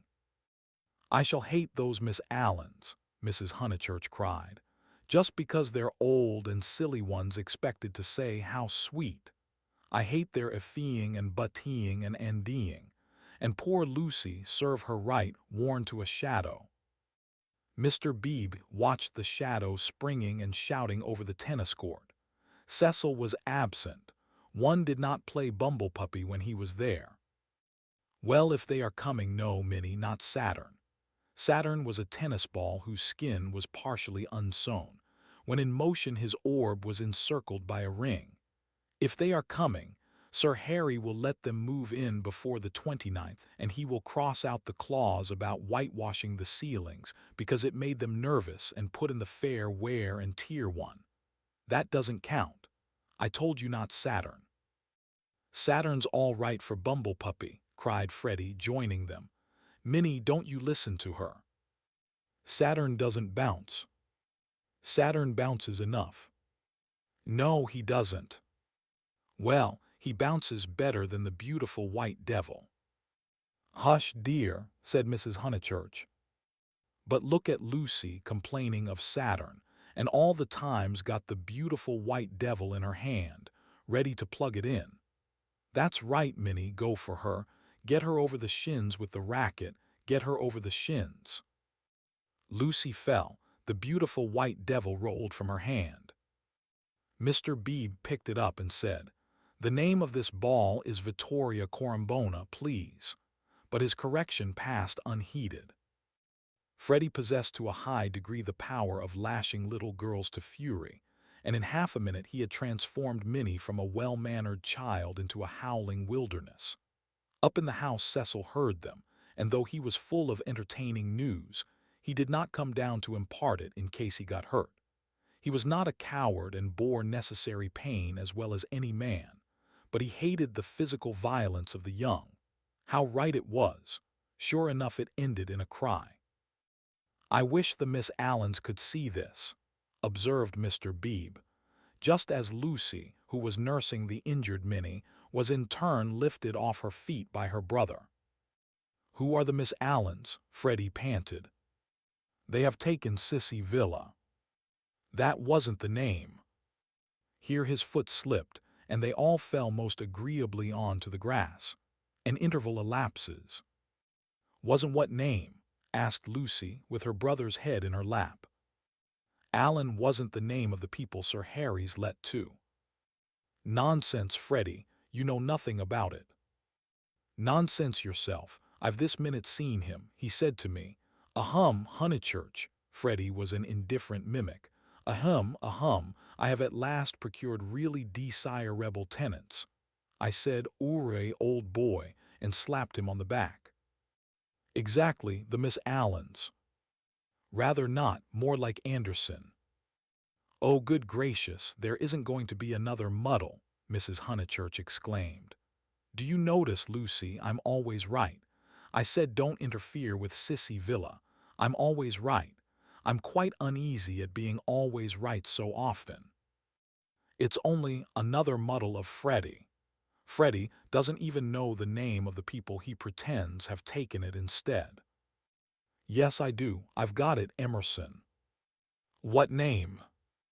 "Emerson. I'll bet you anything you like." "What a weathercock Sir Harry is," said Lucy quietly. "I wish I had never bothered over it at all." Then she lay on her back and gazed at the cloudless sky.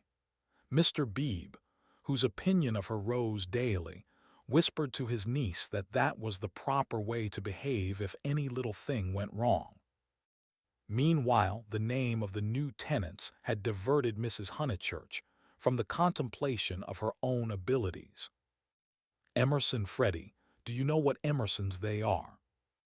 "I don't know whether they're any Emersons," retorted Freddie, who was democratic. Like his sister, and like most young people, he was naturally attracted by the idea of equality, and the undeniable fact that there are different kinds of Emersons annoyed him beyond measure. "I trust they are the right sort of person." "All right, Lucy." She was sitting up again.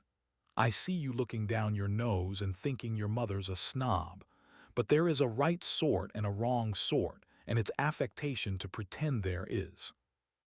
"Emerson's a common enough name," Lucy remarked. She was gazing sideways. Seated on a promontory herself, she could see the pine-clad promontories descending one beyond another into the Weald. The further one descended the garden, the more glorious was this lateral view. "I was merely going to remark, Freddie, that I trusted they were no relations of Emerson the philosopher, a most trying man. Pray, does that satisfy you?" "Oh, yes," he grumbled. "And you will be satisfied, too, for they're friends of Cecil. So, elaborate irony.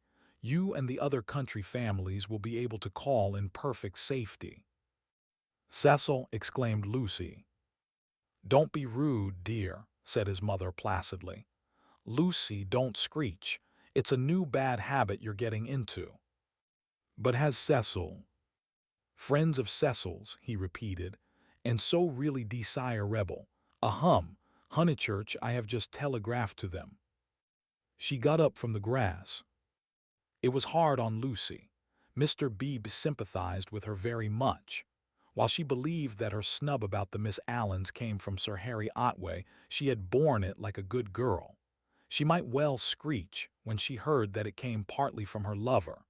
Mr. Vyse was a tease, something worse than a tease.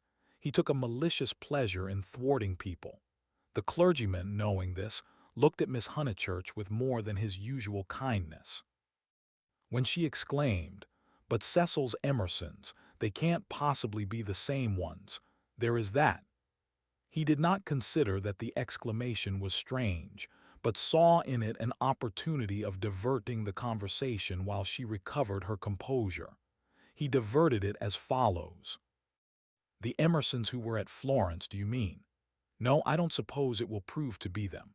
It is probably a long cry from them to friends of Mr. Vyse's. Oh, Mrs. Honeychurch, the oddest people, the queerest people. For our part we liked them, didn't we?" he appealed to Lucy. "There was a great scene over some violets.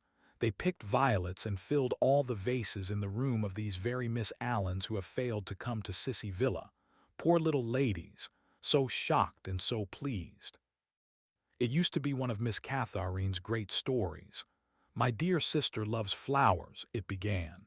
They found the whole room a mass of blue vases and jugs, and the story ends with 'so ungentlemanly and yet so beautiful.'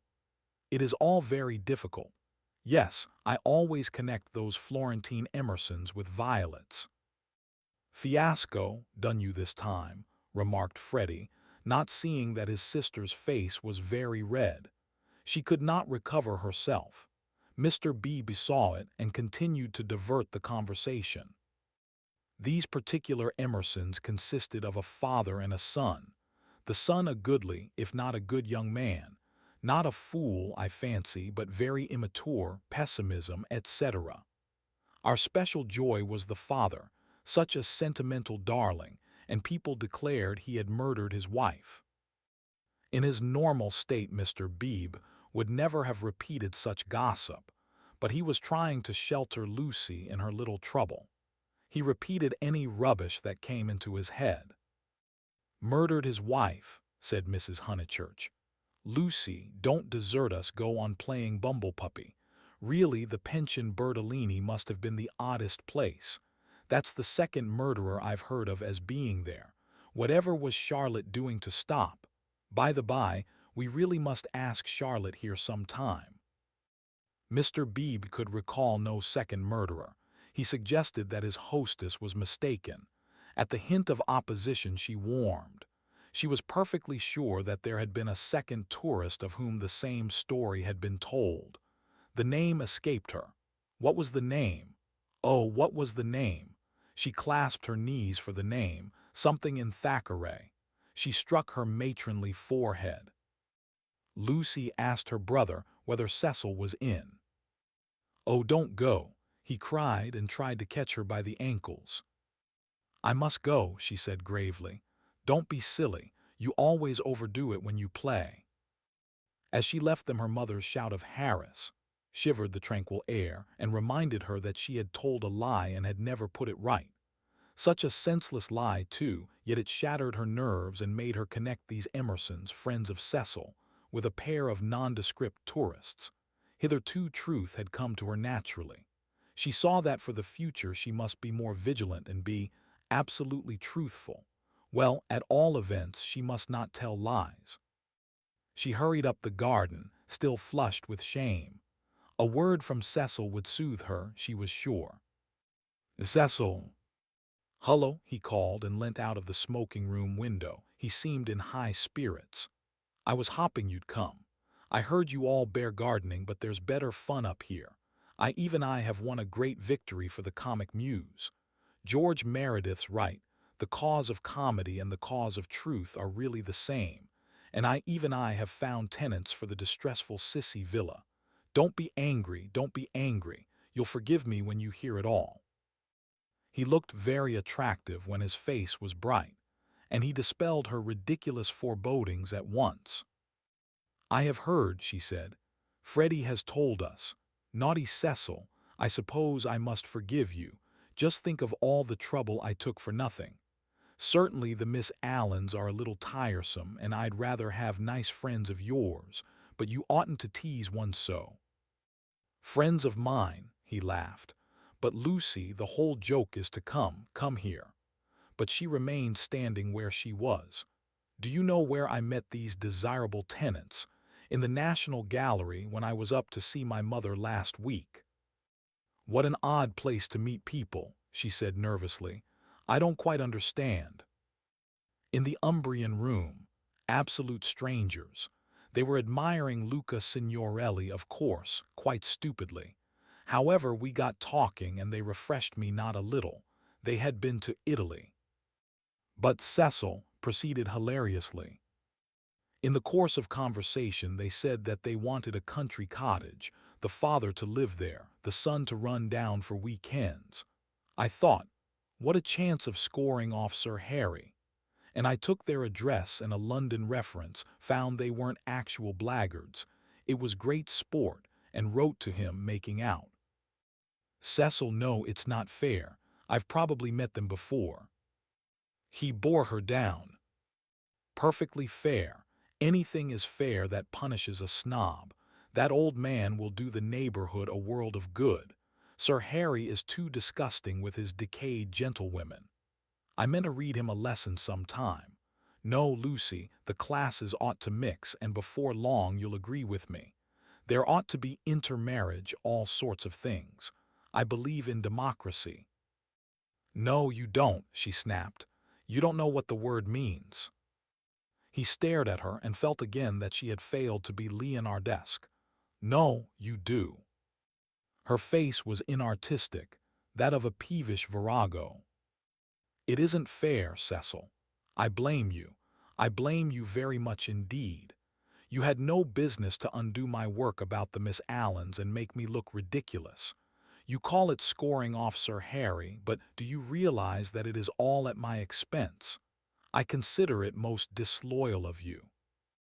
She left him. Temper, he thought, raising his eyebrows. No, it was worse than temper, snobbishness. As long as Lucy thought that his own smart friends were supplanting the Miss Allens, she had not minded. He perceived that these new tenants might be of value educationally. He would tolerate the father and draw out the son, who was silent. In the interests of the comic muse and of truth, he would bring them to Windy Corner. Chapter 11. The comic muse, though able to look after her own interests, did not disdain the assistance of Mr. Vyse.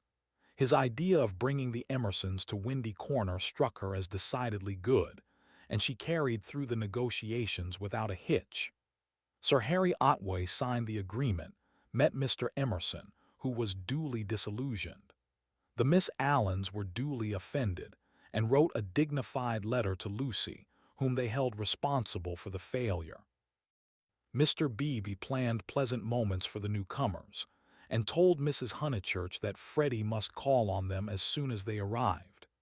Indeed, so ample was the muse's equipment that she permitted Mr. Harris, never a very robust criminal, to droop his head, to be forgotten, and to die. Lucy, to descend from bright heaven to earth, whereon there are shadows because there are hills. Lucy was at first plunged into despair, but settled after a little thought that it did not matter the very least. Now that she was engaged, the Emersons would scarcely insult her and were welcome into the neighborhood. And Cecil was welcome to bring whom he would into the neighborhood. Therefore Cecil was welcome to bring the Emersons into the neighborhood. But as I say, this took a little thinking, and so illogical are girls. The event remained rather greater and rather more dreadful than it should have done. She was glad that a visit to Mrs. Vyse now fell due. The tenants moved into Sissy Villa while she was safe in the London flat. Cecil, Cecil, darling, she whispered the evening she arrived and crept into his arms. Cecil, too, became demonstrative. He saw that the needful fire had been kindled in Lucy. At last she longed for attention, as a woman should, and looked up to him because he was a man. "So you do love me, little thing," he murmured. "Oh, Cecil, I do, I do. I don't know what I should do without you." Several days passed. Then she had a letter from Miss Bartlett. A coolness had sprung up between the two cousins, and they had not corresponded since they parted in August. The coolness dated from what Charlotte would call the flight to Rome, and in Rome it had increased amazingly. For the companion who is merely uncongenial in the medieval world becomes exasperating in the classical. Charlotte, unselfish in the forum, would have tried a sweeter temper than Lucy, and once, in the baths of Caracalla, they had doubted whether they could continue their tour. Lucy had said she would join the Vises. Mrs. Vise was an acquaintance of her mother, so there was no impropriety in the plan, and Miss Bartlett had replied that she was quite used to being abandoned suddenly. Finally, nothing happened, but the coolness remained, and for Lucy, was even increased when she opened the letter and read as follows. It had been forwarded from Windy Corner, Tunbridge Wells, September. Dearest Lucia, I have news of you at last. Miss Lavish has been bicycling in your parts, but was not sure whether a call would be welcome, puncturing her tire near Summer Street, and it being mended while she sat very woebegone in that pretty churchyard. She saw to her astonishment a door open opposite, and the younger Emerson man come out. He said his father had just taken the house. He said he did not know that you lived in the neighborhood. He never suggested giving Alina a cup of tea. Dear Lucy, I am much worried, and I advise you to make a clean breast of his past behavior to your mother, Freddie, and Mr. Vyse, who will forbid him to enter the house, etc. That was a great misfortune, and I dare say you have told them already. Mr. Vyse is so sensitive. I remember how I used to get on his nerves at Rome. I am very sorry about it all and should not feel easy unless I warned you. Believe me, your anxious and loving cousin, Charlotte. Lucy was much annoyed and replied as follows. Beauchamp Mansions. Dear Charlotte, many thanks for your warning. When Mr. Emerson forgot himself on the mountain, you made me promise not to tell Mother, because you said she would blame you for not being always with me. I have kept that promise and cannot possibly tell her now. I have said both to her and Cecil that I met the Emersons at Florence, and that they are respectable people, which I do think, and the reason that he offered Miss Lavish no tea was probably that he had none himself. She should have tried at the rectory. I cannot begin making a fuss at this stage. You must see that it would be too absurd. If the Emersons heard I had complained of them, they would think themselves of importance, which is exactly what they are not. I like the old father and look forward to seeing him again.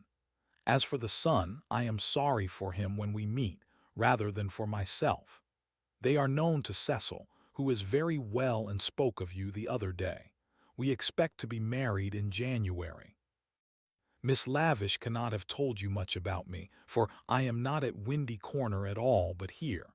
Please do not put private outside your envelope again. No one opens my letters. Yours affectionately, L.M. Honeychurch. Secrecy has this disadvantage. We lose the sense of proportion. We cannot tell whether our secret is important or not.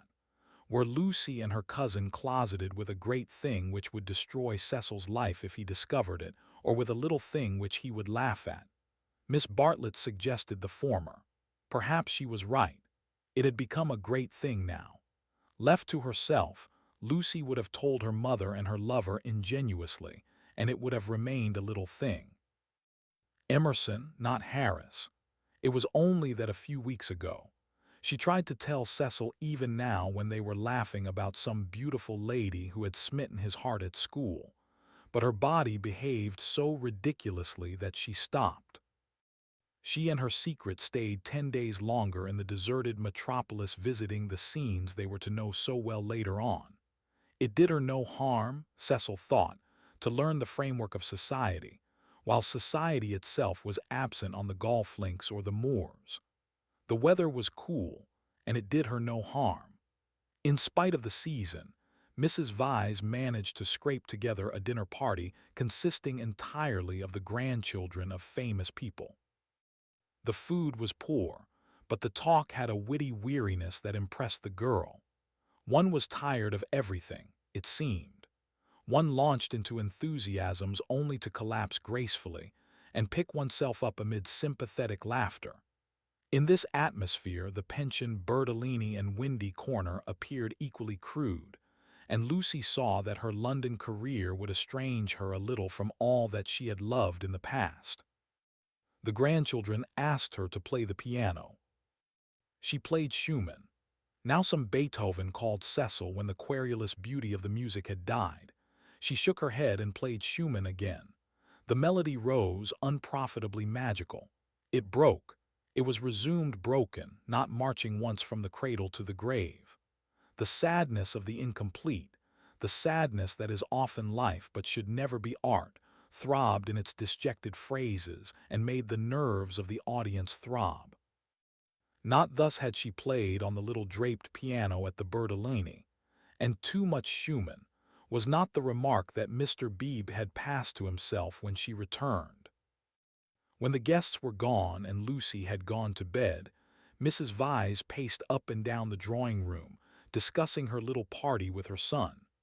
Mrs. Vyse was a nice woman, but her personality, like many another's, had been swamped by London, for it needs a strong head to live among many people. The too vast orb of her fate had crushed her, and she had seen too many seasons, too many cities, too many men for her abilities, and even with Cecil she was mechanical, and behaved as if he was not one son, but, so to speak, a filial crowd. "Make Lucy one of us," she said, looking round intelligently at the end of each sentence and straining her lips apart until she spoke again. "Lucy is becoming wonderful, wonderful. Her music always was wonderful." "Yes, but she is purging off the Honeychurch taint, most excellent Honeychurches, but you know what I mean. She is not always quoting servants or asking one how the pudding is made. Italy has done it." "Perhaps," she murmured, thinking of the museum that represented Italy to her. "It is just possible. Cecil, mind you marry her next January. She is one of us already." "But her music," he exclaimed. "The style of her, how she kept to Schumann when, like an idiot, I wanted Beethoven. Schumann was right for this evening. Schumann was the thing. Do you know, Mother, I shall have our children educated just like Lucy. Bring them up among honest country folks for freshness, send them to Italy for subtlety, and then, not till then, let them come to London. I don't believe in these London educations."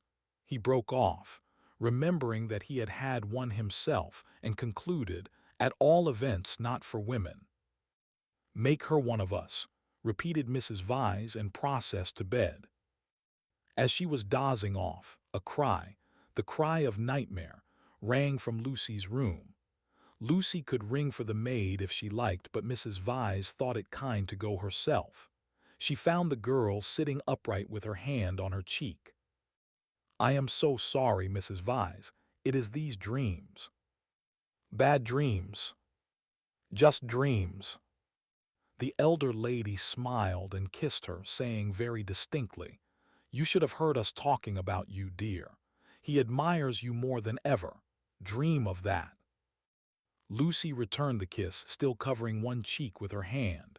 Mrs. Vyse recessed to bed. Cecil, whom the cry had not awoke, snored. Darkness enveloped the flat. Chapter 12. It was a Saturday afternoon, gay and brilliant after abundant rains, and the spirit of youth dwelt in it, though the season was now autumn. All that was gracious triumphed. As the motor-cars passed through Summer Street, they raised only a little dust, and their stench was soon dispersed by the wind and replaced by the scent of the wet birches or of the pines. Mr. Beebe, at leisure for life's amenities, leant over his rectory gate. Freddie leant by him, smoking a pendant pipe. "Suppose we go and hinder those new people opposite for a little. J'aime. They might amuse you." Freddie, whom his fellow creatures never amused, suggested that the new people might be feeling a bit busy, and so on, since they had only just moved in. "I suggested we should hinder them," said Mr. Beebe. "They are worth it. Unlatching the gate, he sauntered over the triangular green to Sissy Villa. "Hullo!" he cried, shouting in at the open door, through which much squalor was visible. A grave voice replied, "Hullo! I've brought someone to see you. I'll be down in a minute." The passage was blocked by a wardrobe, which the removal men had failed to carry up the stairs. Mr. Beebe edged round it with difficulty. The sitting room itself was blocked with books. "Are these people great readers?" Freddie whispered. "Are they that sort?" "I fancy they know how to read, a rare accomplishment. What have they got? Byron, exactly, a Shropshire lad. Never heard of it, the way of all flesh. Never heard of it. Gibbon. Hullo, dear George reads German. Schopenhauer, Nietzsche, and so we go on. Well, I suppose your generation knows its own business, Honeychurch."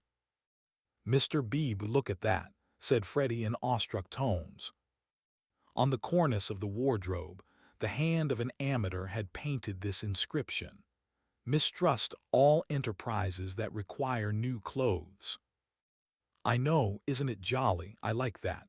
I'm certain that's the old man's doing." "How very odd of him. Surely you agree?" But Freddie was his mother's son, and felt that one ought not to go on spoiling the furniture. "Pictures," the clergyman continued, scrambling about the room. "Jot, they got that at Florence, I'll be bound. The same as Lucy's got. Oh, by the by, did Miss Honeychurch enjoy London?" "She came back yesterday." "I suppose she had a good time?" "Yes, very," said Freddie, taking up a book. "She and Cecil are thicker than ever." "That's good hearing. I wish I wasn't such a fool, Mr. Beebe." Mr. Beebe ignored the remark. "Lucy used to be nearly as stupid as I am, but it'll be very different now, Mother thinks. She will read all kinds of books." "So will you. Only medical books, not books that you can talk about afterwards. Cecil is teaching Lucy Italian, and he says her playing is wonderful. There are all kinds of things in it that we have never noticed. Cecil says, 'What on earth are those people doing upstairs? Emerson, we think we'll come another time.'" George ran downstairs and pushed them into the room without speaking. "Let me introduce Mr. Honeychurch, a neighbor." Then Freddie hurled one of the thunderbolts of youth. Perhaps he was shy, perhaps he was friendly, or perhaps he thought that George's face wanted washing. At all events, he greeted him with, "How d'ye do? Come and have a bathe." "Oh, all right," said George, impassive. Mr. Beebe was highly entertained. "How d'ye do? How d'ye do? Come and have a bathe," he chuckled. "That's the best conversational opening I've ever heard, but I'm afraid it will only act between men. Can you picture a lady who has been introduced to another lady by a third lady opening civilities with, 'How do you do? Come and have a bathe,' and yet you will tell me that the sexes are equal?" "I tell you that they shall be," said Mr. Emerson, who had been slowly descending the stairs. "Good afternoon, Mr. Beebe. I tell you they shall be comrades, and George thinks the same."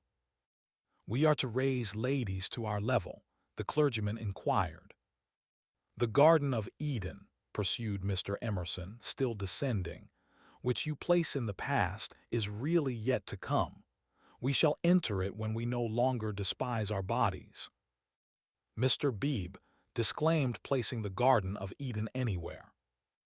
"In this, not in other things, we men are ahead. We despise the body less than women do, but not until we are comrades shall we enter the garden." "I say, what about this bathe?" murmured Freddie, appalled at the mass of philosophy that was approaching him. "I believed in a return to nature once, but how can we return to nature when we have never been with her? Today, I believe that we must discover nature. After many conquests we shall attain simplicity. It is our heritage. Let me introduce Mr. Honeychurch, whose sister you will remember at Florence." "How do you do?" Very glad to see you and that you are taking George for a bathe. Very glad to hear that your sister is going to marry. Marriage is a duty. I am sure that she will be happy, for we know Mr. Vyse too. He has been most kind. He met us by chance in the National Gallery and arranged everything about this delightful house, though I hope I have not vexed Sir Harry Otway. I have met so few liberal landowners, and I was anxious to compare his attitude towards the game laws with the conservative attitude. Ah, this wind! You do well to bathe. Yours is a glorious country, Honeychurch. Not a bit, mumbled Freddie. I must, that is to say, I have to, have the pleasure of calling on you later on, my mother says, I hope. Call my lad, who taught us that drawing-room twaddle. Call on your grandmother. Listen to the wind among the pines. Yours is a glorious country. Mr. Beebe came to the rescue. Mr. Emerson, he will call, I shall call. You or your son will return our calls before 10 days have elapsed. I trust that you have realized about the 10 days interval. It does not count that I helped you with the stair-eyes yesterday. It does not count that they are going to bathe this afternoon. Yes, go and bathe, George. Why do you dawdle talking? Bring them back to tea. Bring back some milk cakes, honey. The change will do you good. George has been working very hard at his office. I can't believe he's well.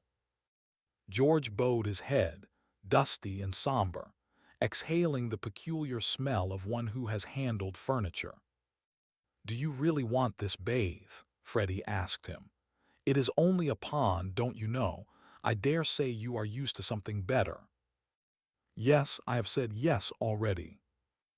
Mr. Beebe felt bound to assist his young friend and led the way out of the house and into the pine woods. How glorious it was! For a little time the voice of old Mr. Emerson pursued them, dispensing good wishes and philosophy. It ceased, and they only heard the fair wind blowing the bracken and the trees. Mr. Beebe, who could be silent but who could not bear silence, was compelled to chatter, since the expedition looked like a failure, and neither of his companions would utter a word. He spoke of Florence. George attended gravely, assenting or dissenting with slight but determined gestures that were as inexplicable as the motions of the tree-tops above their heads. And what a coincidence that you should meet Mr. Vyse. Did you realize that you would find all the pension Bertolini down here? I did not, Miss Lavish told me. When I was a young man, I always meant to write a history of coincidence. No enthusiasm. Though, as a matter of fact, coincidences are much rarer than we suppose. For example, it isn't purely coincidentally that you are here now, when one comes to reflect. To his relief, George began to talk. It is, I have reflected, it is fate, everything is fate. We are flung together by fate, drawn apart by fate, flung together, drawn apart. The 12 winds blow us, we settle nothing. You have not reflected at all, rapped the clergyman. Let me give you a useful tip, Emerson. Attribute nothing to fate. Don't say, I didn't do this, for you did it, 10 to 1. Now I'll cross-question you. Where did you first meet Miss Honeychurch and myself? Italy. And where did you meet Mr. Vyse, who is going to marry Miss Honeychurch? National Gallery. Looking at Italian art. There you are, and yet you talk of coincidence and fate. You naturally seek out things Italian, and so do we and our friends. This narrows the field immeasurably. We meet again in it. It is fate that I am here, persisted George. But you can call it Italy if it makes you less unhappy. Mr. Beebe slid away from such heavy treatment of the subject. But he was infinitely tolerant of the young, and had no desire to snub George. And so for this and for other reasons my history of coincidence is still to write. Silence. Wishing to round off the episode, he added, We are all so glad that you have come. Silence. Here we are, called Freddie. "Oh, good!" exclaimed Mr. Beebe, mopping his brow. "In there's the pond. I wish it was bigger," he added apologetically. They climbed down a slippery bank of pine needles. There lay the pond, set in its little alp of green, only a pond but large enough to contain the human body and pure enough to reflect the sky. On account of the rains, the waters had flooded the surrounding grass, which showed like a beautiful emerald path, tempting these feet towards the central pool. "It's distinctly successful, as ponds go," said Mr. Beebe. "No apologies are necessary for the pond." George sat down where the ground was dry and drearily unlaced his boots. "Aren't those masses of willow-herb splendid? I love willow-herb in seed. What's the name of this aromatic plant?" No one knew or seemed to care. These abrupt changes of vegetation, this little spongious tract of water plants, and on either side of it all the growths are tough or brittle, heather, bracken, hurts, pines. Very charming, very charming. "Mr. Beebe, aren't you bathing?" called Freddie as he stripped himself. Mr. Beebe thought he was not. "Water's wonderful," cried Freddie, prancing in. "Water's water," murmured George. Wetting his hair first, a sure sign of apathy, he followed Freddie into the divine, as indifferent as if he were a statue and the pond a pail of soap suds. It was necessary to use his muscles. It was necessary to keep clean. Mr. Beebe watched them and watched the seeds of the willow-herb dance chorically above their heads. "A-pooshu, a-pooshu, a-pooshu," went Freddie, swimming for 2 strokes in either direction, and then becoming involved in reeds or mud. "Is it worth it?" asked the other, Michelangelesque on the flooded margin. The bank broke away, and he fell into the pool before he had weighed the question properly. "Poof, I've swallowed a pollywog, Mr. Beebe. Water's wonderful, water's simply ripping." "Water's not so bad," said George, reappearing from his plunge and sputtering at the sun. "Water's wonderful, Mr. Beebe, do." "A pooshu coof." Mr. Beebe, who was hot and who always acquiesced where possible, looked around him. He could detect no parishioners except the pine trees, rising up steeply on all sides and gesturing to each other against the blue. How glorious it was! The world of motor cars and rural deans receded inimitably. Water, sky, evergreens, a wind. These things not even the seasons can touch, and surely they lie beyond the intrusion of man. "I may as well wash too." And soon his garments made a third little pile on the sward, and he too asserted the wonder of the water. It was ordinary water, nor was there very much of it, and as Freddie said, it reminded one of swimming in a salad. The 3 gentlemen rotated in the pool breast high, after the fashion of the nymphs in Götterdämmerung.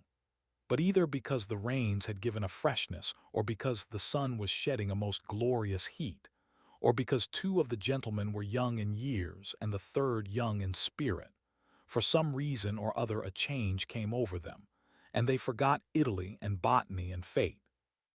They began to play. Mr. Beebe and Freddie splashed each other. A little deferentially they splashed George. He was quiet, they feared they had offended him. Then all the forces of youth burst out. He smiled, flung himself at them, splashed them, ducked them, kicked them, mudded them, and drove them out of the pool. "Race you round it, then," cried Freddie, and they raced in the sunshine, and George took a short cut and dirtied his shins and had to bathe a second time. Then Mr. Beebe consented to run, a memorable sight.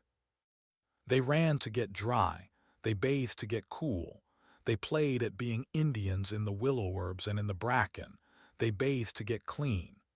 And all the time 3 little bundles lay discreetly on the sward, proclaiming, "No, we are what matters. Without us shall no enterprise begin. To us shall all flesh turn in the end." A try," yelled Freddie, snatching up George's bundle and placing it beside an imaginary goal post. "Soccer rules," George retorted, scattering Freddie's bundle with a kick. Goal! Goal! Pass! Take care my watch, cried Mr. Beebe. Clothes flew in all directions. Take care my hat. No, that's enough, Freddie. Dress now, no, I say. But the two young men were delirious. Away they twinkled into the trees, Freddie with a clerical waistcoat under his arm, George with a wide-awake hat on his dripping hair. That'll do, shouted Mr. Beebe, remembering that after all he was in his own parish. Then his voice changed as if every pine tree was a rural dean. Hi, steady on, I see people coming, you fellows. Yells and widening circles over the dappled earth. Hi, hi, ladies. Neither George nor Freddie was truly refined.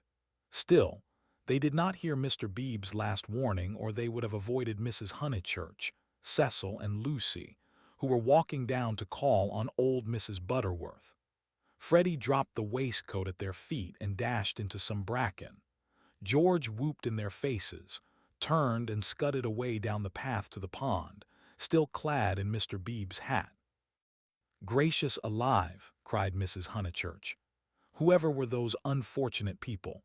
Oh, dears, look away, and poor Mr. Beebe too, whatever has happened. Come this way immediately, commanded Cecil, who always felt that he must lead women, though he knew not whither, and protect them, though he knew not against what. He led them now towards the bracken where Freddie sat concealed. Oh, poor Mr. Beebe! Was that his waistcoat we left in the path?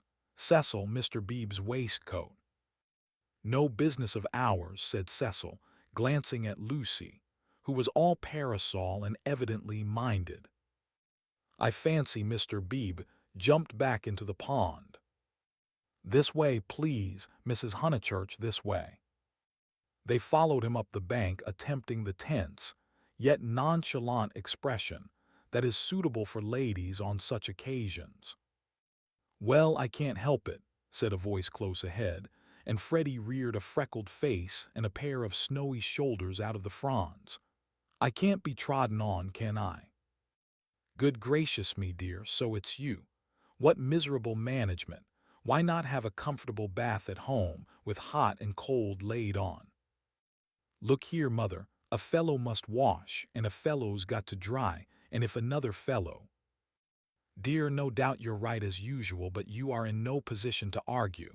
Come, Lucy, they turned. Oh, look, don't look. Oh, poor Mr. Beebe, how unfortunate again. For Mr. Beebe was just crawling out of the pond, on whose surface garments of an intimate nature did float, while George, the world-weary George, shouted to Freddie that he had hooked a fish. And me, I've swallowed one, answered he of the bracken. I've swallowed a pollywog, it wriggleth in my tummy. I shall die, Emerson, you beast, you've got on my bags. Hush, dears, said Mrs. Honeychurch, who found it impossible to remain shocked. And do be sure you dry yourselves thoroughly first. All these colds come of not drying thoroughly. Mother, do come away, said Lucy. Oh, for goodness' sake, do come. Hullo, cried George, so that again the lady stopped. He regarded himself as dressed, barefoot, bare-chested, radiant and personable against the shadowy woods. He called, Hullo, Miss Honeychurch, hullo. Bow, Lucy, better bow, whoever is it, I shall bow. Miss Honeychurch bowed. That evening and all that night the water ran away. On the morrow the pool had shrunk to its old size and lost its glory. It had been a call to the blood and to the relaxed will, a passing benediction whose influence did not pass, a holiness, a spell, a momentary chalice for youth. Chapter 13. How often had Lucy rehearsed this bow, this interview? But she had always rehearsed them indoors, and with certain accessories, which surely we have a right to assume. Who could foretell that she and George would meet in the rout of a civilization, amidst an army of coats and collars and boots that lay wounded over the sunlit earth? She had imagined a young Mr. Emerson, who might be shy or morbid or indifferent or furtively impudent. She was prepared for all of these. But she had never imagined one who would be happy and greet her with the shout of the morning star. Indoors herself, partaking of tea with old Mrs. Butterworth, she reflected that it is impossible to foretell the future with any degree of accuracy, that it is impossible to rehearse life. A fault in the scenery, a face in the audience, an eruption of the audience onto the stage, and all our carefully planned gestures mean nothing, or mean too much. I will bow, she had thought. I will not shake hands with him, that will be just the proper thing. She had bowed, but to whom? To gods, to heroes, to the nonsense of schoolgirls. She had bowed across the rubbish that cumbers the world. So ran her thoughts while her faculties were busy with Cecil. It was another of those dreadful engagement calls. Mrs. Butterworth had wanted to see him, and he did not want to be seen. He did not want to hear about hydrangeas, why they change their color at the seaside. He did not want to join the COS when cross. He was always elaborate and made long, clever answers where yes or no would have done. Lucy soothed him and tinkered at the conversation in a way that promised well for their married peace. No one is perfect, and surely it is wiser to discover the imperfections before wedlock. Miss Bartlett, indeed, though not in word, had taught the girl that this our life contains nothing satisfactory. Lucy, though she disliked the teacher, regarded the teaching as profound and applied it to her lover. "Lucy," said her mother when they got home, "is anything the matter with Cecil?" The question was ominous. Up till now Mrs. Honeychurch had behaved with charity and restraint. "No, I don't think so, Mother. Cecil's all right." "Perhaps he's tired." Lucy compromised. Perhaps Cecil was a little tired. Because otherwise, she pulled out her bonnet pins with gathering displeasure, because otherwise I cannot account for him. "I do think Mrs. Butterworth is rather tiresome, if you mean that." "Cecil has told you to think so. You were devoted to her as a little girl, and nothing will describe her goodness to you through the typhoid fever. No, it is just the same thing everywhere. Let me just put your bonnet away, may I?" Surely he could answer her civilly for 1/2 hour. "Cecil has a very high standard for people," faltered Lucy, seeing trouble ahead. "It's part of his ideals. It is really that makes him sometimes seem—" "Oh, rubbish! If high ideals make a young man rude, the sooner he gets rid of them the better," said Mrs. Honeychurch, handing her the bonnet. "Now, Mother, I've seen you cross with Mrs. Butterworth yourself." "Not in that way. At times I could wring her neck, but not in that way. No, it is the same with Cecil all over. By the by, I never told you. I had a letter from Charlotte while I was away in London." This attempt to divert the conversation was too puerile, and Mrs. Honeychurch resented it. "Since Cecil came back from London, nothing appears to please him. Whenever I speak he winces. I see him, Lucy. It is useless to contradict me. No doubt I am neither artistic nor literary nor intellectual nor musical, but I cannot help the drawing-room furniture. Your father bought it and we must put up with it. Will Cecil kindly remember?" I see what you mean, and certainly Cecil oughtn't to. But he does not mean to be uncivil. He once explained, it is the things that upset him. He is easily upset by ugly things. He is not uncivil to people. Is it a thing or a person when Freddie sings? You can't expect a really musical person to enjoy comic songs as we do. Then why didn't he leave the room? Why sit wriggling and sneering and spoiling everyone's pleasure? "We mustn't be unjust to people," faltered Lucy. Something had enfeebled her, and the case for Cecil, which she had mastered so perfectly in London, would not come forth in an effective form. The two civilizations had clashed. Cecil hinted that they might, and she was dazzled and bewildered, as though the radiance that lies behind all civilization had blinded her eyes. Good taste and bad taste were only catchwords, garments of diverse cut, and music itself dissolved to a whisper through pine trees, where the song is not distinguishable from the comic song. She remained in much embarrassment, while Mrs. Honeychurch changed her frock for dinner, and every now and then she said a word and made things no better. There was no concealing the fact. Cecil had meant to be supercilious, and he had succeeded. And Lucy, she knew not why, wished that the trouble could have come at any other time. "Go and dress, dear, you'll be late." "All right, mother." "Don't say all right and stop. Go." She obeyed, but loitered disconsolately at the landing window. It faced north, so there was little view and no view of the sky. Now, as in the winter, the pine trees hung close to her eyes. One connected the landing window with depression.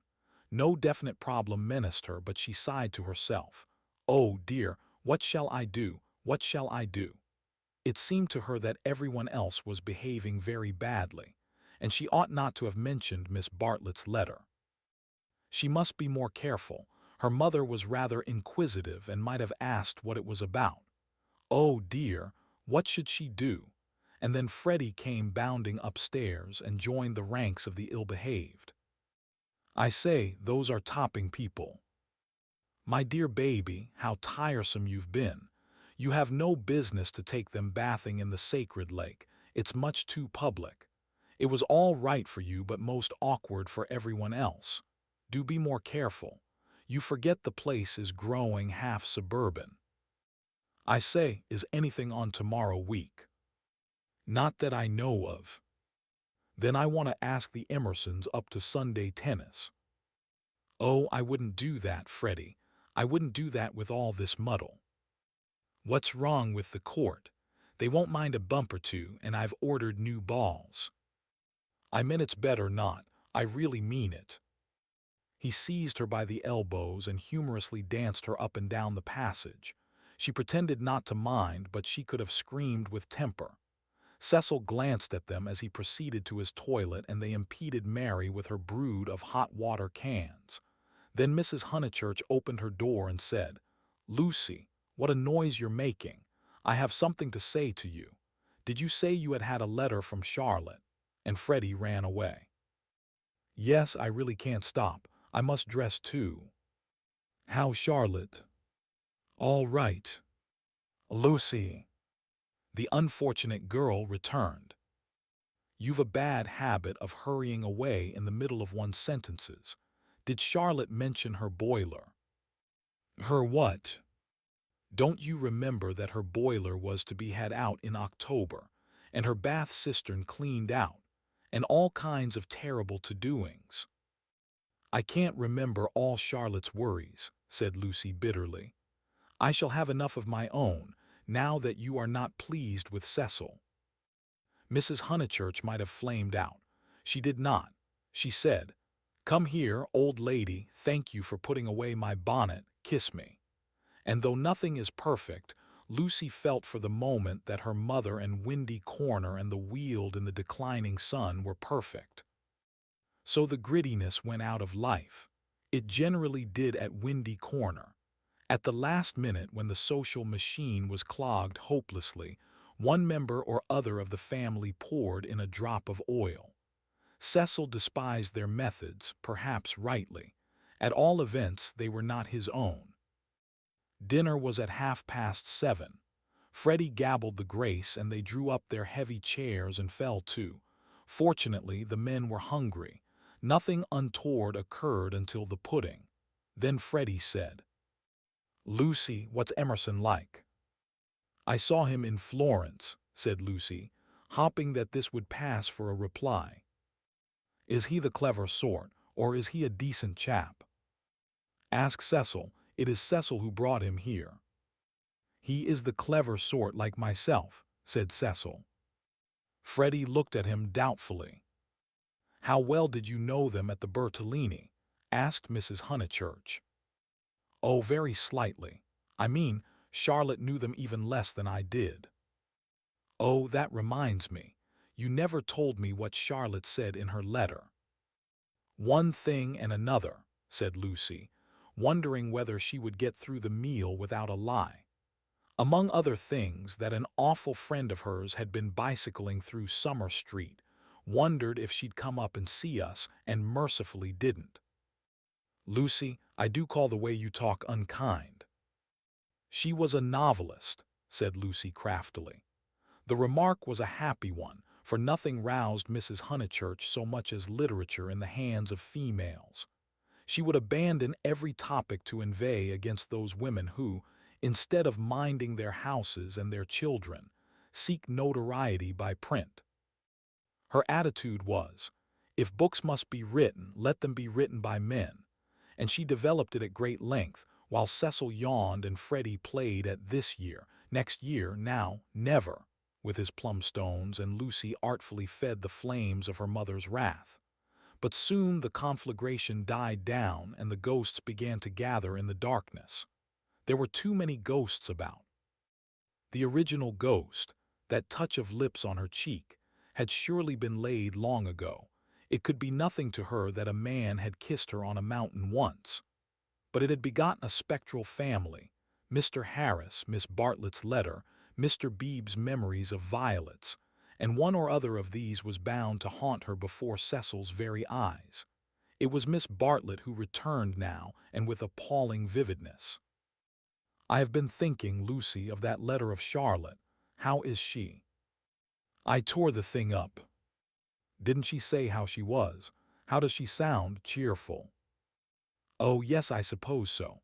No, not very cheerful, I suppose." "Then depend upon it, it is the boiler. I know myself how water preys upon one's mind.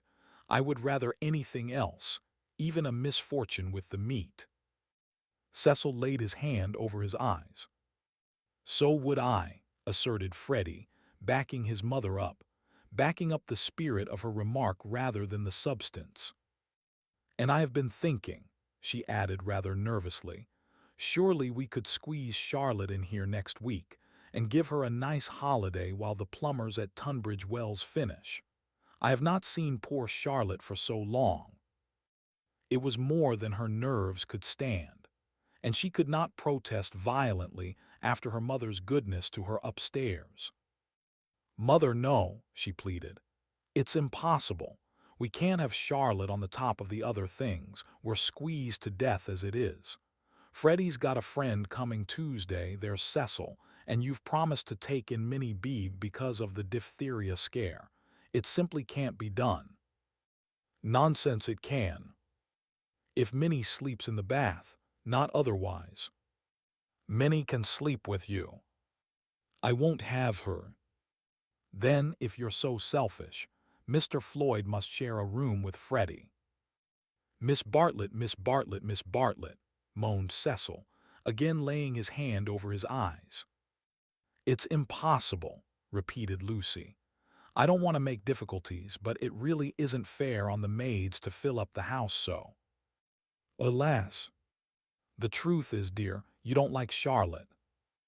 "No, I don't, and no more does Cecil. She gets on our nerves. You haven't seen her lately and don't realize how tiresome she can be, though so good. So please, Mother, don't worry us this last summer, but spoil us by not asking her to come." "Hear, hear," said Cecil. Mrs. Honeychurch, with more gravity than usual, and with more feeling than she usually permitted herself, replied, "This isn't very kind of you, too. You have each other and all these woods to walk in, so full of beautiful things, and poor Charlotte has only the water turned off and plumbers. You are young, dears, and however clever young people are, and however many books they read, they will never guess what it feels like to grow old." Cecil crumbled his bread. "I must say Cousin Charlotte was very kind to me that year I called on my bike," put in Freddie. "She thanked me for coming till I felt like such a fool, and fussed round no end to get an egg boiled for my tea just right." "I know, dear. She is kind to everyone, and yet Lucy makes this difficulty when we try to give her some little return." But Lucy hardened her heart. It was no good being kind to Miss Bartlett. She had tried herself too often and too recently. One might lay up treasure in heaven by the attempt, but one enriched neither Miss Bartlett nor anyone else upon earth. She was reduced to saying, "I can't help it, Mother. I don't like Charlotte. I admit it's horrid of me." From your own account, you told her as much. Well, she would leave Florence so stupidly. She flurried. The ghosts were returning. They filled Italy. They were even usurping the places she had known as a child. The sacred lake would never be the same again, and on Sunday week, something would even happen to Windy Corner. How would she fight against ghosts? For a moment the visible world faded away, and memories and emotions alone seemed real.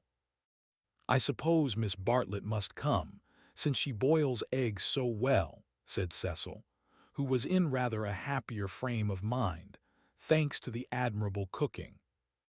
"I didn't mean the egg was well boiled," corrected Freddie, "because in point of fact she forgot to take it off, and as a matter of fact I don't care for eggs. I only meant how jolly kind she seemed." Cecil frowned again. Oh, these Honeychurches! Eggs, boilers, hydrangeas, maids, of such were their lives compact. "May me and Lucy get down from our chairs?" he asked, with scarcely veiled insolence. "We don't want no dessert." Chapter 14. Of course Miss Bartlett accepted, and equally of course she felt sure that she would prove a nuisance and begged to be given an inferior spare room, something with no view, anything. Her love to Lucy. And equally of course George Emerson could come to tennis on the Sunday week. Lucy faced the situation bravely, though, like most of us, she only faced the situation that encompassed her. She never gazed inwards. If at times strange images rose from the depths, she put them down to nerves. When Cecil brought the Emersons to Summer Street, it had upset her nerves. Charlotte would burnish up past foolishness, and this might upset her nerves. She was nervous at night. When she talked to George, they met again almost immediately at the rectory. His voice moved her deeply, and she wished to remain near him. How dreadful if she really wished to remain near him. Of course, the wish was due to nerves, which love to play such perverse tricks upon us. Once she had suffered from things that came out of nothing and meant she didn't know what. Now Cecil had explained psychology to her one wet afternoon, and all the troubles of youth in an unknown world could be dismissed. It is obvious enough for the reader to conclude, she loves young Emerson. A reader in Lucy's place would not find it obvious. Life is easy to chronicle but bewildering to practice, and we welcome nerves or any other shibboleth that will cloak our personal desire. She loved Cecil. George made her nervous. Will the reader explain to her that the phrases should have been reversed? But the external situation, she will face that bravely. The meeting at the rectory had passed off well enough. Standing between Mr. Beebe and Cecil, she had made a few temperate allusions to Italy, and George had replied. She was anxious to show that she was not shy, and was glad that he did not seem shy either. "A nice fellow," said Mr. Beebe afterwards. "He will work off his crudities in time. I rather mistrust young men who slip into life gracefully." Lucy said, "He seems in better spirits, he laughs more." "Yes," replied the clergyman, "he is waking up." That was all. But as the week wore on, more of her defenses fell, and she entertained an image that had physical beauty. In spite of the clearest directions, Miss Bartlett contrived to bungle her arrival. She was due at the southeastern station at Dorking, whither Mrs. Honeychurch drove to meet her. She arrived at the London and Brighton station, and had to hire a cab up. No one was at home except Freddie and his friend, who had to stop their tennis and to entertain her for a solid hour. Cecil and Lucy turned up at 4 o'clock, and these, with little Minnie Beebe, made a somewhat lugubrious sextet upon the upper lawn for tea. "I shall never forgive myself," said Miss Bartlett, who kept on rising from her seat and had to be begged by the United Company to remain. I have upset everything, bursting in on young people, but I insist on paying for my cab up. Grant that at any rate."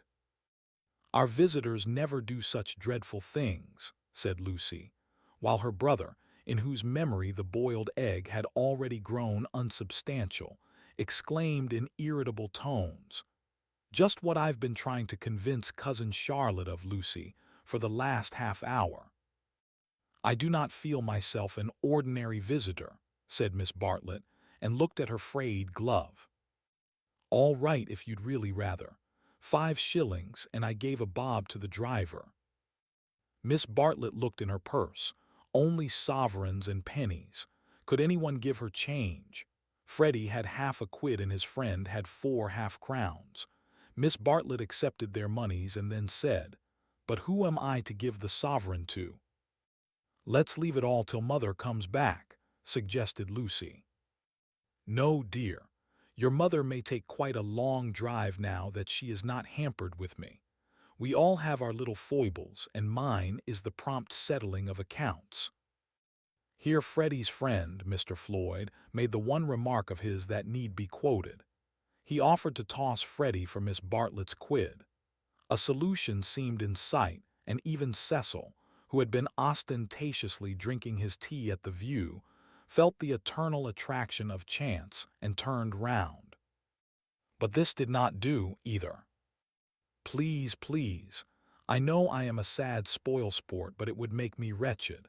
I should practically be robbing the one who lost." "Freddie owes me 15 shillings, interposed Cecil, "so it will work out right if you give the pound to me." 15 shillings, said Miss Bartlett dubiously. "How is that, Mr. Vyse?" "Because, don't you see, Freddie paid your cab. Give me the pound and we shall avoid this deplorable gambling." Miss Bartlett, who was poor at figures, became bewildered and rendered up the sovereign, amidst the suppressed gurgles of the other youths. For a moment Cecil was happy. He was playing at nonsense among his peers. Then he glanced at Lucy, in whose face petty anxieties had marred the smiles. In January he would rescue his Leonardo from this stupefying twaddle. "But I don't see that," exclaimed Minnie Beebe, who had narrowly watched the iniquitous transaction. "I don't see why Mr. Vyse is to have the quid." "Because of the 15 shillings and the 5, they said solemnly.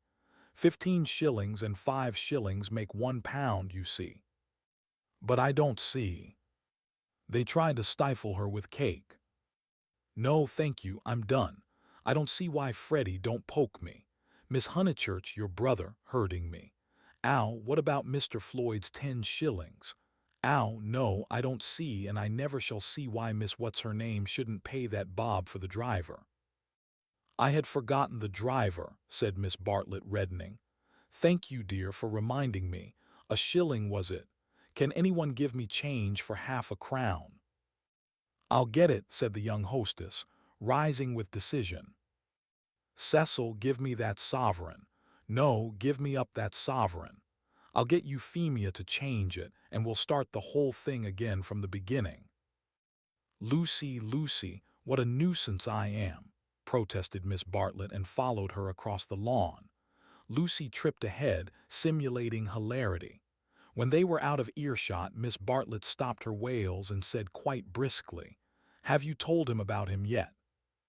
"No, I haven't," replied Lucy, and then could have bitten her tongue for understanding so quickly what her cousin meant. "Let me see, a sovereign's worth of silver." She escaped into the kitchen. Miss Bartlett's sudden transitions were too uncanny. It sometimes seemed as if she planned every word she spoke or caused to be spoken, as if all this worry about cabs and change had been a ruse to surprise the soul. "No, I haven't told Cecil or anyone," she remarked when she returned. "I promised you I shouldn't. Here is your money, all shillings except 2 half-crowns. Would you count it? You can settle your debt nicely now." Miss Bartlett was in the drawing-room, gazing at the photograph of St. John ascending, which had been framed. "How dreadful," she murmured. How more than dreadful if Mr. Vyse should come to hear of it from some other source. "Oh no, Charlotte," said the girl, entering the battle. "George Emerson is all right, and what other source is there?" Miss Bartlett considered. "For instance, the driver. I saw him looking through the bushes at you. Remember, he had a violet between his teeth." Lucy shuddered a little. "We shall get the silly affair on our nerves if we aren't careful. How could a Florentine cab driver ever get hold of Cecil? We must think of every possibility." "Oh, it's all right. Or perhaps old Mr. Emerson knows. In fact, he is certain to know. I don't care if he does. I was grateful to you for your letter, but even if the news does get round, I think I can trust Cecil to laugh at it." To contradict it. No, to laugh at it. But she knew in her heart that she could not trust him, for he desired her untouched. "Very well, dear, you know best. Perhaps gentlemen are different to what they were when I was young. Ladies are certainly different. Now, Charlotte," she struck at her playfully, "you kind, anxious thing. What would you have me do? First you say don't tell, and then you say tell. Which is it to be? Quick." Miss Bartlett sighed. "I am no match for you in conversation, dearest. I blush when I think how I interfered at Florence, and you so well able to look after yourself, and so much cleverer in all ways than I am. You will never forgive me. Shall we go out then? They will smash all the china if we don't."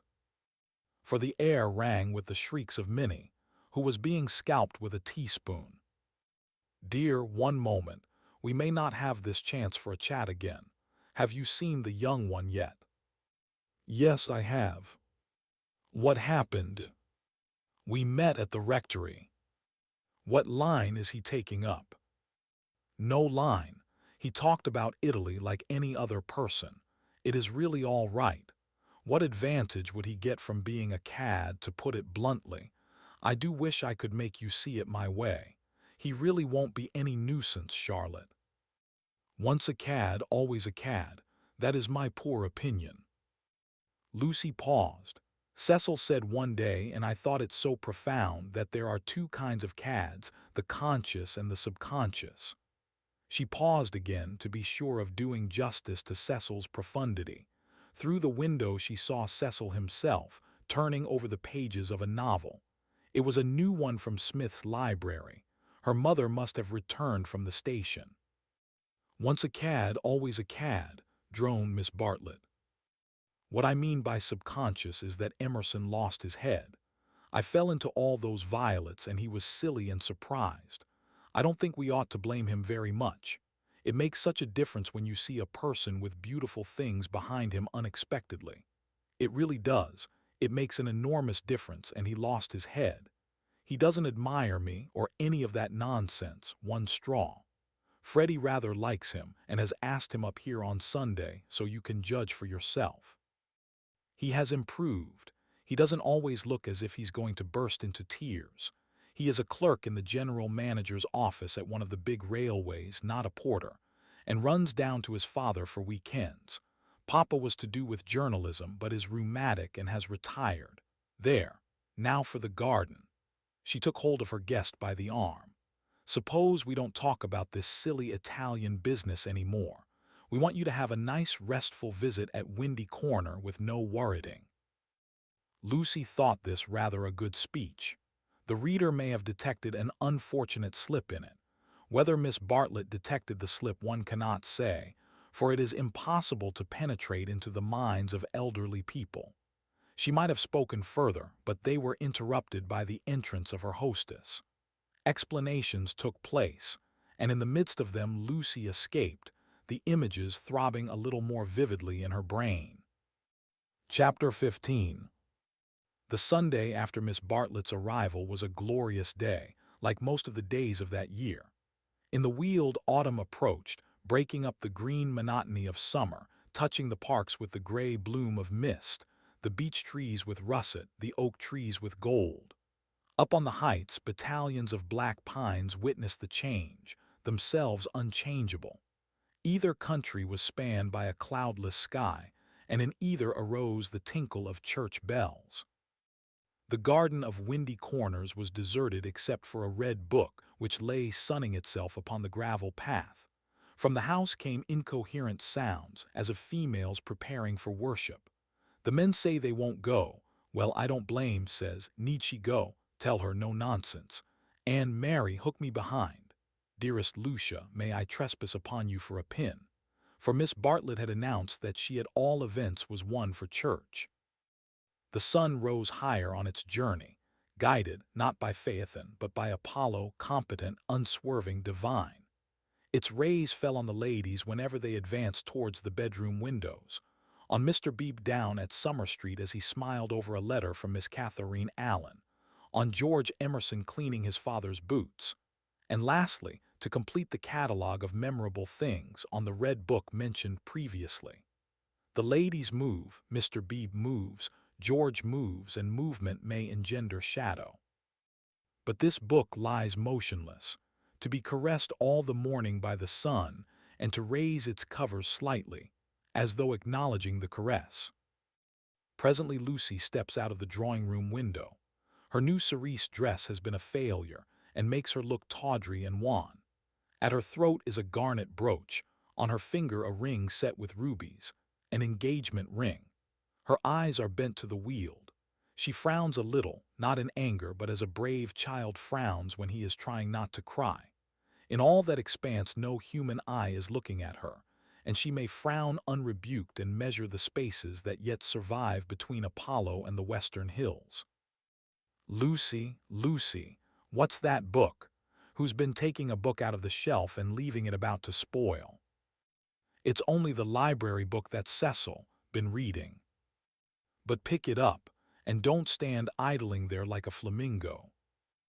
Lucy picked up the book and glanced at the title listlessly under a loggia. She no longer read novels herself, devoting all her spare time to solid literature in the hope of catching Cecil up. It was dreadful how little she knew, and even when she thought she knew a thing like the Italian painters, she found she had forgotten it. Only this morning she had confused Francesco Francia with Piero della Francesca, and Cecil had said, "What? You aren't forgetting your Italy already?" And this too had lent anxiety to her eyes when she saluted the dear view and the dear garden in the foreground, and above them, scarcely conceivable elsewhere, the dear sun. "Lucy, have you a sixpence for Minnie and a shilling for yourself?" She hastened in to her mother, who was rapidly working herself into a Sunday fluster. "It's a special collection, I forget what for. I do beg, no vulgar clinking in the plate with halfpennies. See that Minnie has a nice bright sixpence. Where is the child, Minnie? That book's all warped. Gracious, how plain you look. Put it under the atlas to press. Minnie." "Oh, Mrs. Honeychurch, from the upper regions." "Minnie, don't be late. Here comes the horse. It was always the horse, never the carriage. Where, Charlotte, run up and hurry her. Why is she so long? She had nothing to do. She never brings anything but blouses. Poor Charlotte, how I do detest blouses, Minnie." Paganism is infectious, more infectious than diphtheria or piety, and the rector's niece was taken to church protesting. As usual, she didn't see why. Why shouldn't she sit in the sun with the young men? The young men, who had now appeared, mocked her with ungenerous words. Mrs. Honeychurch defended orthodoxy, and in the midst of the confusion Miss Bartlett, dressed in the very height of the fashion, came strolling down the stairs. "Dear Marian, I am very sorry, but I have no small change, nothing but sovereigns and half-crowns. Could anyone give me—" "Yes, easily. Jump in. Gracious me, how smart you look. What a lovely frock. You put us all to shame." "If I did not wear my best rags and tatters now, when should I wear them?" said Miss Bartlett reproachfully. She got into the victoria and placed herself with her back to the horse. The necessary roar ensued, and then they drove off. "Goodbye, be good," called out Cecil. Lucy bit her lip, for the tone was sneering. On the subject of church and so on, They had had rather an unsatisfactory conversation. He had said that people ought to overhaul themselves, and she did not want to overhaul herself. She did not know it was done. Honest orthodoxy Cecil respected, but he always assumed that honesty is the result of a spiritual crisis. He could not imagine it as a natural birthright that might grow heavenward like flowers. All that he said on this subject pained her, though he exuded tolerance from every pore. Somehow the Emersons were different. She saw the Emersons after church. There was a line of carriages down the road, and the Honeychurch vehicle happened to be opposite Sissy Villa. To save time, they walked over the green to it and found father and son smoking in the garden. "Introduce me," said her mother, "unless the young man considers that he knows me already." He probably did, but Lucy ignored the sacred lake and introduced them formally. Old Mr. Emerson claimed her with much warmth and said how glad he was that she was going to be married. She said yes, she was glad too. And then, as Miss Bartlett and Minnie were lingering behind with Mr. Beebe, she turned the conversation to a less disturbing topic and asked him how he liked his new house. "Very much," he replied, but there was a note of offense in his voice. She had never known him offended before. He added, "We find, though, that the Miss Allens were coming and that we have turned them out. Women mind such a thing. I am very much upset about it." "I believe that there was some misunderstanding," said Mrs. Honeychurch uneasily. "Our landlord was told that we should be a different type of person," said George, who seemed disposed to carry the matter further. "He thought we should be artistic. He is disappointed. And I wonder whether we ought to write to the Miss Allens and offer to give it up. What do you think?" He appealed to Lucy. "Oh, stop now, you have come," said Lucy lightly. She must avoid censuring Cecil, for it was on Cecil that the little episode turned, though his name was never mentioned. "So George says. He says that the Miss Allens must go to the wall, yet it does seem so unkind." "There is only a certain amount of kindness in the world," said George, watching the sunlight flash on the panels of the passing carriages. "Yes," exclaimed Mrs. Honeychurch, "that's exactly what I say. Why all this twiddling and twaddling over two Miss Allens? There is a certain amount of kindness just as there is a certain amount of light," he continued in measured tones.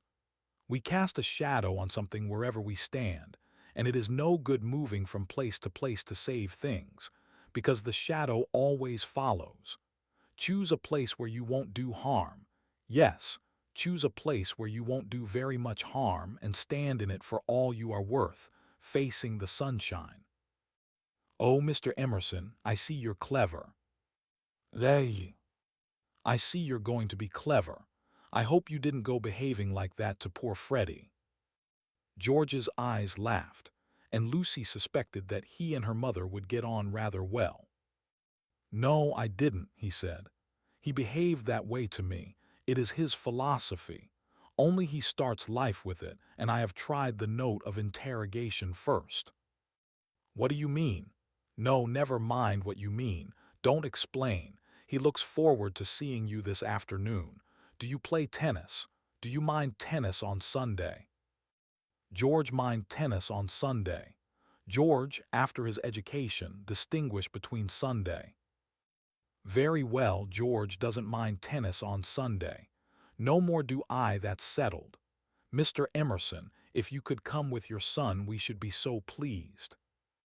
He thanked her, but the walk sounded rather far. He could only potter about in these days. She turned to George. "And then he wants to give up his house to the Miss Allens." "I know," said George, and put his arm round his father's neck. The kindness that Mr. Beebe and Lucy had always known to exist in him came out suddenly, like sunlight touching a vast landscape, a touch of the morning sun. She remembered that in all his perversities he had never spoken against affection.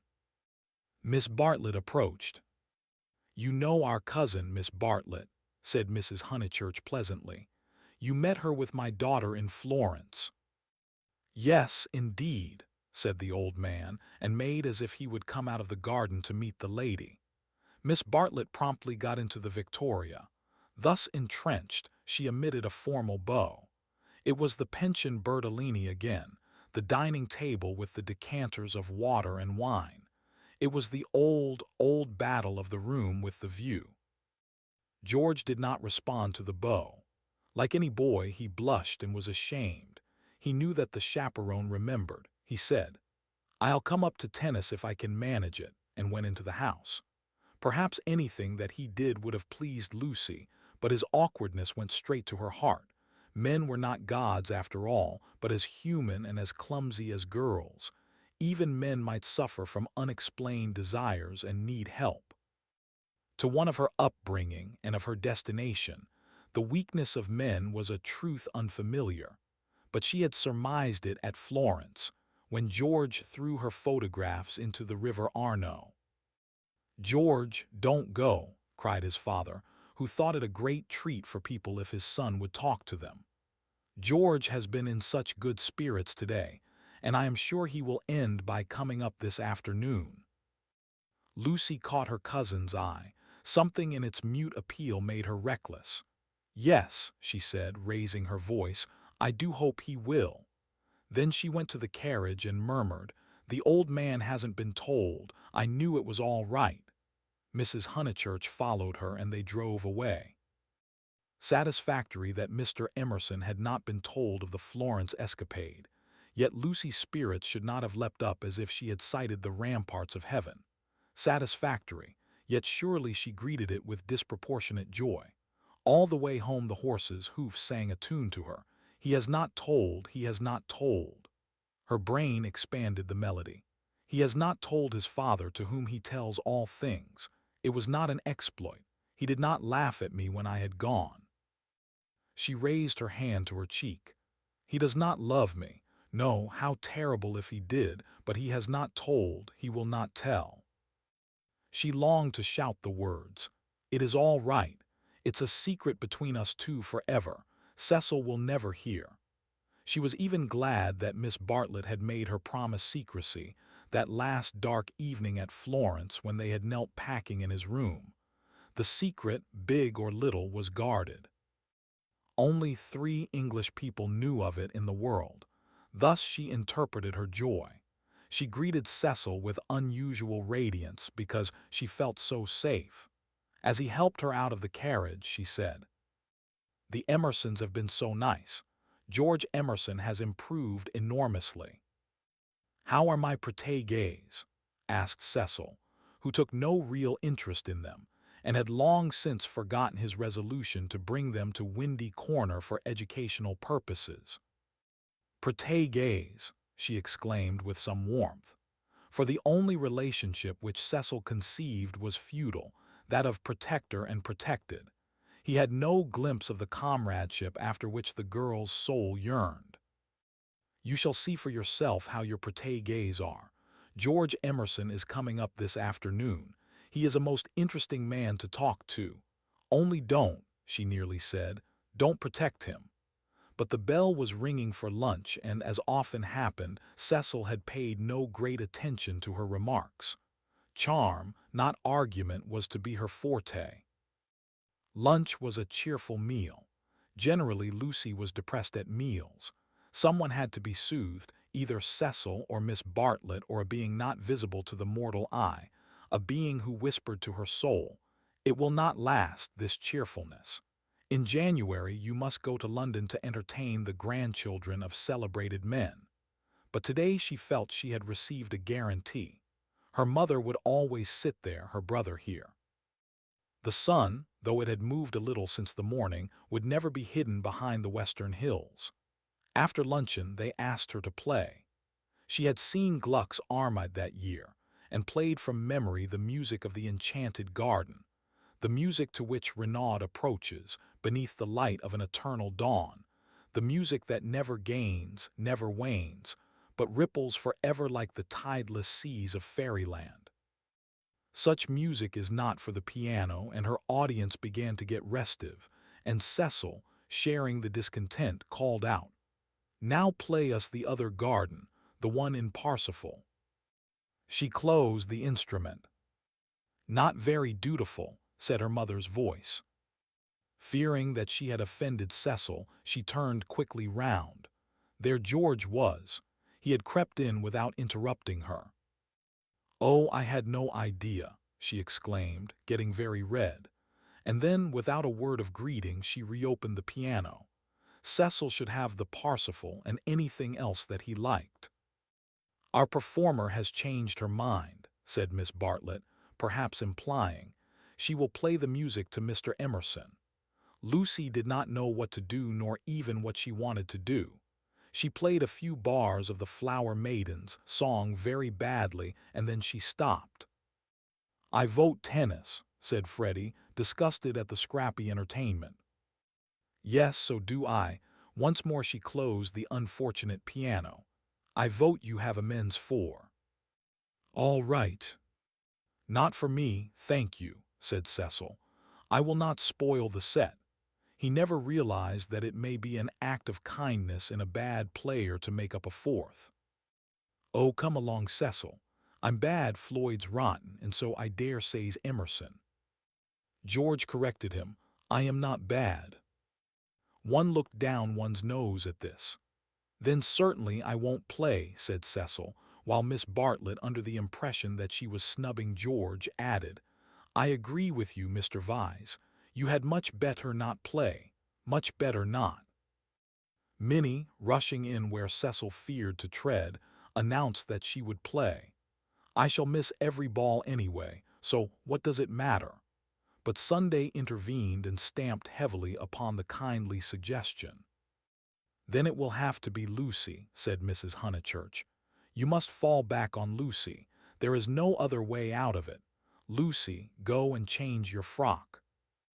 Lucy's Sabbath was generally of this amphibious nature. She kept it without hypocrisy in the morning and broke it without reluctance in the afternoon. As she changed her frock, she wondered whether Cecil was sneering at her. Really, she must overhaul herself and settle everything up before she married him. Mr. Floyd was her partner.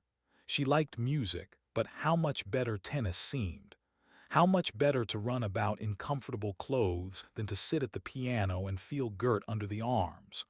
Once more music appeared to her the employment of a child. George served and surprised her by his anxiety to win. She remembered how he had sighed among the tombs at Santa Croce because things wouldn't fit. How after the death of that obscure Italian he had leant over the parapet by the Arno and said to her, "I shall want to live, I tell you." He wanted to live now, to win at tennis, to stand for all he was worth in the sun which had begun to decline and was shining in her eyes, and he did win. Ah, how beautiful the Weald looked! The hills stood out above its radiance, as Fiesole stands above the Tuscan plain, and the South Downs, if one chose, were the mountains of Carrara. She might be forgetting her Italy, but she was noticing more things in her England.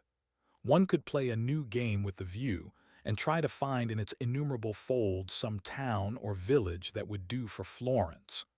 Ah, how beautiful the Weald looked! But now Cecil claimed her. He chanced to be in a lucid critical mood and would not sympathize with exaltation. He had been rather a nuisance all through the tennis, for the novel that he was reading was so bad that he was obliged to read it aloud to others. He would stroll round the precincts of the court and call out, "I say, listen to this, Lucy.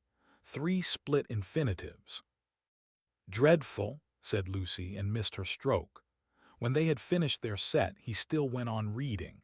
There was some murder scene, and really everyone must listen to it.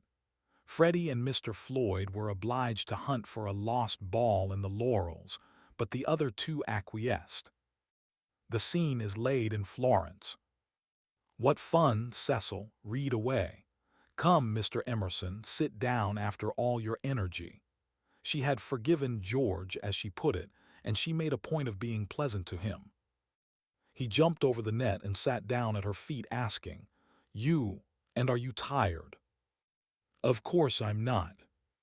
Do you mind being beaten? She was going to answer no when it struck her that she did mind, so she answered yes. She added merrily, I don't see you're such a splendid player, though. The light was behind you and it was in my eyes. I never said I was. Why, you did. You didn't attend. You said, oh, don't go in for accuracy at this house. We all exaggerate and we get very angry with people who don't. The scene is laid in Florence, repeated Cecil with an upward note. Lucy recollected herself. Sunset, Leonora was speeding. Lucy interrupted. Leonora, is Leonora the heroine? Who's the book by? Joseph Emery Prank. Sunset, Leonora speeding across the square. Pray the saints she might not arrive too late. Sunset, the sunset of Italy. Under Orcagna's loggia, the Loggia de Lanzi, as we sometimes call it now. Lucy burst into laughter. Joseph Emery Prank, indeed. Why, it's Miss Lavish. It's Miss Lavish's novel, and she's publishing it under somebody else's name. Who may Miss Lavish be? Oh, a dreadful person. Mr. Emerson, you remember Miss Lavish. Excited by her pleasant afternoon, she clapped her hands. George looked up. Of course I do. I saw her the day I arrived at Summer Street. It was she who told me that you lived here. Weren't you pleased? She meant to see Miss Lavish. But when he bent down to the grass without replying, it struck her that she could mean something else. She watched his head, which was almost resting against her knee, and she thought that the ears were reddening. No wonder the novel's bad, she added. I never liked Miss Lavish, but I suppose one ought to read it as one's met her. All modern books are bad, said Cecil, who was annoyed at her inattention, and vented his annoyance on literature. Everyone writes for money in these days. Oh, Cecil. It is so. I will inflict Joseph Emery Prank on you no longer. Cecil this afternoon seemed such a twittering sparrow. The ups and downs in his voice were noticeable, but they did not affect her. She had dwelt amongst melody and movement, and her nerves refused to answer to the clang of his. Leaving him to be annoyed, she gazed at the black head again. She did not want to stroke it, but she saw herself wanting to stroke it.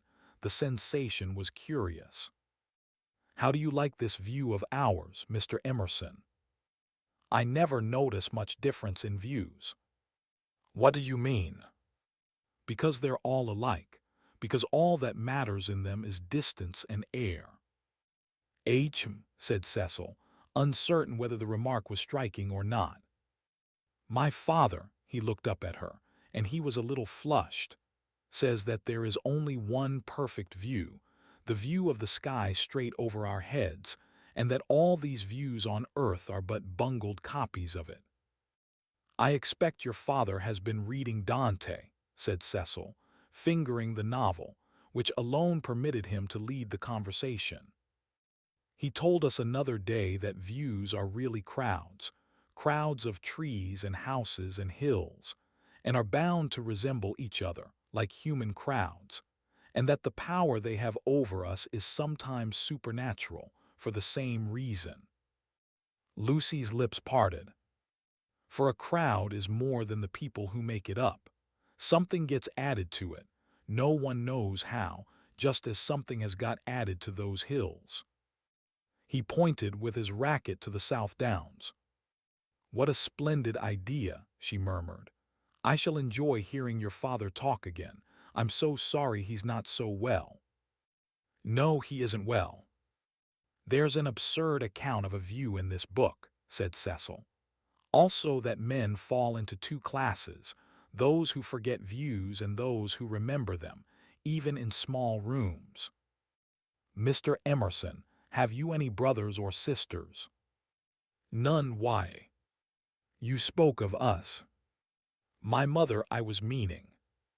Cecil closed the novel with a bang. Oh, Cecil, how you made me jump. I will inflict Joseph Emery Prank on you no longer.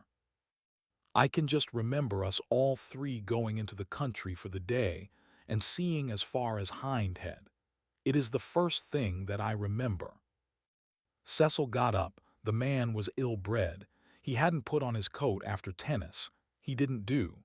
He would have strolled away if Lucy had not stopped him. "Cecil, do read the thing about the view." "Not while Mr. Emerson is here to entertain us." "No, read away. I think nothing's funnier than to hear silly things read out loud. If Mr. Emerson thinks us frivolous, he can go." This struck Cecil as subtle and pleased him. It put their visitor in the position of a prig. Somewhat mollified, he sat down again. "Mr. Emerson, go and find tennis balls." She opened the book. Cecil must have his reading and anything else that he liked. But her attention wandered to George's mother, who, according to Mr. Eager, had been murdered in the sight of God and, according to her son, had seen as far as Hindhead. "Am I really to go?" asked George. "No, of course not really," she answered. "Chapter 2, said Cecil, yawning. "Find me Chapter 2 if it isn't bothering you." Chapter 2 was found, and she glanced at its opening sentences. She thought she had gone mad. "Here, hand me the book." She heard her voice saying, "It isn't worth reading, it's too silly to read. I never saw such rubbish, it oughtn't to be allowed to be printed." He took the book from her. Leonora, he read, sat pensive and alone. Before her lay the rich champaign of Tuscany, dotted over with many a smiling village. The season was spring. Miss Lavish knew somehow, and had printed the past in draggled prose, for Cecil to read and for George to hear. "A golden haze," he read. Afar off the towers of Florence, while the bank on which she sat was carpeted with violets. All unobserved Antonio stole up behind her. Lest Cecil should see her face, she turned to George and saw his face. He read. There came from his lips no wordy protestation such as formal lovers use. No eloquence was his, nor did he suffer from the lack of it. He simply enfolded her in his manly arms. "This isn't the passage I wanted," he informed them. "There is another much funnier further on." He turned over the leaves. "Should we go into tea?" said Lucy, whose voice remained steady. She led the way up the garden, Cecil following her, George last. She thought a disaster was averted. But when they entered the shrubbery it came. The book, as if it had not worked mischief enough, had been forgotten, and Cecil must go back for it. And George, who loved passionately, must blunder against her in the narrow path. "No," she gasped, and for the second time was kissed by him. As if no more was possible, he slipped back. Cecil rejoined her. They reached the upper lawn alone. Chapter 16. But Lucy had developed since the spring. That is to say, she was now better able to stifle the emotions of which the conventions and the world disapprove. Though the danger was greater, she was not shaken by deep sobs. She said to Cecil, "I am not coming into tea, tell Mother. I must write some letters," and went up to her room. Then she prepared for action. Love felt and returned. Love which our bodies exact and our hearts have transfigured. Love which is the most real thing that we shall ever meet, reappeared now as the world's enemy, and she must stifle it. She sent for Miss Bartlett. The contest lay not between love and duty. Perhaps there never is such a contest. It lay between the real and the pretended, and Lucy's first aim was to defeat herself. As her brain clouded over, as the memory of the views grew dim and the words of the book died away, she returned to her old shibboleth of nerves. She conquered her breakdown. Tampering with the truth, she forgot that the truth had ever been. Remembering that she was engaged to Cecil, she compelled herself to confused remembrances of George. He was nothing to her. He never had been anything. He had behaved abominably. She had never encouraged him. The armor of falsehood is subtly wrought out of darkness, and hides a man not only from others but from his own soul. In a few moments, Lucy was equipped for battle. "Something too awful has happened," she began, as soon as her cousin arrived. "Do you know anything about Miss Lavish's novel?" Miss Bartlett looked surprised and said that she had not read the book, nor known that it was published. Eleanor was a reticent woman at heart. "There is a scene in it. The hero and heroine make love. Do you know about that?" "Dear, do you know about it, please?" she repeated. "They are on a hillside and Florence is in the distance." "My good Lucia, I am all at sea. I know nothing about it whatever." "There are violets. I cannot believe it is a coincidence. Charlotte, Charlotte, how could you have told her? I have thought before speaking. It must be you." "Told her what?" she asked with growing agitation. "About that dreadful afternoon in February." Miss Bartlett was genuinely moved. "Oh, Lucy, dearest girl, she hasn't put that in her book." Lucy nodded. "Not so that one could recognize it, yes." "Then never, never, never more shall Eleanor Lavish be a friend of mine." "So you did tell." "I did just happen, when I had tea with her at Rome, in the course of conversation." "But Charlotte, what about the promise you gave me when we were packing? Why did you tell Miss Lavish, when you wouldn't even let me tell Mother?" "I will never forgive Eleanor. She has betrayed my confidence." "Why did you tell her, though?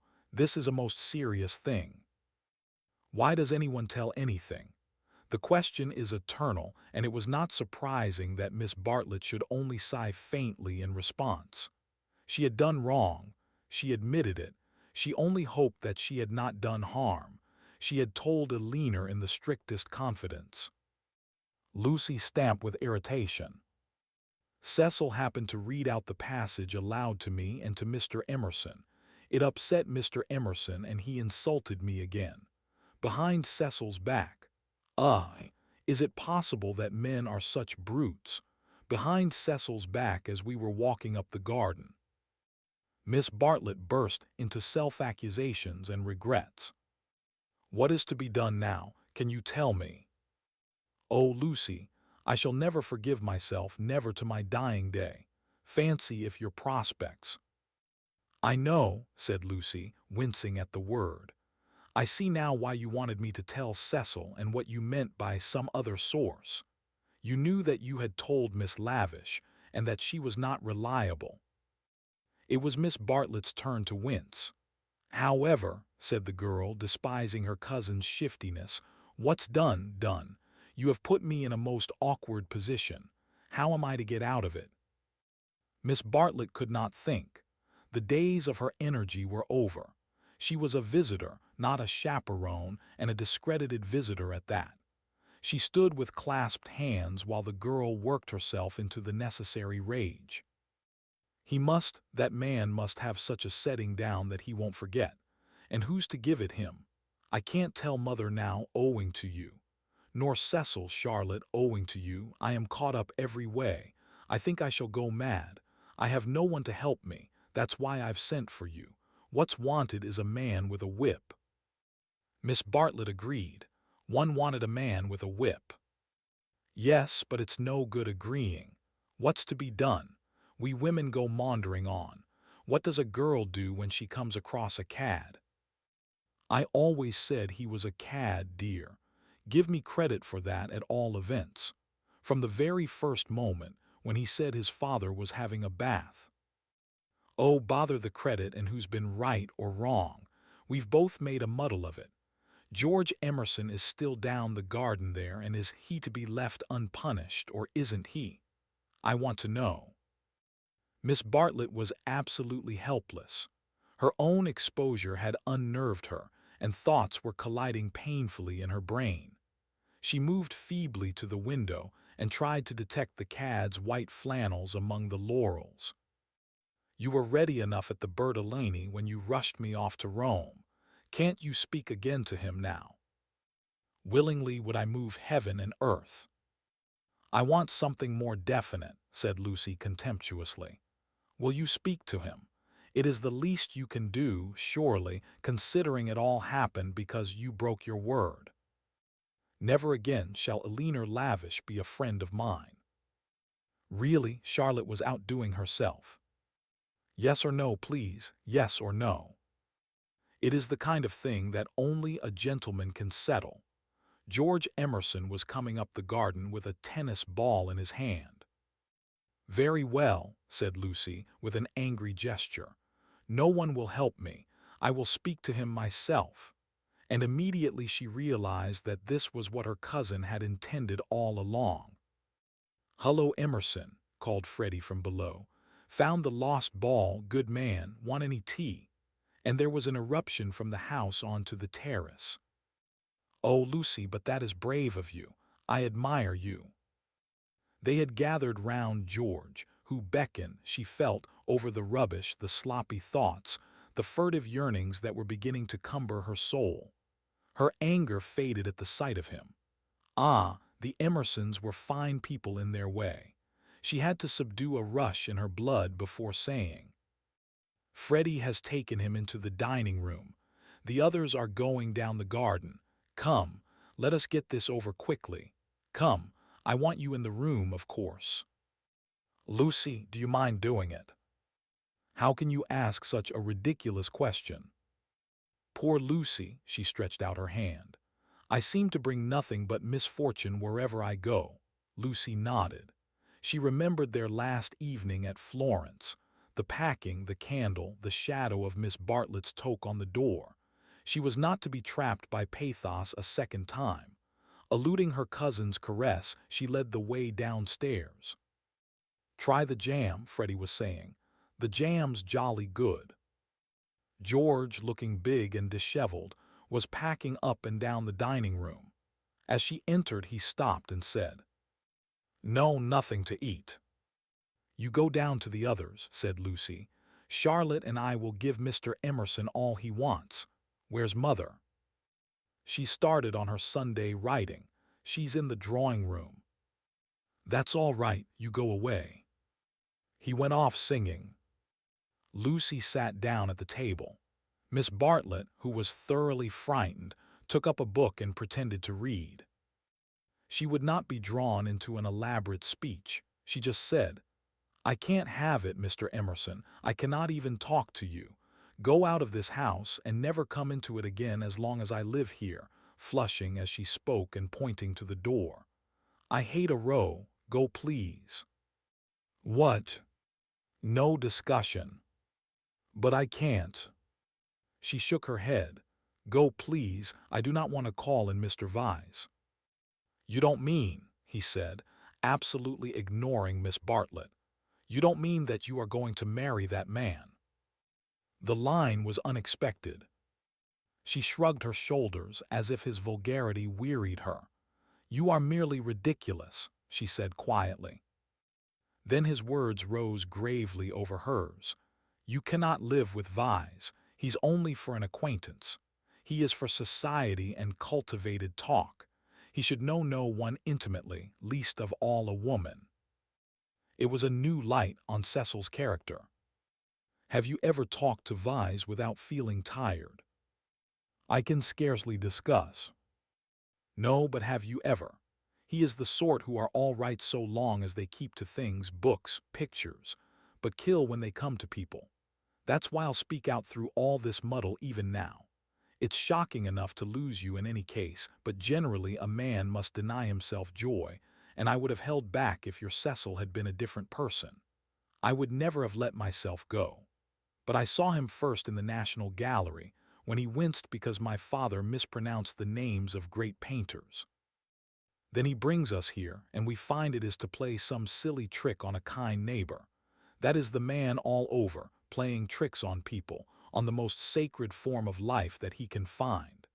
Next, I meet you together and find him protecting and teaching you and your mother to be shocked, when it was for you to settle whether you were shocked or no. Cecil all over again. He daren't let a woman decide. He's the type who's kept Europe back for 1,000 years. Every moment of his life he's forming you, telling you what's charming or amusing or ladylike, telling you what a man thinks womanly. And you of all women listen to his voice instead of to your own. So it was at the rectory when I met you both again, so it has been the whole of this afternoon. Therefore, not therefore I kissed you, because the book made me do that and I wish to goodness I had more self-control. I'm not ashamed. I don't apologize. But it has frightened you, and you may not have noticed that I love you. Or would you have told me to go and dealt with a tremendous thing so lightly? But therefore I settled to fight him. Lucy thought of a very good remark. You say Mr. Vyse wants me to listen to him, Mr. Emerson. Pardon me for suggesting that you have caught the habit. And he took the shoddy reproof and touched it into immortality. He said, Yes, I have, and sank down as if suddenly weary. I'm the same kind of brute at bottom. This desire to govern a woman, it lies very deep, and men and women must fight it together before they shall enter the garden. But I do love you surely in a better way than he does, he thought. Yes, really in a better way. I want you to have your own thoughts even when I hold you in my arms. He stretched them towards her. Lucy, be quick. There's no time for us to talk now. Come to me as you came in the spring, and afterwards I will be gentle and explain. I have cared for you since that man died. I cannot live without you. No good, I thought. She is marrying someone else. But I meet you again when all the world is glorious water and sun. As you came through the wood I saw that nothing else mattered. I called. I wanted to live and have my chance of joy. And Mr. Vyse, said Lucy, who kept commendably calm, does he not matter, that I love Cecil and shall be his wife shortly, a detail of no importance, I suppose. But he stretched his arms over the table towards her. May I ask what you intend to gain by this exhibition? He said, It is our last chance. I shall do all that I can. And as if he had done all else, he turned to Miss Bartlett, who sat like some portent against the skis of the evening. You wouldn't stop us this second time if you understood, he said. I have been into the dark and I am going back into it unless you will try to understand. Her long, narrow head drove backwards and forwards, as though demolishing some invisible obstacle. She did not answer. It is being young, he said quietly, picking up his racket from the floor and preparing to go. It is being certain that Lucy cares for me really. It is that love and youth matter intellectually. In silence the two women watched him. His last remark, they knew, was nonsense, but was he going after it or not? Would not he, the cad, the charlatan, attempt a more dramatic finish? No, he was apparently content.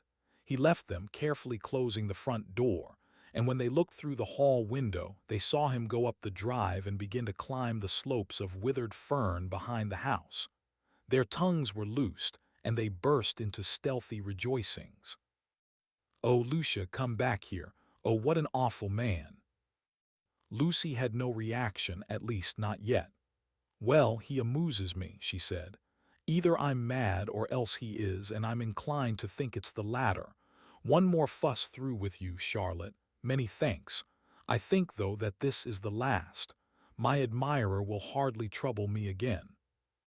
And Miss Bartlett, too, essayed the roguish. Well, it isn't everyone who could boast such a conquest, dearest, is it? Oh, one oughtn't to laugh, really. It might have been very serious. But you were so sensible and brave, so unlike the girls of my day. Let's go down to them. But once in the open air, she paused. Some emotion, pity, terror, love, but the emotion was strong, seized her, and she was aware of autumn. Summer was ending, and the evening brought her odors of decay, the more pathetic because they were reminiscent of spring. That something or other mattered intellectually. A leaf, violently agitated, danced past her, while other leaves lay motionless. That the earth was hastening to re-enter darkness, and the shadows of those trees over Windy Corner. Hullo, Lucy.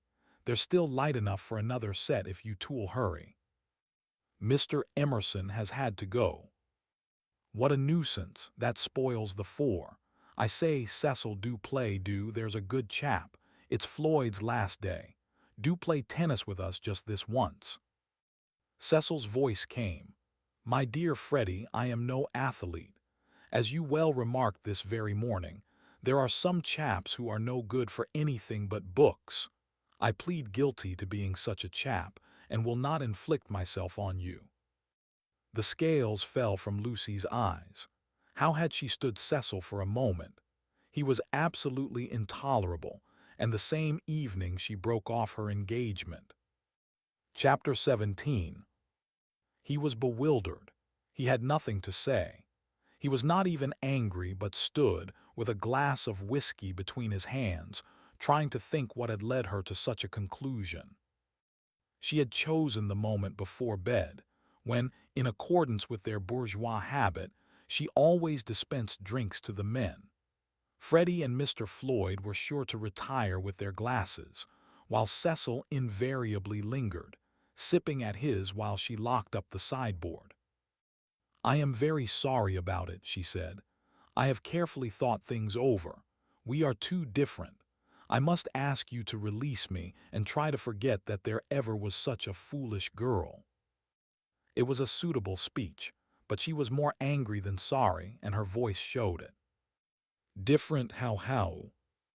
I haven't had a really good education, for one thing, she continued, still on her knees by the sideboard. My Italian trip came too late, and I am forgetting all that I learnt there. I shall never be able to talk to your friends or behave as a wife of yours should. I don't understand you. You aren't like yourself. You're tired, Lucy. Tired, she retorted, kindling at once. That is exactly like you. You always think women do mean what they say. Well, you sound tired, as if something has worried you. What if I do? It doesn't prevent me from realizing the truth. I can't marry you, and you will thank me for saying so someday. You had that bad headache yesterday, all right, for she had exclaimed indignantly. I see it's much more than headaches, but give me a moment's time. He closed his eyes. You must excuse me if I say stupid things, but my brain has gone to pieces. Part of it lives 3 minutes back when I was sure that you loved me, and the other part, I find it difficult. I am likely to say the wrong thing. It struck her that he was not behaving so badly, and her irritation increased. She again desired a struggle, not a discussion. To bring on the crisis, she said. There are days when one sees clearly, and this is one of them. Things must come to a breaking point sometime, and it happens to be today. If you want to know, quite a little thing decided me to speak to you, when you wouldn't play tennis with Freddie. I never do play tennis, said Cecil, painfully bewildered. I never could play. I don't understand a word you say. You can play well enough to make up a 4. I thought it abominably selfish of you. No, I can't. Well, never mind the tennis. Why couldn't you have warned me if you felt anything wrong? You talked of our wedding at lunch, at least you let me talk. I knew you wouldn't understand, said Lucy quite crossly. I might have known there would have been these dreadful explanations. Of course, it isn't the tennis. That was only the last straw to all I have been feeling for weeks. Surely it was better not to speak until I felt certain. She developed this position. Often before I have wondered if I was fitted for your wife, for instance, in London. And are you fitted to be my husband? I don't think so. You don't like Freddie nor my mother. There was always a lot against our engagement, Cecil, but all our relations seemed pleased, and we met so often, and it was no good mentioning it until all things came to a point. They have today. I see clearly. I must speak. That's all. I cannot think you were right, said Cecil gently. I cannot tell why, but though all that you say sounds true, I feel that you are not treating me fairly. It's all too horrible. What's the good of a scene? No good, but surely I have a right to hear a little more. He put down his glass and opened the window. From where she knelt, jangling her keys, she could see a slit of darkness, and peering into it, as if it would tell him that little more. his long, thoughtful face. "Don't open the window, and you'd better draw the curtain, too. Freddie or anyone might be outside." He obeyed. "I really think we had better go to bed if you don't mind. I shall only say things that will make me unhappy afterwards. As you say, it is all too horrible and it is no good talking." But to Cecil, now that he was about to lose her, she seemed each moment more desirable. He looked at her instead of through her for the first time since they were engaged. From a Leonardo she had become a living woman with mysteries and forces of her own, with qualities that even eluded art. His brain recovered from the shock, and in a burst of genuine devotion he cried, "But I love you, and I did think you loved me." "I did not," she said. "I thought I did at first. I am sorry and ought to have refused you this last time, too." He began to walk up and down the room, and she grew more and more vexed at his dignified behavior. She had counted on his being petty. It would have made things easier for her. By a cruel irony, she was drawing out all that was finest in his disposition. "You don't love me, evidently. I dare say you are right not to, but it would hurt a little less if I knew why." "Because," a phrase came to her, and she accepted it, "you're the sort who can't know anyone intimately." A horrified look came into his eyes. "I don't mean exactly that, but you will question me, though I beg you not to, and I must say something. It is that, more or less. When we were only acquaintances, you let me be myself, but now you're always protecting me." Her voice swelled. "I won't be protected. I will choose for myself what is ladylike and right. To shield me is an insult. Can I be trusted to face the truth, but I must get it second-hand through you, a woman's place. You despise my mother. I know you do, because she's conventional and bothers over puddings, but oh goodness!" She rose to her feet. "Conventional, Cecil, you're that, for you may understand beautiful things, but you don't know how to use them. And you wrap yourself up in art and books and music and would try to wrap up me. I won't be stifled, not by the most glorious music, for people are more glorious and you hide them from me. That's why I break off my engagement. You were all right as long as you kept to things, but when you came to people—" She stopped. There was a pause. Then Cecil said with great emotion, "It is true." "True on the whole," she corrected, full of some vague shame. "True every word. It is a revelation, it is. Anyhow, those are my reasons for not being your wife." He repeated, "The sort that can know no one intimately. It is true. I fell to pieces the very first day we were engaged. I behaved like a cad to Beebe and to your brother. You are even greater than I thought." She withdrew a step. "I'm not going to worry you. You are far too good to me. I shall never forget your insight, and dear, I only blame you for this. You might have warned me in the early stages before you felt you wouldn't marry me, and so have given me a chance to improve. I have never known you till this evening. I have just used you as a peg for my silly notions of what a woman should be. But this evening you are a different person. New thoughts, even a new voice." "What do you mean by a new voice?" she asked, seized with incontrollable anger. "I mean that a new person seems speaking through you," said he. Then she lost her balance. She cried, "If you think I am in love with someone else, you are very much mistaken." "Of course I don't think that. You are not that kind, Lucy." "Oh yes, you do think it. It's your old idea, the idea that has kept Europe back. I mean the idea that women are always thinking of men. If a girl breaks off her engagement, everyone says, 'Oh, she had someone else in her mind. She hopes to get someone else.' It's disgusting, brutal. As if a girl can't break it off for the sake of freedom." He answered reverently, "I may have said that in the past. I shall never say it again. You have taught me better." She began to redden, and pretended to examine the windows again.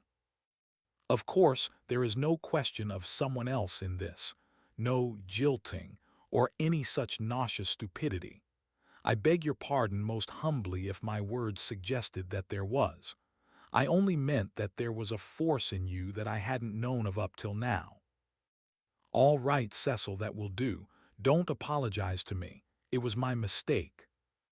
It is a question between ideals, yours and mine, pure abstract ideals, and yours are the nobler. I was bound up in the old vicious notions, and all the time you were splendid and new. His voice broke. I must actually thank you for what you have done, for showing me what I really am. Solemnly, I thank you for showing me a true woman. Will you shake hands? Of course I will, said Lucy, twisting up her other hand in the curtains. Good night, Cecil. Goodbye, that's all right. I'm sorry about it. Thank you very much for your gentleness. Let me light your candle, shall I? They went into the hall. Thank you, good night again. God bless you, Lucy. Goodbye, Cecil. She watched him steal upstairs, while the shadows from 3 banisters passed over her face like the beat of wings. On the landing, he paused strong in his renunciation and gave her a look of memorable beauty. For all his culture, Cecil was an ascetic at heart, and nothing in his love became him like the leaving of it. She could never marry. In the tumult of her soul, that stood firm. Cecil believed in her. She must someday believe in herself. She must be one of the women whom she had praised so eloquently, who care for liberty and not for men. She must forget that George loved her, that George had been thinking through her and gained her this honorable release that George had gone away into. What was it? The darkness. She put out the lamp. It did not do to think, nor, for the matter of that, to feel. She gave up trying to understand herself and joined the vast armies of the benighted, who follow neither the heart nor the brain and march to their destiny by catchwords. The armies are full of pleasant and pious folk, but they have yielded to the only enemy that matters, the enemy within.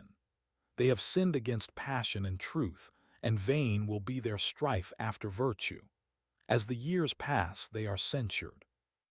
Their pleasantry and their piety show cracks, their wit becomes cynicism, their unselfishness hypocrisy. They feel and produce discomfort wherever they go. They have sinned against Eros and against Pallas Athene, and not by any heavenly intervention, but by the ordinary course of nature. Those allied deities will be avenged. Lucy entered this army when she pretended to George that she did not love him, and pretended to Cecil that she loved no one. The night received her, as it had received Miss Bartlett 30 years before. Chapter 18. Windy Corner lay, not on the summit of the ridge, but a few hundred feet down the southern slope, at the springing of one of the great buttresses that supported the hill. On either side of it was a shallow ravine, filled with ferns and pine trees, and down the ravine on the left ran the highway into the Weald. Whenever Mr. Beebe crossed the ridge and caught sight of these noble dispositions of the earth, and poised in the middle of them, Windy Corner, he laughed. The situation was so glorious, the house so commonplace, not to say impertinent. The late Mr. Honeychurch had affected the cube, because it gave him the most accommodation for his money, and the only addition made by his widow had been a small turret, shaped like a rhinoceros horn, where she could sit in wet weather and watch the carts going up and down the road. So impertinent, and yet the house did, for it was the home of people who loved their surroundings honestly. Other houses in the neighborhood had been built by expensive architects, over others their inmates had fidgeted sedulously, yet all these suggested the accidental, the temporary, while Windy Corner seemed as inevitable as an ugliness of nature's own creation. One might laugh at the house, but one never shuddered. Mr. Beebe was bicycling over this Monday afternoon with a piece of gossip. He had heard from the Miss Allens. These admirable ladies, since they could not go to Sissy Villa, had changed their plans. They were going to Greece instead. "Since Florence did my poor sister so much good," wrote Miss Catharine, "we do not see why we should not try Athens this winter. Of course, Athens is a plunge, and the doctor has ordered her special digestive bread, but after all we can take that with us, and it is only getting first into a steamer and then into a train. But is there an English church? And the letter went on to say, I do not expect we shall go any further than Athens, but if you knew of a really comfortable pension at Constantinople, we should be so grateful. Lucy would enjoy this letter, and the smile with which Mr. Beebe greeted Windy Corner was partly for her.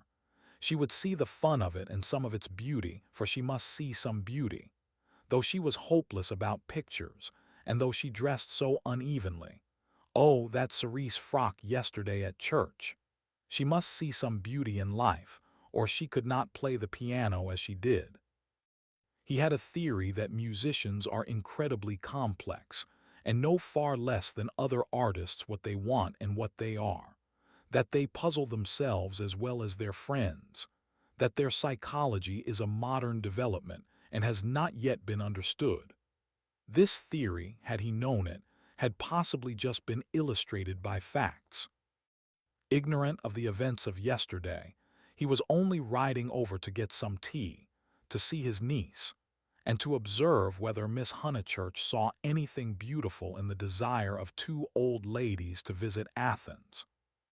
A carriage was drawn up outside Windy Corner, and just as he caught sight of the house it started, bowled up the drive, and stopped abruptly when it reached the main road. Therefore it must be the horse, who always expected people to walk up the hill in case they tired him. The door opened obediently, and two men emerged, whom Mr. Beebe recognized as Cecil and Freddie. They were an odd couple to go driving, but he saw a trunk beside the coachman's legs. Cecil, who wore a bowler, must be going away, while Freddie, a cap, was seeing him to the station. They walked rapidly, taking the short cuts, and reached the summit while the carriage was still pursuing the windings of the road. They shook hands with the clergyman, but did not speak. "So you're off for a minute, Mr. Vyse?" he asked. Cecil said yes, while Freddie edged away. "I was coming to show you this delightful letter from those friends of Miss Honeychurch." He quoted from it.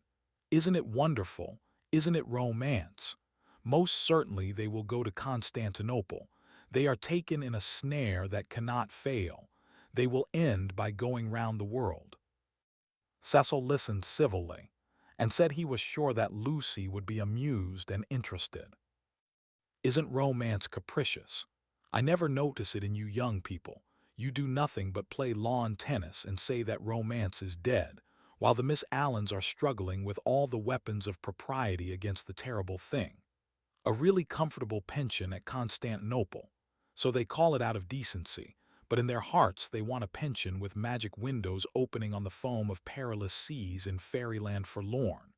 No ordinary view will content the Miss Allens. They want the pension Keats." "I'm awfully sorry to interrupt, Mr. Beebe," said Freddie, "but have you any matches?" "I have," said Cecil, and it did not escape Mr. Beebe's notice that he spoke to the boy more kindly.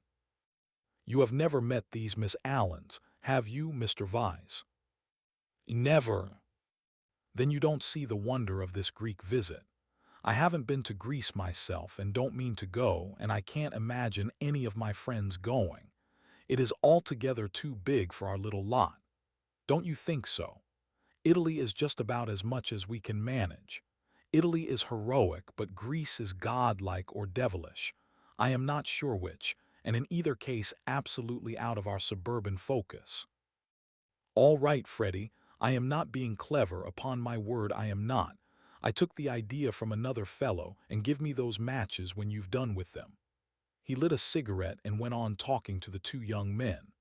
"I was saying, if our poor little Cockney lives must have a background, let it be Italian, big enough in all conscience. The ceiling of the Sistine Chapel for me. There the contrast is just as much as I can realize. But not the Parthenon, not the frieze of Phidias at any price.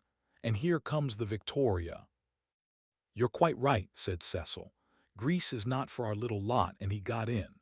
Freddie followed, nodding to the clergyman, whom he trusted not to be pulling one's leg really, and before they had gone a dozen yards he jumped out and came running back for Vise's matchbox, which had not been returned. As he took it, he said, "I'm so glad you only talked about books. Cecil's hard hit. Lucy won't marry him.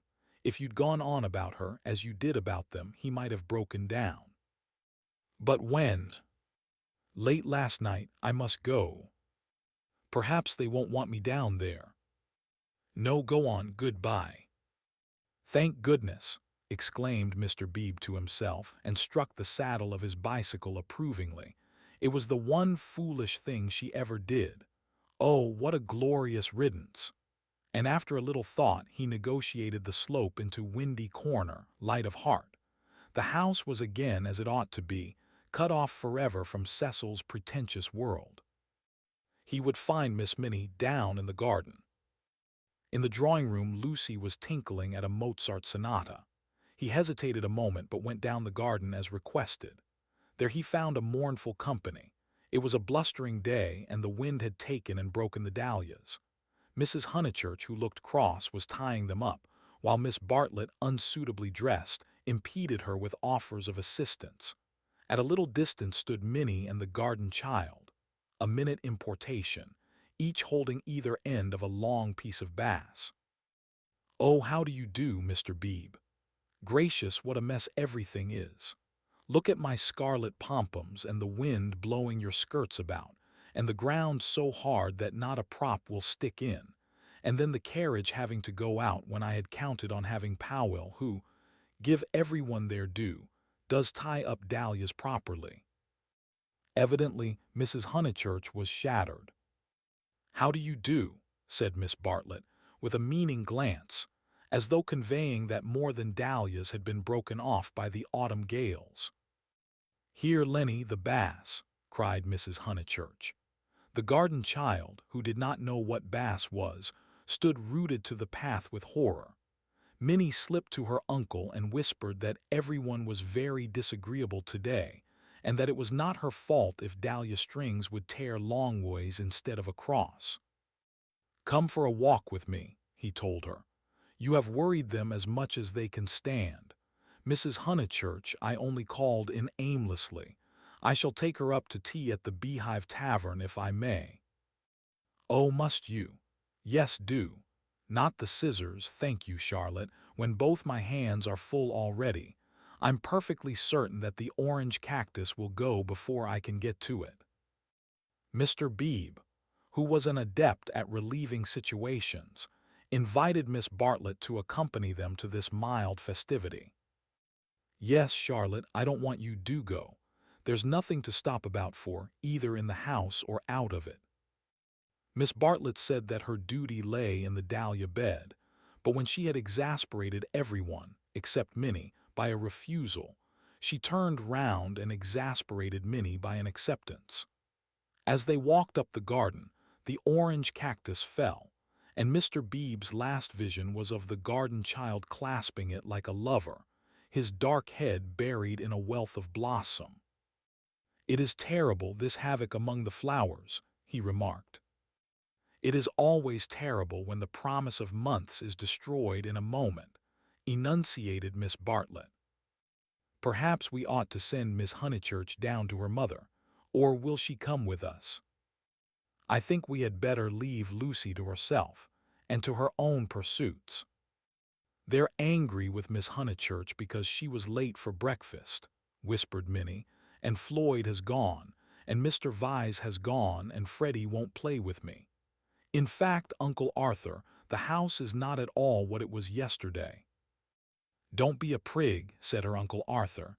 "Go and put on your boots." He stepped into the drawing-room, where Lucy was still attentively pursuing the sonatas of Mozart. She stopped when he entered. "How do you do? Miss Bartlett and Minnie are coming with me to tea at the Beehive. Would you come too?" "I don't think I will, thank you." "No, I didn't suppose you would care to much." Lucy turned to the piano and struck a few chords. "How delicate those sonatas are," said Mr. Beebe, though at the bottom of his heart he thought them silly little things. Lucy passed into Schumann.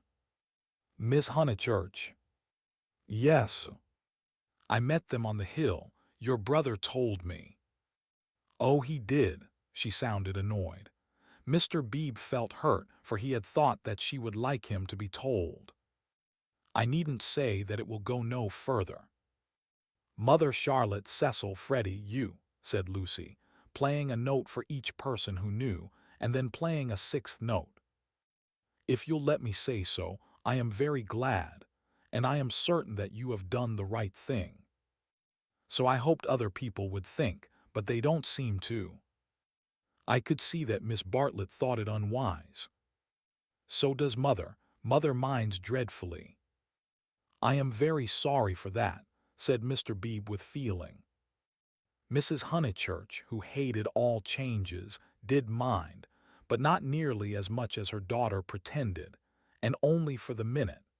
It was really a ruse of Lucy's to justify her despondency, a ruse of which she was not herself conscious, for she was marching in the armies of darkness. And Freddie minds. Still, Freddie never hit it off with Vi's much, did he? I gathered that he disliked the engagement and felt it might separate him from you. Boys are so odd. Minnie could be heard arguing with Miss Bartlett through the floor. Tea at the Beehive apparently involved a complete change of apparel. Mr. Beebe saw that Lucy, very properly, did not wish to discuss her action, so after a sincere expression of sympathy, he said, I have had an absurd letter from Miss Allen. That was really what brought me over. I thought it might amuse you all. How delightful, said Lucy in a dull voice. For the sake of something to do, he began to read her the letter. After a few words, her eyes grew alert, and soon she interrupted him with going abroad. When do they start? Next week, I gather. Did Freddie say whether he was driving straight back? No, he didn't. Because I do hope he won't go gossiping. So she did want to talk about her broken engagement. Always complacent, he put the letter away. But she at once exclaimed in a high voice, Oh, do tell me more about the Miss Allens. How perfectly splendid of them to go abroad. I want them to start from Venice and go in a cargo steamer down the Illyrian coast. She laughed heartily. Oh, delightful, I wish they'd take me. Has Italy filled you with the fever of travel? Perhaps George Emerson is right. He says that Italy is only an euphuism for fate. Oh, not Italy, but Constantinople. I have always longed to go to Constantinople. Constantinople is practically Asia, isn't it? Mr. Beebe reminded her that Constantinople was still unlikely, and that the Miss Allens only aimed at Athens, with Delphi perhaps if the roads are safe. But this made no difference to her enthusiasm.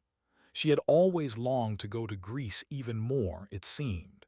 He saw, to his surprise, that she was apparently serious. I didn't realize that you and the Miss Allens were still such friends, after Sissy Villa. Oh, that's nothing. I assure you Sissy Villa's nothing to me. I would give anything to go with them. Would your mother spare you again so soon? You have scarcely been home 3 months. She must spare me, cried Lucy in growing excitement. I simply must go away, I have to. She ran her fingers hysterically through her hair. Don't you see that I have to go away? I didn't realize at the time, and of course I want to see Constantinople so particularly. You mean that since you have broken off your engagement you feel? Yes, yes, I knew you understand. Mr. Beebe did not quite understand. Why could not Miss Honeychurch repose in the bosom of her family? Cecil had evidently taken up the dignified line and was not going to annoy her. Then it struck him that her family itself might be annoying. He hinted this to her, and she accepted the hint eagerly. Yes, of course. To go to Constantinople until they are used to the idea and everything has calmed down. I am afraid it has been a bothersome business, he said gently. No, not at all. Cecil was very kind indeed, only I had better tell you the whole truth since you have heard a little. It was that he is so masterful. I found that he wouldn't let me go my own way. He would improve me in places where I can't be improved. Cecil won't let a woman decide for herself. In fact, he daren't. What nonsense I do talk, but that is the kind of thing. It is what I gathered from my own observation of Mr. Vyse. It is what I gather from all that I have known of you. I do sympathize and agree most profoundly.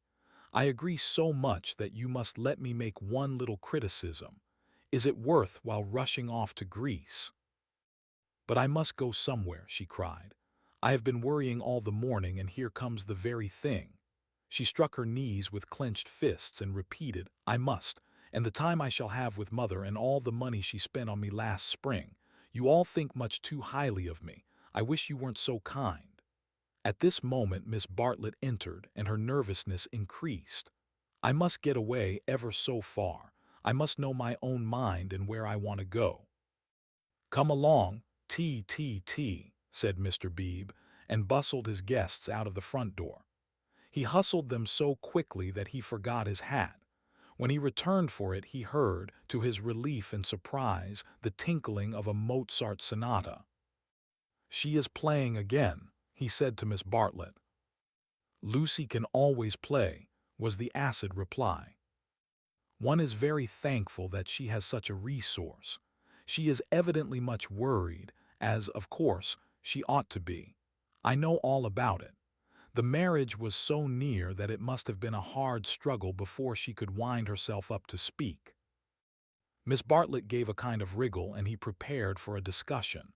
He had never fathomed Miss Bartlett. As he had put it to himself at Florence, she might yet reveal depths of strangeness if not of meaning. But she was so unsympathetic that she must be reliable. He assumed that much, and he had no hesitation in discussing Lucy with her. Minnie was fortunately collecting ferns.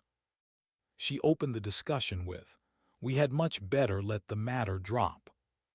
I wonder. It is of the highest importance that there should be no gossip in Summer Street. It would be death to gossip about Mr. Vyse's dismissal at the present moment." Mr. Beebe raised his eyebrows. Death is a strong word, surely too strong.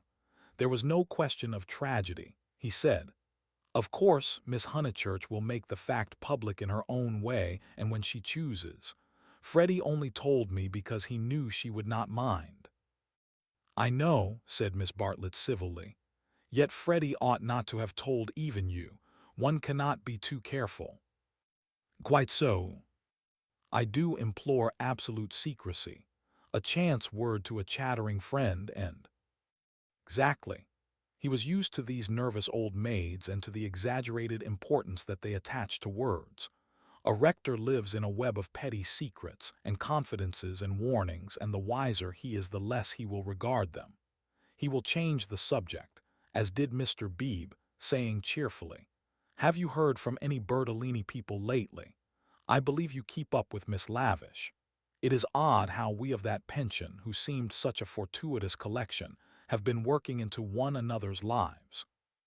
2, 3, 4, 6 of us, no, 8. I had forgotten the Emersons, have kept more or less in touch. We must really give the Signora a testimonial." And Miss Bartlett not favoring the scheme, they walked up the hill in a silence which was only broken by the rector nomming some fern. On the summit they paused. The sky had grown wilder since he stood there last hour, giving to the land a tragic greatness that is rare in Surrey. Gray clouds were charging across tissues of white, which stretched and shredded and tore slowly, until through their final layers there gleamed a hint of the disappearing blue. Summer was retreating. The wind roared, the trees groaned, yet the noise seemed insufficient for those vast operations in heaven. The weather was breaking up, broken, and it is a sense of the fit rather than of the supernatural that equips such crises with the salvos of angelic artillery. Mr. Beebe's eyes rested on Windy Corner, where Lucy sat, practicing Mozart. No smile came to his lips, and changing the subject again, he said, "We shan't have rain, but we shall have darkness, so let us hurry on." The darkness last night was appalling. They reached the Beehive Tavern at about 5 o'clock. That amiable hostelry possesses a veranda in which the young and the unwise do dearly love to sit, while guests of more mature years seek a pleasant sanded room and have tea at a table comfortably. Mr. Beebe saw that Miss Bartlett would be cold if she sat out, and that Minnie would be dull if she sat in, so he proposed a division of forces. They would hand the child her food through the window. Thus he was incidentally enabled to discuss the fortunes of Lucy. "I have been thinking, Miss Bartlett," he said, "and unless you very much object, I would like to reopen that discussion." She bowed. "Nothing about the past. I know little and care less about that. I am absolutely certain that it is to your cousin's credit. She has acted loftily and rightly, and it is like her gentle modesty to say that we think too highly of her. But the future. Seriously, what do you think of this Greek plan?" He pulled out the letter again. "I don't know whether you overheard, but she wants to join the Miss Allens in their mad career. It's all. I can't explain, it's wrong." Miss Bartlett read the letter in silence, laid it down, seemed to hesitate, and then read it again. "I can't see the point of it myself." To his astonishment, she replied, "There I cannot agree with you. In it I spy Lucy's salvation." "Really, now why?" "She wanted to leave Windy Corner." "I know, but it seems so odd, so unlike her, so, I was going to say selfish." "It is natural, surely, after such painful scenes, that she should desire a change." Here, apparently, was one of those points that the male intellect misses. Mr. Beebe exclaimed, "So she says herself, and since another lady agrees with her, I must own that I am partially convinced. Perhaps she must have a change. I have no sisters and I don't understand these things. But why need she go as far as Greece?" "You may well ask that," replied Miss Bartlett, who was evidently interested and had almost dropped her evasive manner. "Why Greece? What is it, Minnie dear, jam? Why not Tunbridge Wells? Oh, Mr. Beebe, I had a long and most unsatisfactory interview with dear Lucy this morning. I cannot help her. I will say no more. Perhaps I have already said too much. I am not to talk. I wanted her to spend 6 months with me at Tunbridge Wells, and she refused." Mr. Beebe poked at a crumb with his knife. "But my feelings are of no importance. I know too well that I get on Lucy's nerves. Our tour was a failure. She wanted to leave Florence, and when we got to Rome, she did not want to be in Rome, and all the time I felt that I was spending her mother's money." "Let us keep to the future, though," interrupted Mr. Beebe. "I want your advice." "Very well," said Charlotte, with a choky abruptness that was new to him, though familiar to Lucy. "I for one will help her to go to Greece. Will you?" Mr. Beebe considered. "It is absolutely necessary," she continued, lowering her veil and whispering through it with a passion and intensity that surprised him. I know." The darkness was coming on, and he felt that this odd woman really did know. "She must not stop here a moment, and we must keep quiet till she goes. I trust that the servants know nothing. Afterwards, but I may have said too much already. Only Lucy and I are helpless against Mrs. Honeychurch alone. If you help, we may succeed. Otherwise." "Otherwise." "Otherwise," she repeated, as if the word held finality. "Yes, I will help her," said the clergyman, setting his jaw firm. "Come, let us go back now and settle the whole thing up." Miss Bartlett burst into florid gratitude. The tavern sign, a beehive trimmed evenly with bees, creaked in the wind outside as she thanked him. Mr. Beebe did not quite understand the situation, but then he did not desire to understand it, nor to jump to the conclusion of another man that would have attracted a grosser mind. He only felt that Miss Bartlett knew of some vague influence from which the girl desired to be delivered, and which might well be clothed in the fleshly form. Its very vagueness spurred him into knight-errantry. His belief in celibacy, so reticent, so carefully concealed beneath his tolerance and culture, now came to the surface and expanded like some delicate flower. They that marry do well, but they that refrain do better. So ran his belief, and he never heard that an engagement was broken off but with a slight feeling of pleasure. In the case of Lucy, the feeling was intensified through dislike of Cecil, and he was willing to go further, to place her out of danger until she could confirm her resolution of virginity. The feeling was very subtle and quite undogmatic, and he never imparted it to any other of the characters in this entanglement. Yet it existed, and it alone explains his actions subsequently, and his influence on the action of others. The compact that he made with Miss Bartlett in the tavern was to help not only Lucy, but religion also. They hurried home through a world of black and gray. He conversed on indifferent topics: the Emersons' need of a housekeeper, servants, Italian servants, novels about Italy, novels with a purpose. Could literature influence life? Windy Corner glimmered. In the garden, Mrs. Honeychurch, now helped by Freddie, still wrestled with the lives of her flowers. "It gets too dark," she said hopelessly. "This comes of putting off. We might have known the weather would break up soon, and now Lucy wants to go to Greece. I don't know what the world's coming to." "Mrs. Honeychurch," he said, "go to Greece she must. Come up to the house and let's talk it over. Do you, in the first place, mind her breaking with Vyse?" "Mr. Beebe, I'm thankful, simply thankful." "So am I," said Freddie. "Good, now come up to the house." They conferred in the dining room for half an hour. Lucy would never have carried the Greek scheme alone. It was expensive and dramatic, both qualities that her mother loathed. Nor would Charlotte have succeeded. The honors of the day rested with Mr. Beebe. By his tact and common sense, and by his influence as a clergyman, for a clergyman who was not a fool influenced Mrs. Honeychurch greatly. He bent her to their purpose. "I don't see why Greece is necessary," she said. "But as you do, I suppose it is all right. It must be something I can't understand." "Lucy, let's tell her, Lucy." "She is playing the piano," Mr. Beebe said. He opened the door and heard the words of a song. "Look not thou on beauty, charming." I didn't know that Miss Honeychurch sang, too. "Sit thou still when kings are arming. Taste not when the wine cup glistens." It's a song that Cecil gave her. How odd girls are. "What's that?" called Lucy, stopping short.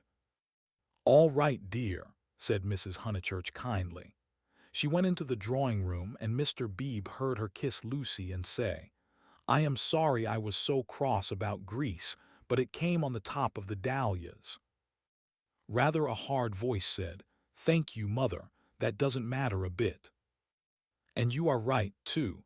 Greece will be all right. You can go if the Miss Allens will have you." "Oh, splendid. Oh, thank you." Mr. Beebe followed. Lucy still sat at the piano with her hands over the keys. She was glad, but he had expected greater gladness. Her mother bent over her. Freddie, to whom she had been singing, reclined on the floor with his head against her and an unlit pipe between his lips. Oddly enough, the group was beautiful. Mr. Beebe, who loved the art of the past, was reminded of a favorite theme, the Santa Conversazione, in which people who care for one another are painted chatting together about noble things, a theme neither sensual nor sensational, and therefore ignored by the art of today. Why should Lucy want either to marry or to travel when she had such friends at home? "Taste not when the wine cup glistens. Speak not when the people listens." She continued, "Here's Mr. Beebe. Mr. Beebe knows my rude ways." "It's a beautiful song and a wise one," said he. "Go on." "It isn't very good," she said listlessly. "I forget why, harmony or something. I suspected it was unscholarly. It's so beautiful." "The tune's right enough," said Freddie, "but the words are rotten. Why throw up the sponge?" "How stupidly you talk," said his sister. "The Santa Conversazione was broken up. After all, there was no reason that Lucy should talk about Greece or thank him for persuading her mother, so he said goodbye. Freddie lit his bicycle lamp for him in the porch, and with his usual felicity of phrase said, "This has been a day and a half. Stop thine ear against the singer. Wait a minute, she is finishing. From the red gold keep thy finger. Vacant heart and hand and eye. Easy live and quiet die." "I love weather like this," said Freddie. Mr. Beebe passed into it. The two main facts were clear. She had behaved splendidly and he had helped her. He could not expect to master the details of so big a change in a girl's life. If here and there he was dissatisfied or puzzled, he must acquiesce. She was choosing the better part. Vacant heart and hand and eye. Perhaps the song stated the better part rather too strongly. He half fancied that the soaring accompaniment, which he did not lose in the shout of the gale, really agreed with Freddie and was gently criticizing the words that it adorned. Vacant heart and hand and eye. Easy live and quiet die. However, for the fourth time Windy Corner lay poised below him, now as a beacon in the roaring tides of darkness. Chapter 19. The Miss Allens were found in their beloved Temperance Hotel near Bloomsbury, a clean, airless establishment much patronized by provincial England. They always perched there before crossing the great seas, and for a week or two would fidget gently over clothes, guide-books, Mackintosh squares, digestive bread, and other continental necessaries. That there are shops abroad, even in Athens, never occurred to them, for they regarded travel as a species of warfare, only to be undertaken by those who have been fully armed at the Haymarket stores. Miss Honeychurch, they trusted, would take care to equip herself duly. Quinine could now be obtained in tabloids. Paper soap was a great help towards freshening up one's face in the train. Lucy promised, a little depressed. "But of course, you know all about these things, and you have Mr. Vyse to help you. A gentleman is such a standby." Mrs. Honeychurch, who had come up to town with her daughter, began to drum nervously upon her card case. "We think it so good of Mr. Vyse to spare you," Miss Catharine continued.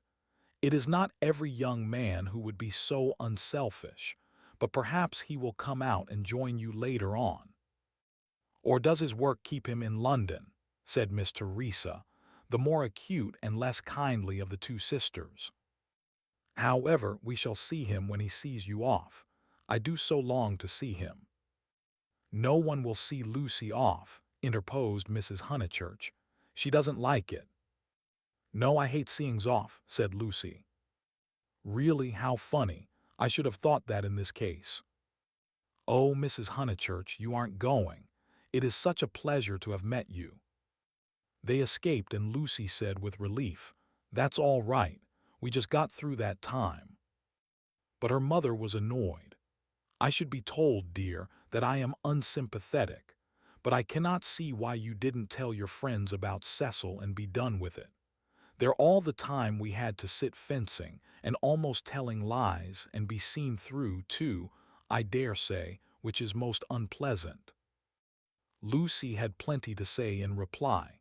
She described the Miss Allens' character. They were such gossips, and if one told them, the news would be everywhere in no time. "But why shouldn't it be everywhere in no time?" "Because I settled with Cecil not to announce it until I left England. I shall tell them then. It's much pleasanter. How wet it is. Let's turn in here." Here was the British Museum. Mrs. Honeychurch refused.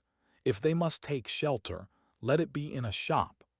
Lucy felt contemptuous, for she was on the tack of caring for Greek sculpture, and had already borrowed a mythical dictionary from Mr. Beebe to get up the names of the goddesses and gods. "Oh, well, let it be shop then. Let's go to Muty's. I'll buy a guidebook." "You know, Lucy, You and Charlotte and Mr. Beebe all tell me I'm so stupid, so I suppose I am, but I shall never understand this hole-and-corner work. You've got rid of Cecil, well and good, and I'm thankful he's gone, though I did feel angry for the minute. But why not announce it? Why this hushing up and tiptoeing? It's only for a few days. But why at all? Lucy was silent. She was drifting away from her mother. It was quite easy to say, because George Emerson has been bothering me, and if he hears I've given up Cecil may begin easy, and it had the incidental advantage of being true. But she could not say it. She disliked confidences, for they might lead to self-knowledge and to that king of terrors, light. Ever since that last evening at Florence, she had deemed it unwise to reveal her soul. Mrs. Honeychurch, too, was silent. She was thinking, my daughter won't answer me. She would rather be with those inquisitive old maids than with Freddie and me. Any rag, tag, and bobtail apparently does if she can leave her home. And as in her case thoughts never remained unspoken long, she burst out with, "You're tired of Windy Corner." This was perfectly true. Lucy had hoped to return to Windy Corner when she escaped from Cecil, but she discovered that her home existed no longer. It might exist for Freddie, who still lived and thought straight, but not for one who had deliberately warped the brain. She did not acknowledge that her brain was warped, for the brain itself must assist in that acknowledgement, and she was disordering the very instruments of life. She only felt, I do not love George. I broke off my engagement because I did not love George. I must go to Greece because I do not love George. It is more important that I should look up gods in the dictionary than that I should help my mother. Everyone else is behaving very badly. She only felt irritable and petulant, and anxious to do what she was not expected to do, and in this spirit she proceeded with the conversation. "Oh, mother, what rubbish you talk. Of course I'm not tired of Windy Corner." "Then why not say so at once, instead of considering half an hour?" She laughed faintly. "Half a minute would be nearer. Perhaps you would like to stay away from your home altogether." "Hush, mother, people will hear you," for they had entered Muties. She bought Baedeker and then continued, "Of course I want to live at home, but as we are talking about it, I may as well say that I shall want to be away in the future more than I have been. You see, I come into my money next year." Tears came into her mother's eyes. Driven by nameless bewilderment, by what is in older people termed eccentricity, Lucy determined to make this point clear. "I've seen the world so little. I felt so out of things in Italy. I have seen so little of life. One ought to come up to London more, not a cheap ticket like today, but to stop.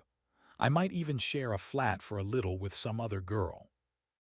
"And mess with typewriters and latchkeys," exploded Mrs. Honeychurch. "And agitate and scream and be carried off kicking by the police. And call it a mission when no one wants you. And call it duty when it means that you can't stand your own home. And call it work when thousands of men are starving with the competition as it is. And then to prepare yourself, find two doddering old ladies and go abroad with them." "I want more independence," said Lucy lamely. She knew that she wanted something, and independence is a useful cry. We can always say that we have not got it.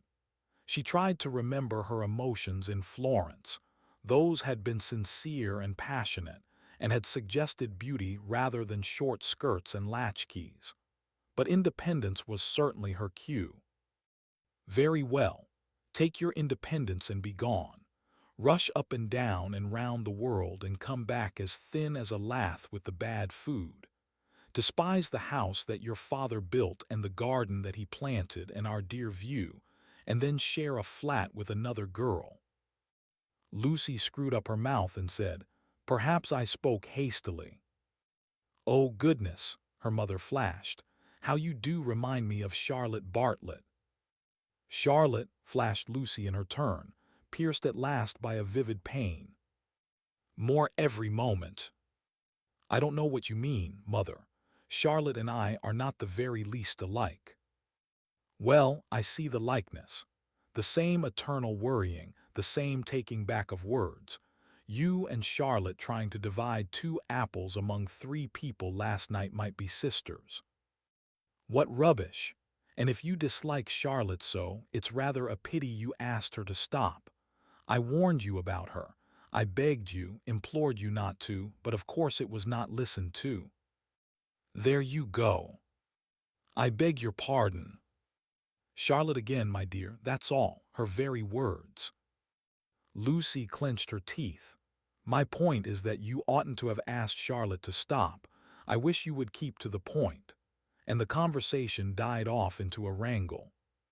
She and her mother shopped in silence, spoke little in the train, little again in the carriage which met them at Dorking Station. It had poured all day, and as they ascended through the deep Surrey lanes showers of water fell from the overhanging beech trees and rattled on the hood. Lucy complained that the hood was stuffy. Leaning forward, she looked out into the steaming dusk and watched the carriage lamp pass like a searchlight over mud and leaves and reveal nothing beautiful. The crush when Charlotte gets in will be abominable, she remarked, for they were to pick up Miss Bartlett at Summer Street where she had been dropped as the carriage went down to pay a call on Mr. Beebe's old mother. We shall have to sit three aside because the trees drop and yet it isn't raining. Oh, for a little air. Then she listened to the horse's hoofs. He has not told, he has not told. That melody was blurred by the soft road. Can't we have the hood down? She demanded, and her mother, with sudden tenderness, said, Very well, old lady, stop the horse. And the horse was stopped, and Lucy and Powell wrestled with the hood and squirted water down Mrs. Honeychurch's neck. But now that the hood was down, she did see something that she would have missed.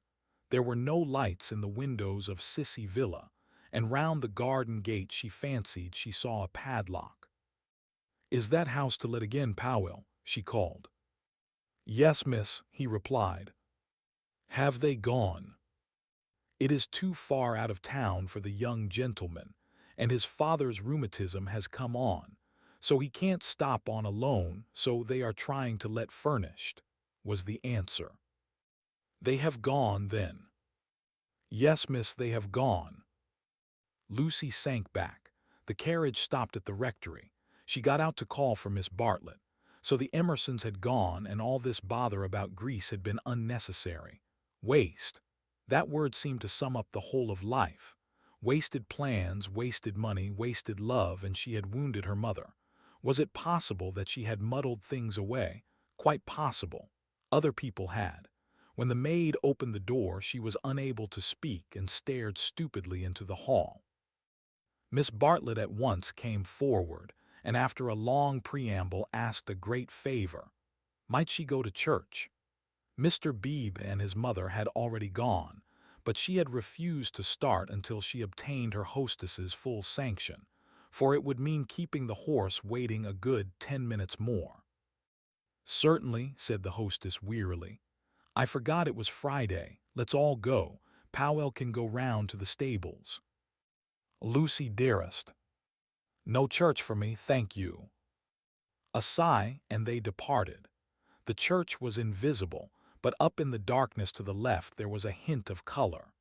This was a stained window, through which some feeble light was shining, and when the door opened Lucy heard Mr. Beebe's voice running through the litany to a minute congregation. Even their church, built upon the slope of the hill so artfully, with its beautiful raised transept and its spire of silvery shingle, even their church had lost its charm. And the thing one never talked about, religion, was fading like all the other things. She followed the maid into the rectory. Would she object to sitting in Mr. Beebe's study? There was only that one fire. She would not object. Someone was there already, for Lucy heard the words, "A lady to wait, sir." Old Mr. Emerson was sitting by the fire, with his foot upon a gout stool. "Oh, Miss Honeychurch, that you should come," he quavered, and Lucy saw an alteration in him since last Sunday. Not a word would come to her lips. George she had faced and could have faced again, but she had forgotten how to treat his father. "Miss Honeychurch, dear, we are so sorry. George is so sorry. He thought he had a right to try. I cannot blame my boy, and yet I wish he had told me first. He ought not to have tried. I knew nothing about it at all." If only she could remember how to behave. He held up his hand. "But you must not scold him." Lucy turned her back and began to look at Mr. Beebe's books. "I taught him," he quavered, "to trust in love," I said. "When love comes, that is reality," I said. "Passion does not blind. No, passion is sanity, and the woman you love, she is the only person you will ever really understand." He sighed. "True, everlastingly true, though my day is over and though there is the result. Poor boy, he is so sorry. He said he knew it was madness when you brought your cousin in, that whatever you felt you did not mean." Yet his voice gathered strength. He spoke out to make certain. "Miss Honeychurch, do you remember Italy?" Lucy selected a book, a volume of Old Testament commentaries. Holding it up to her eyes, she said, "I have no wish to discuss Italy or any subject connected with your son. But you do remember it. He has misbehaved himself from the first. I only was told that he loved you last Sunday. I never could judge behavior. I suppose he has." Feeling a little steadier, she put the book back and turned round to him. His face was drooping and swollen, but his eyes, though they were sunken deep, gleamed with a child's courage. "Why, he has behaved abominably," she said. "I am glad he is sorry. Do you know what he did?" "Not abominably," was the gentle correction. "He only tried when he should not have tried. You have all you want, Miss Honeychurch. You are going to marry the man you love. Do not go out of George's life saying he is abominable." "No, of course," said Lucy, ashamed at the reference to Cecil. "Abominable is much too strong. I am sorry I used it about your son. I think I will go to church after all. My mother and my cousin have gone. I shall not be so very late." "Especially as he has gone under," he said quietly. "What was that?" "Gone under naturally." He beat his palms together in silence. His head fell on his chest. "I don't understand." "As his mother did." "But Mr. Emerson, what are you talking about?" "When I wouldn't have George baptized," said he. Lucy was frightened, and she agreed that baptism was nothing, but he caught that fever when he was 12, and she turned round. She thought it a judgment. He shuddered. "Oh, horrible, when we had given up that sort of thing and broken away from her parents. Oh, horrible, worst of all, worse than death, when you have made a little clearing in the wilderness, planted your little garden, let in your sunlight, and then the weeds creep in again. A judgment. And our boy had typhoid because no clergyman had dropped water on him in church. Is it possible, Miss Honeychurch? Shall we slip back into the darkness forever?" "I don't know," gasped Lucy. "I don't understand this sort of thing. I was not meant to understand it." "But Mr. Eager, he came when I was out and acted according to his principles. I don't blame him or anyone. But by the time George was well, she was ill. He made her think about sin, and she went under thinking about it.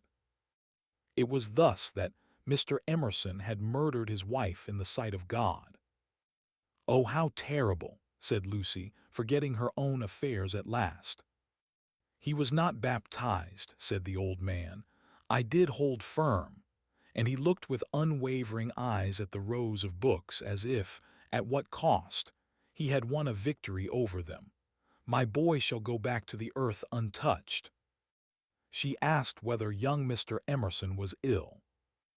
"Oh, last Sunday." He started into the present.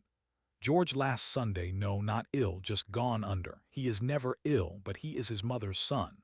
Her eyes were his, and she had that forehead that I think so beautiful, and he will not think it worth while to live. It was always touch and go. He will live, but he will not think it worth while to live. He will never think anything worth while. You remember that church at Florence?" Lucy did remember, and how she had suggested that George should collect postage stamps. After you left Florence, horrible. Then we took the house here and he goes bathing with your brother and became better. You saw him bathing. I am so sorry, but it is no good discussing this affair. I am deeply sorry about it. Then there came something about a novel. I didn't follow it at all. I had to hear so much and he minded telling me. He finds me too old. Ah, well, one must have failures. George comes down tomorrow and takes me up to his London rooms. He can't bear to be about here and I must be where he is. Mr. Emerson, cried the girl, don't leave, at least not on my account. I am going to Greece. Don't leave your comfortable house. It was the first time her voice had been kind and he smiled. How good everyone is. And look at Mr. Beebe housing me. Came over this morning and heard I was going. Here I am so comfortable with a fire. Yes, but you won't go back to London. It's absurd. I must be with George. I must make him care to live, and down here he can't. He says the thought of seeing you and of hearing about you, I am not justifying him. I am only saying what has happened. Oh, Mr. Emerson, she took hold of his hand, you mustn't. I've been bother enough to the world by now. I can't have you moving out of your house when you like it and perhaps losing money through it all on my account. You must stop. I am just going to Greece. All the way to Greece. Her manner altered. To Greece. So you must stop. You won't talk about this business, I know. I can trust you both. Certainly you can. We either have you in our lives or leave you to the life that you have chosen. I shouldn't want. I suppose Mr. Vyse is very angry with George. No, it was wrong of George to try. We have pushed our beliefs too far. I fancy that we deserve sorrow. She looked at the books again. Black, brown, and that acrid theological blue. They surrounded the visitors on every side. They were piled on the tables. They pressed against the very ceiling. To Lucy, who could not see that Mr. Emerson was profoundly religious, and differed from Mr. Beebe chiefly by his acknowledgment of passion, it seemed dreadful that the old man should crawl into such a sanctum when he was unhappy and be dependent on the bounty of a clergyman. More certain than ever that she was tired, he offered her his chair. No, please sit still. I think I will sit in the carriage. Miss Honeychurch, you do sound tired. Not a bit, said Lucy with trembling lips. But you are, and there's a look of George about you. And what were you saying about going abroad? She was silent. Greece, and she saw that he was thinking the word over, Greece. But you were to be married this year, I thought. Not till January it wasn't, said Lucy, clasping her hands. Would she tell an actual lie when it came to the point? I suppose that Mr. Vyse is going with you. I hope it isn't because George spoke that you are both going. No. I hope that you will enjoy Greece with Mr. Vyse. Thank you. At that moment Mr. B came back from church. His cassock was covered with rain. That's all right, he said kindly. I counted on you two keeping each other company. It's pouring again. The entire congregation, which consists of your cousin, your mother, and my mother, stands waiting in the church till the carriage fetches it. Did Powell go round? I think so, I'll see. No, of course I'll see. How are the Miss Allens? Very well, thank you. Did you tell Mr. Emerson about Greece? I did. Don't you think it very plucky of her, Mr. Emerson, to undertake the two Miss Allens? Now, Miss Honeychurch, go back, keep warm. I think 3 is such a courageous number to go traveling. And he hurried off to the stables. He is not going, she said hoarsely. I made a slip. Mr. Vyse does stop behind in England. Somehow it was impossible to cheat this old man. To George, to Cecil, she would have lied again. But he seemed so near the end of things, so dignified in his approach to the gulf, of which he gave one account, and the books that surrounded him another, so mild to the rough paths that he had traversed, that the true chivalry, not the worn-out chivalry of sex, but the true chivalry that all the young may show to all the old, awoke in her, and at whatever risk, she told him that Cecil was not her companion to Greece. And she spoke so seriously that the risk became a certainty, and he, lifting his eyes, said, "You are leaving him. You are leaving the man you love." I had to. Why, Miss Honeychurch, why? Terror came over her, and she lied again. She made the long, convincing speech that she had made to Mr. Beebe, and intended to make to the world when she announced that her engagement was no more. He heard her in silence and then said, "My dear, I am worried about you. It seems to me," dreamily, she was not alarmed, "that you are in a muddle." She shook her head. "Take an old man's word. There's nothing worse than a muddle in all the world. It is easy to face death and fate and the things that sound so dreadful. It is on my muddles that I look back with horror on the things that I might have avoided. We can help one another but little. I used to think I could teach young people the whole of life, but I know better now, and all my teaching of George has come down to this: beware of muddle. Do you remember in that church when you pretended to be annoyed with me and were? Do you remember before when you refused the room with the view? Those were muddles, little but ominous, and I am fearing that you are in one now." She was silent. "Don't trust me, Miss Honeychurch. Though life is very glorious, it is difficult." She was still silent. "Life," wrote a friend of mine, "is a public performance on the violin, in which you must learn the instrument as you go along." I think he puts it well. Man has to pick up the use of his functions as he goes along, especially the function of love. Then he burst out excitedly, "That's it, that's what I mean. You love George." And after his long preamble, the three words burst against Lucy like waves from the open sea. "But you do," he went on, not waiting for contradiction. "You love the boy body and soul, plainly, directly, as he loves you, and no other word expresses it. You won't marry the other man for his sake." "How dare you?" gasped Lucy, with the roaring of waters in her ears. "Oh, how like a man!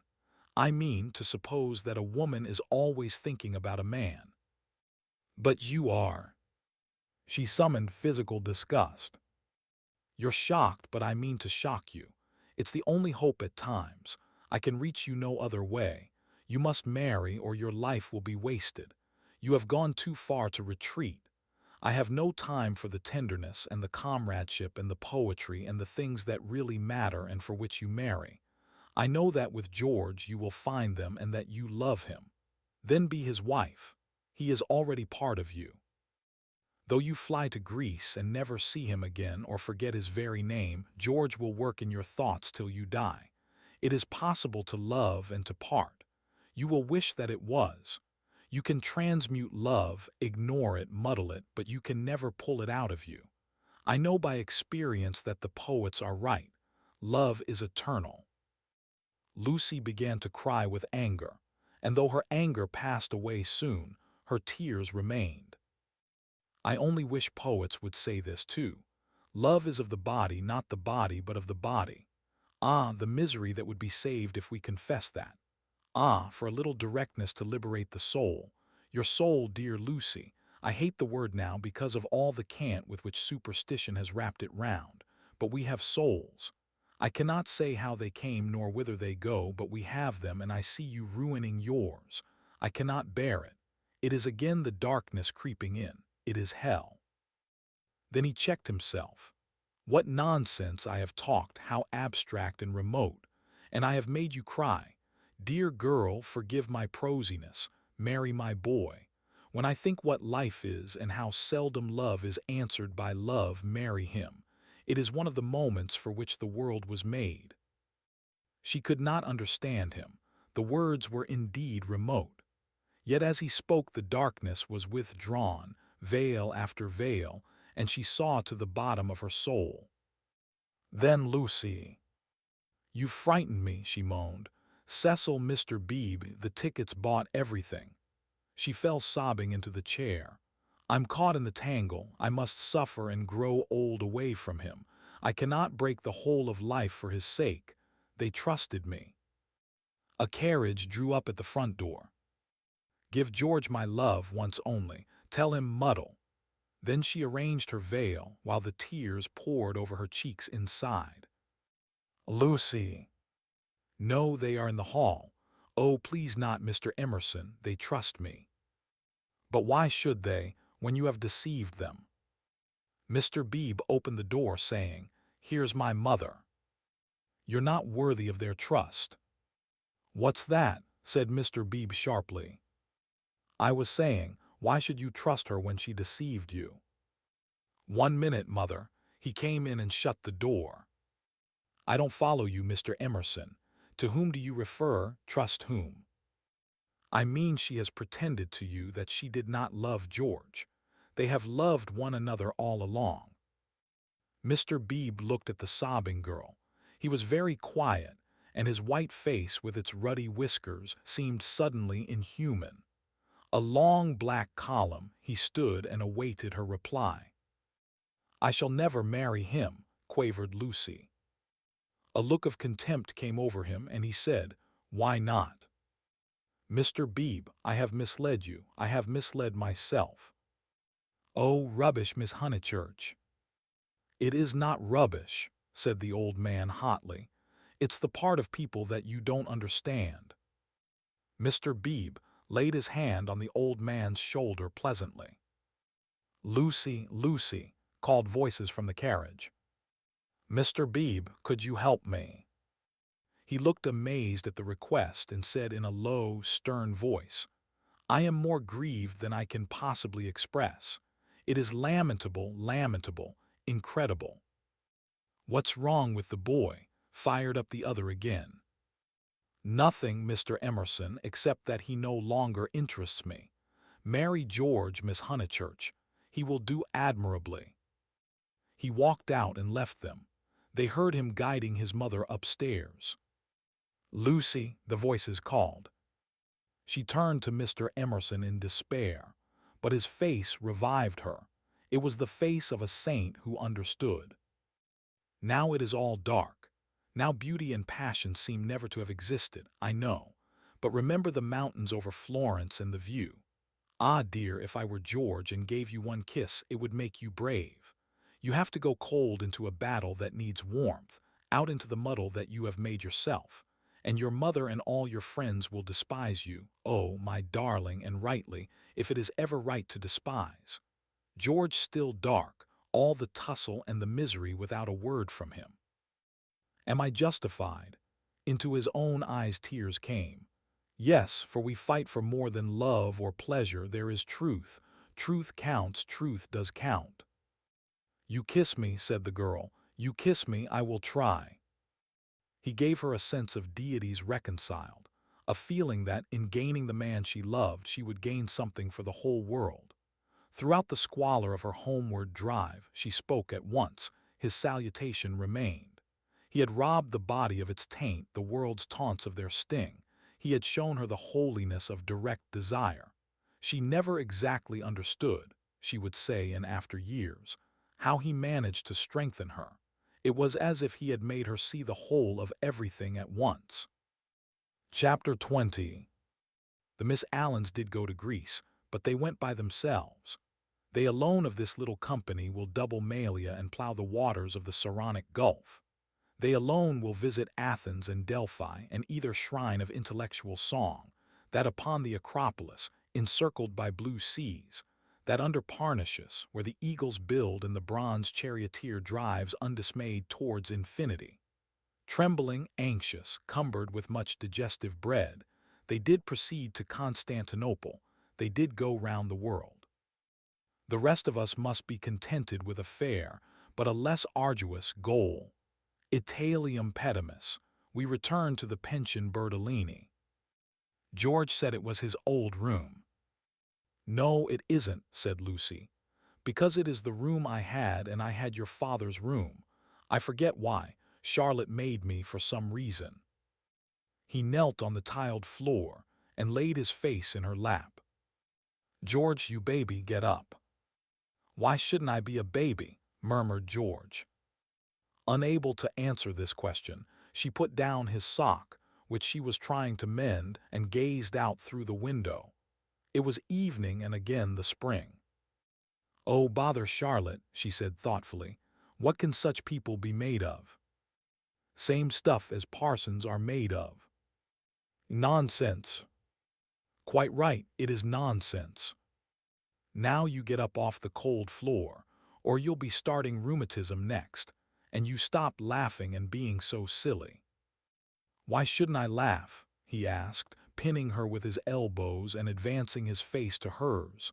What's there to cry at? Kiss me here. He indicated the spot where a kiss would be welcome. He was a boy after all. When it came to the point, it was she who remembered the past, she into whose soul the iron had entered, she who knew whose room this had been last year. It endeared him to her strangely that he should be sometimes wrong. Any letters? He asked. Just a line from Freddie. Now kiss me here, then here. Then, threatened again with rheumatism, he strolled to the window, opened it, as the English will, and leant out. There was the parapet, there the river, there to the left the beginnings of the hills. The cab driver, who at once saluted him with the hiss of a serpent, might be that very Phaethon who had set this happiness in motion 12 months ago. A passion of gratitude, all feelings grow to passions in the South, came over the husband, and he blessed the people and the things who had taken so much trouble about a young fool. He had helped himself, it is true, but how stupidly. All the fighting that mattered had been done by others, by Italy, by his father, by his wife. Lucy, you come and look at the cypresses, and the church, whatever its name is, still shows. San Miniato, I'll just finish your sock. Signorino, domani fermo uno giro, called the cabman with engaging certainty. George told him that he was mistaken. They had no money to throw away on driving. And the people who had not meant to help, the Miss Lavishes, the Cecils, the Miss Bartletts, ever prone to magnify fate, George counted up the forces that had swept him into this contentment. Anything good in Freddie's letter? Not yet. His own content was absolute, but hers held bitterness. The Honeychurches had not forgiven them. They were disgusted at her past hypocrisy. She had alienated Windy Corner, perhaps forever. What does he say? Silly boy, he thinks he's being dignified. He knew we should go off in the spring. He has known it for 6 months, that if Mother wouldn't give her consent we should take the thing into our own hands. They had fair warning, and now he calls it an elopement. Ridiculous boy. Signorino, domani fermo uno giro. But it will all come right in the end. He has to build us both up from the beginning again. I wish, though, that Cecil had not turned so cynical about women. He has, for the second time, quite altered. Why will men have theories about women? I haven't any about men. I wish, too, that Mr. Beebe— You may well wish that. He will never forgive us. I mean, he will never be interested in us again. I wish that he did not influence them so much at Windy Corner. I wish he hadn't. But if we act the truth, the people who really love us are sure to come back to us in the long run. Perhaps. Then he said more gently, well, I acted the truth, the only thing I did do, and you came back to me, so possibly you know. He turned back into the room. Nonsense with that sock. He carried her to the window so that she too saw all the view. They sank upon their knees, invisible from the road, they hoped, and began to whisper one another's names. Ah, it was worthwhile. It was the great joy that they had expected, and countless little joys of which they had never dreamt. They were silent. Signorino, domani fermo. Oh, bother that man. But Lucy remembered the vendor of photographs and said, no, don't be rude to him. Then with a catching of her breath she murmured, Mr. Eager and Charlotte, dreadful frozen Charlotte, How cruel she would be to a man like that. Look at the lights going over the bridge. This room reminds me of Charlotte. How horrible to grow old in Charlotte's way. To think that evening at the rectory that she shouldn't have heard your father was in the house. For she would have stopped me going in, and he was the only person alive who could have made me see sense. You couldn't have made me. When I am very happy, she kissed him. I remember on how little it all hangs. If Charlotte had only known, she would have stopped me going in, and I should have gone to silly Greece and become different forever. But she did know, said George. She did see my father, surely. He said so. Oh no, she didn't see him. She was upstairs with old Mrs. Beebe, don't you remember, and then went straight to the church. She said so. George was obstinate again. My father, said he, saw her, and I prefer his word. He was dozing by the study fire, and he opened his eyes, and there was Miss Bartlett. A few minutes before you came in. She was turning to go as he woke up. He didn't speak to her. Then they spoke of other things, the desultory talk of those who have been fighting to reach one another and whose reward is to rest quietly in each other's arms. It was long ere they returned to Miss Bartlett, but when they did her behavior seemed more interesting. George, who disliked any darkness, said, "It's clear that she knew. Then why did she risk the meeting? She knew he was there, and yet she went to church." They tried to piece the thing together. As they talked, an incredible solution came into Lucy's mind. She rejected it and said, "How like Charlotte to undo her work by a feeble muddle at the last moment."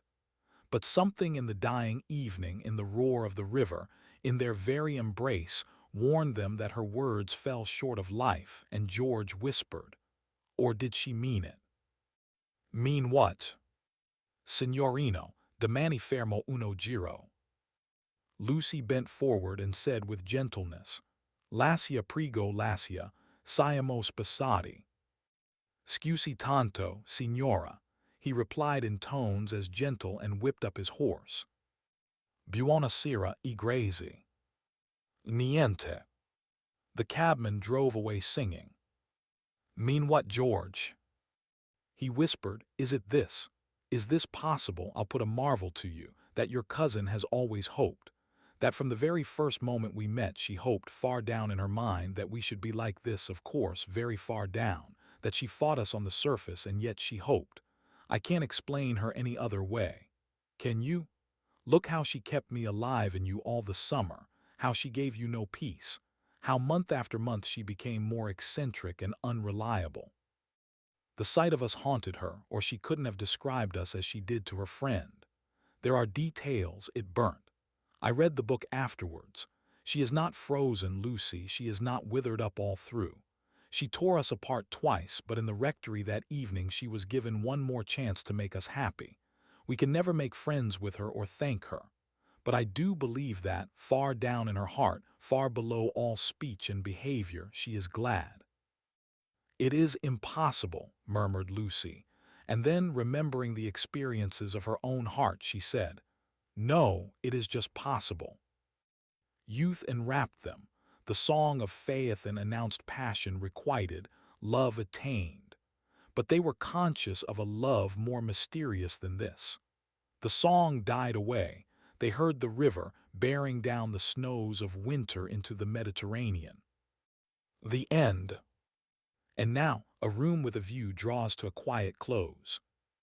Lucy Honeychurch, once uncertain and bound by expectation, has found the courage to follow her heart. In choosing love not as society dictated, but as she truly felt it, she stepped into a life of honesty, freedom, and her own kind of happiness. From the sun-dappled balconies of Florence to the stillness of an English garden, this was a story of awakening, of seeing the world, and oneself, with new clarity. May its gentle message linger with you, that sometimes all it takes is a change of view to change everything. If this story brought you calm, please subscribe and leave a comment. Your presence helps us continue sharing restful journeys like this one. Now breathe deeply. Let go of the day and drift into peaceful sleep. Good night.